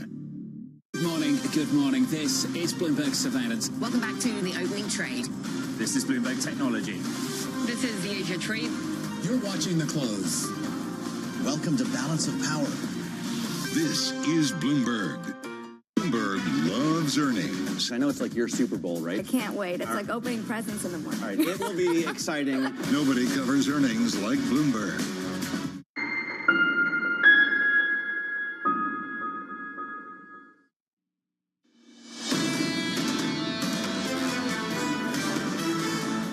We are just about positive this morning. Good morning to you all, up by 0.2% on the S&P 500. In the bond market, yields going nowhere. The 10-year 374.32. Under surveillance this morning, sizing up the U.S. consumer. We think the consumer is actually really well set up here. They've got household balance sheets in really good shape. We think inflation's settling now in a 2.5 to 3% range. Fed seems okay with that here, but that's kind of a no landing outlook. The economy's performing like it doesn't really get impacted by kind of these swings in rates we've had the last couple of years. So here's the latest. Markets awaiting fresh data this week, including consumer confidence on Tuesday, another round of jobless claims on Thursday, and PCE on Friday. Neela Richardson of ADP saying that Friday's inflation print will be the most important, writing this: PCE for August will validate or not the Fed's outsized rate cut and could set the tone for cuts to come. Neela joins us now for more. Neela, good morning. Hi, good morning. Do you think it will validate that 50 we got last week? You know, I think so. It looks like inflation is coming down. What won't likely validate the Fed's 50 basis point cut will be how good the consumer continues to do. And so back to the lead into this, the consumer's in great shape. So as long as inflation is going down, then the Fed can be aggressive on the rate. If either of those two things change, we have to kind of rethink the strategy today. Does this go back to this question of how effective were Fed rate hikes to really bring down inflation, and how effective will they be to stimulate borrowing, considering that borrowing is already pretty high among the average consumer? Not only is borrowing high, borrowing relative to debt and disposable income is actually pretty low. So this is a very different situation than what we saw coming out of the Great Recession, where, financing costs relative to income was really super high, above historical norms. Now we're below historical norms. So that marginal increase, that boost in getting more debt, more borrowing just by bringing interest rates down is not going to translate in the same way with the same impact in today's economy. There's a fear right now of the boogeyman, and that is going to come in the form of jobs report that comes in weaker than expected, because right now people are just embracing the soft landing and hinging all bets on that. Is there anything that you're seeing under the hood? Because ADP has actually been almost more prescient than some of the other indicators with respect to the jobs market over the past couple of cycles. Is there anything that you're seeing that really edifies these concerns? No. I mean, when you look at the jobs market broadly, you still see hiring. And the hiring that we're seeing now is actually healthier hiring because it's not just replacing workers who are leaving. Turnover is quite low. So when you see hiring today, it's because companies are actually trying to grow their head count, not replace workers. There are pockets of weakness, and that's concerning, especially when you look at manufacturing. So here's where rates might make a difference. Manufacturing is a very cyclical sector, and so an interest rate cut might boost some investment, which could lead to more hiring, but this is going to play out over a long period of time. You're not going to see it right away. The first place you're going to see it is probably in the borrowing rates of small businesses, mom and pops, and consumers. It's not going to translate into the overall labor market picture until much later in the cycle. I want to ask you about something you write in your latest report, a job or joy. Many young workers would rather be unemployed than unhappy. What is going on with Gen Z? Well, first of all, they're young, and so they have the ability to make that choice. But yes, when we survey workers, we ask them, would you rather be unemployed or unhappy? Gen Z is much more likely to say that they'd rather be unemployed than unhappy. Happiness is really important to this generation. And you know what? They spent 2 years of what should have been a happy period bolted down by a pandemic. So I'm not going to judge them too much. I'm not going to profess that money means happiness, but you have to have money in order to sustain a life. What are they doing for work? Will they quit their jobs if they're seriously unhappy? No, they'll just complain about them. We haven't seen a widespread turnover. You're laughing, but it's true. We haven't seen a widespread. Yeah. The idea here is that Gen Z, many of them are coming into a workplace that's very, very different than the ones we entered. There's not the mentorship. There's not the engagement. People are working remotely. Sometimes their bosses are in another location, in another metro area. That is much more common than when Gen Xers or millennials actually went into the workforce. So why go into the office? And that leads to some dissatisfaction in terms of their work as well, I think. This conversation makes me feel really old. A group of people getting around being like, kids these days, they don't have any work ethic. I mean, how much is this sort of what happens every generation? They don't know what real work is versus something actually different. The difference is we can measure it, so we know just how ineffective they are. Exactly. Okay. And then we can talk about it. But it really does present an opportunity to companies. If you know that young people are in this state, that they're making this choice, that they'd rather be happy and unemployed than unhappy and employed, then it really does give you an opportunity to reach out, to engage, to make sure that they're being productive. Because what you don't want them to do, like them leaving is not the worst thing that could happen. Them staying and not being productive is bad for your business. So how do you engage young people in the workplace? That's what we're trying to help them see. I think we all agree on that last point. Nila, thank you. Nila Riston of ADP, a Bloomberg TV contributor on the latest in this jobs market. Bramo, I know you've got a lot of thoughts on this story. Well, on one hand, I've heard a lot of people say work ethic of this generation, it really leaves something to be desired. I actually have a pet theory that the smartphone has been so distractible and created such a distraction. You that blame I think the iPhone? I do. I blame smartphones, and I blame sort of the lack of, the immediate sort of self-referential stimulation changes the scene, but then I feel really old. It's like, those kids. This is why a lot of state legislatures are banning them in high schools, because kids just do not pay attention when they're supposed to be learning. You see this in every generation. The difference here is corporate America panders to it now in a way that I don't think they ever have done. Bingo. Okay, really? You're saying that they're just, you need to tighten up, kids? I don't know. No, I think those days are over. I don't think they get that message at all. Up next on the programme, Ed Giardini of Giardini Research, Jason Furman of the Harvard Kennedy School, Aaron Levine of Bank of America, and Eric Nelson of Wells Fargo. From New York, this is Bloomberg. Welcome to the world of decentralized finance. With a surge in Bitcoin, you have crypto stocks also surging. Bloomberg's covering all things crypto, the people, This is a political attack, and we must hold our elected officials accountable. the transactions, Really a record-breaking moment. Bitcoin is the exit strategy. and the technology. Awareness is going to grow, and these things grow the overall industry. Crypto as an asset class is here to stay. Bloomberg Crypto, only on Bloomberg.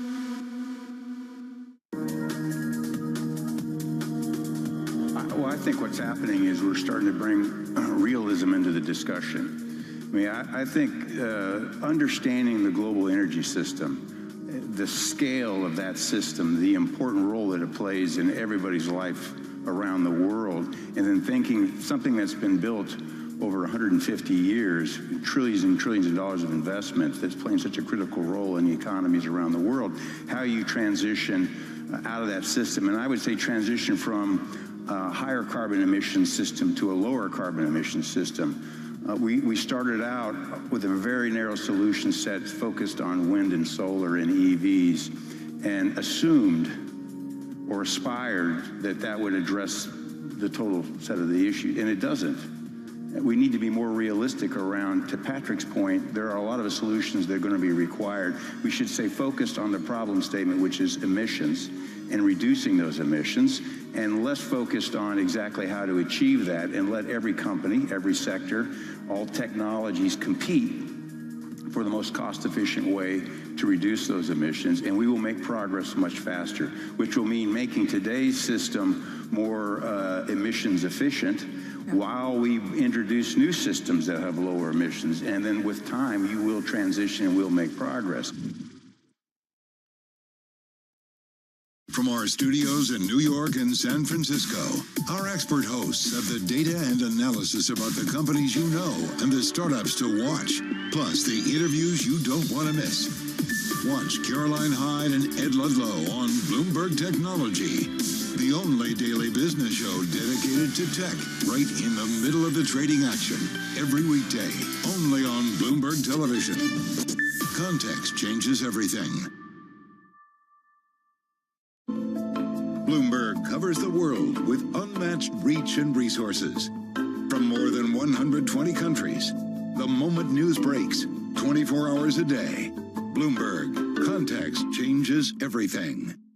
The countdown is on. Everything you need to get the edge at the end of the market day. Big tech earnings kick off later this afternoon. Gilead is coming out right now. We have take two numbers. Back to the markets, right? Our bread and butter. NVIDIA is one of the best stories in the tech space. That actually matters a whole lot more. It might shock some of your viewers. You're watching The Close.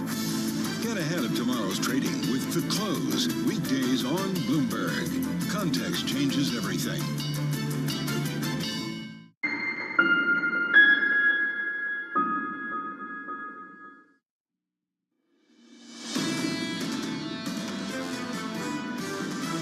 For equity markets, this is a seasonally weak period. Tech, the last couple months, has really begun to cede some of its strangle on the leadership. We should be buying volatility, we should be defensive, and we should expect more surprises. Hopefully we're in a brief period where okay news is actually good for the markets. This Q3 earnings reporting period will be very important and pivotal to where the market goes from here. This is Bloomberg Surveillance with Jonathan Farrell, Lisa Abramowitz, and Anne-Marie Hordern.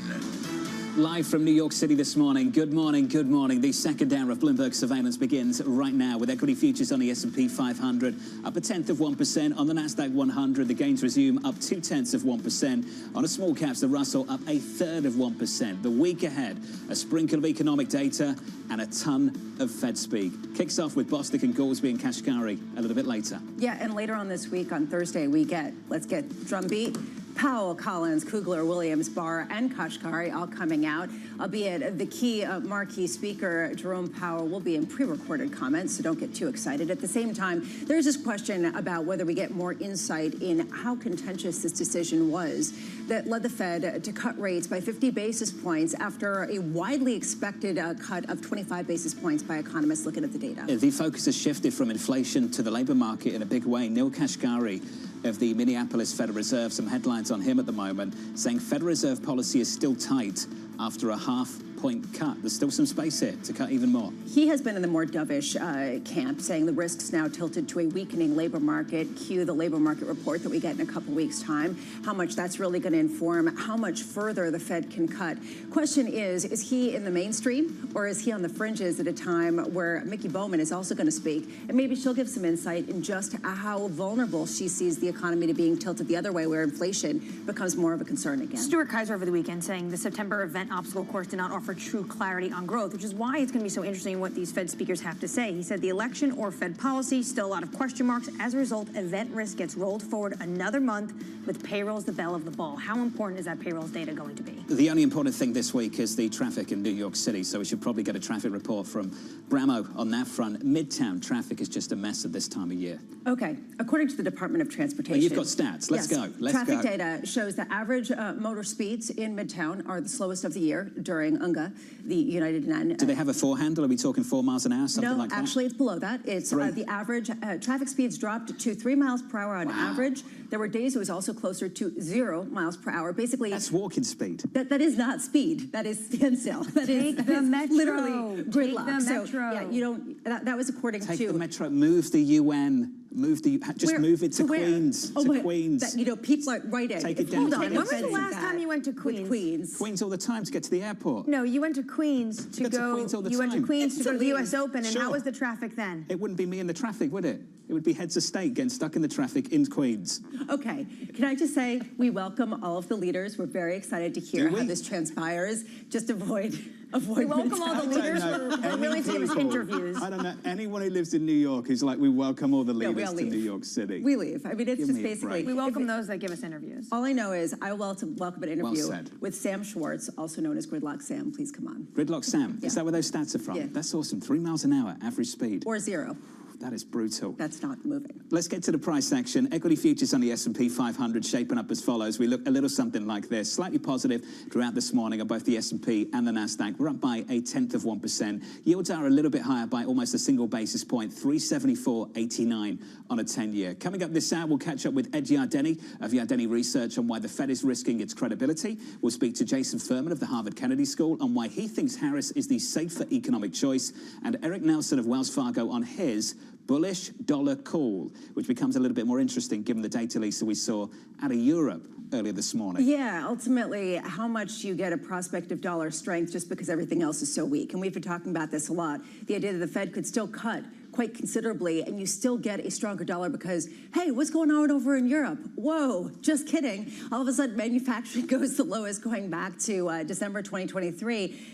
Either the ECB cuts or growth falls off a cliff. Either way, it's not particularly positive for the euro. It's not euro bullish, that's for sure. 111.16 on euro dollar. We begin the hour with stocks mixed as markets await a slew of Fed speak this week following this month's landmark Fed decision. Ed Yardeni of Yardeni Research suggesting the move wasn't needed. The Fed is starting a new easing cycle to avoid a recession that we don't see coming. The Fed is risking its credibility by easing without regard for election results, as both presidential candidates' policies would raise the federal deficit in a one-party sweep, an inflationary prospect. Ed Yardeni joins us for more. So, Ed, before we get into the election, if they've cut interest rates by 50 basis points when we don't need it, isn't that just overwhelmingly bullish on this equity market? Absolutely. Yeah, I mean, I raised the odds of a just outright melt-up like something we had in the 1990s. I've been talking about it only a 20% probability, and I'm raising that to 30%. And then I still have 50% in what I call the roaring 2020s. So that's 80% that we're in a bull market. The 20% I kind of leave for a 1970s scenario as a result of geopolitical risk. So are you saying that 20% is going up in terms of the potential for inflation to roar back as a result of the Fed's move?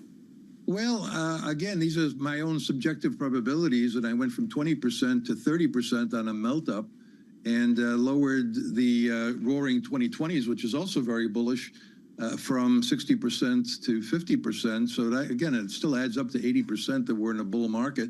I think by cutting rates by 50 basis points and by indicating that they want to do more, at least in some of the recent comments, they're risking overheating a warm economy. The economy is doing quite well. We've seen initial unemployment claims coming right back down. I think we're going to have a really strong personal income number and consumption number. So I think real GDP is going to be, again, probably 3% in the third quarter, following the same kind of number in the second quarter. So if they overheat the economy and create a bubble in the stock market, yeah, they're creating some issues. But as you got me in my quote, I'm concerned that they're just completely ignoring what's right ahead of us here, which is a presidential election, and either candidate's policies are likely to be inflationary and bloating the deficit again. So you think that that's potentially the biggest risk right now, or one of the biggest risks to valuations? And just to give this as a historical standard, and this from Michael Purvis over at Talbot and Capital, that back in 1995, the last time we got this kind of soft landing, the forward PE on the S&P 500 was about 13.5%. Currently, it's about 22 times. So we're talking from starting from a pretty high valuation. So getting to that potential election risk, can you just play that out, what that looks like? Well, look, we're not in 1995. I think we're more like in 1999 based on valuation multiples. We certainly have the Buffett ratio, which is the total market cap to GDP at basically a record high. We have the forward PE around 22, as you said, and back in the tech bubble, it got up to 25. So we're already in the 1999 kind of territory. And here comes an election where fiscal policy could once again turn out to be inflationary and bloat the deficit. And the monetary policy is acting as though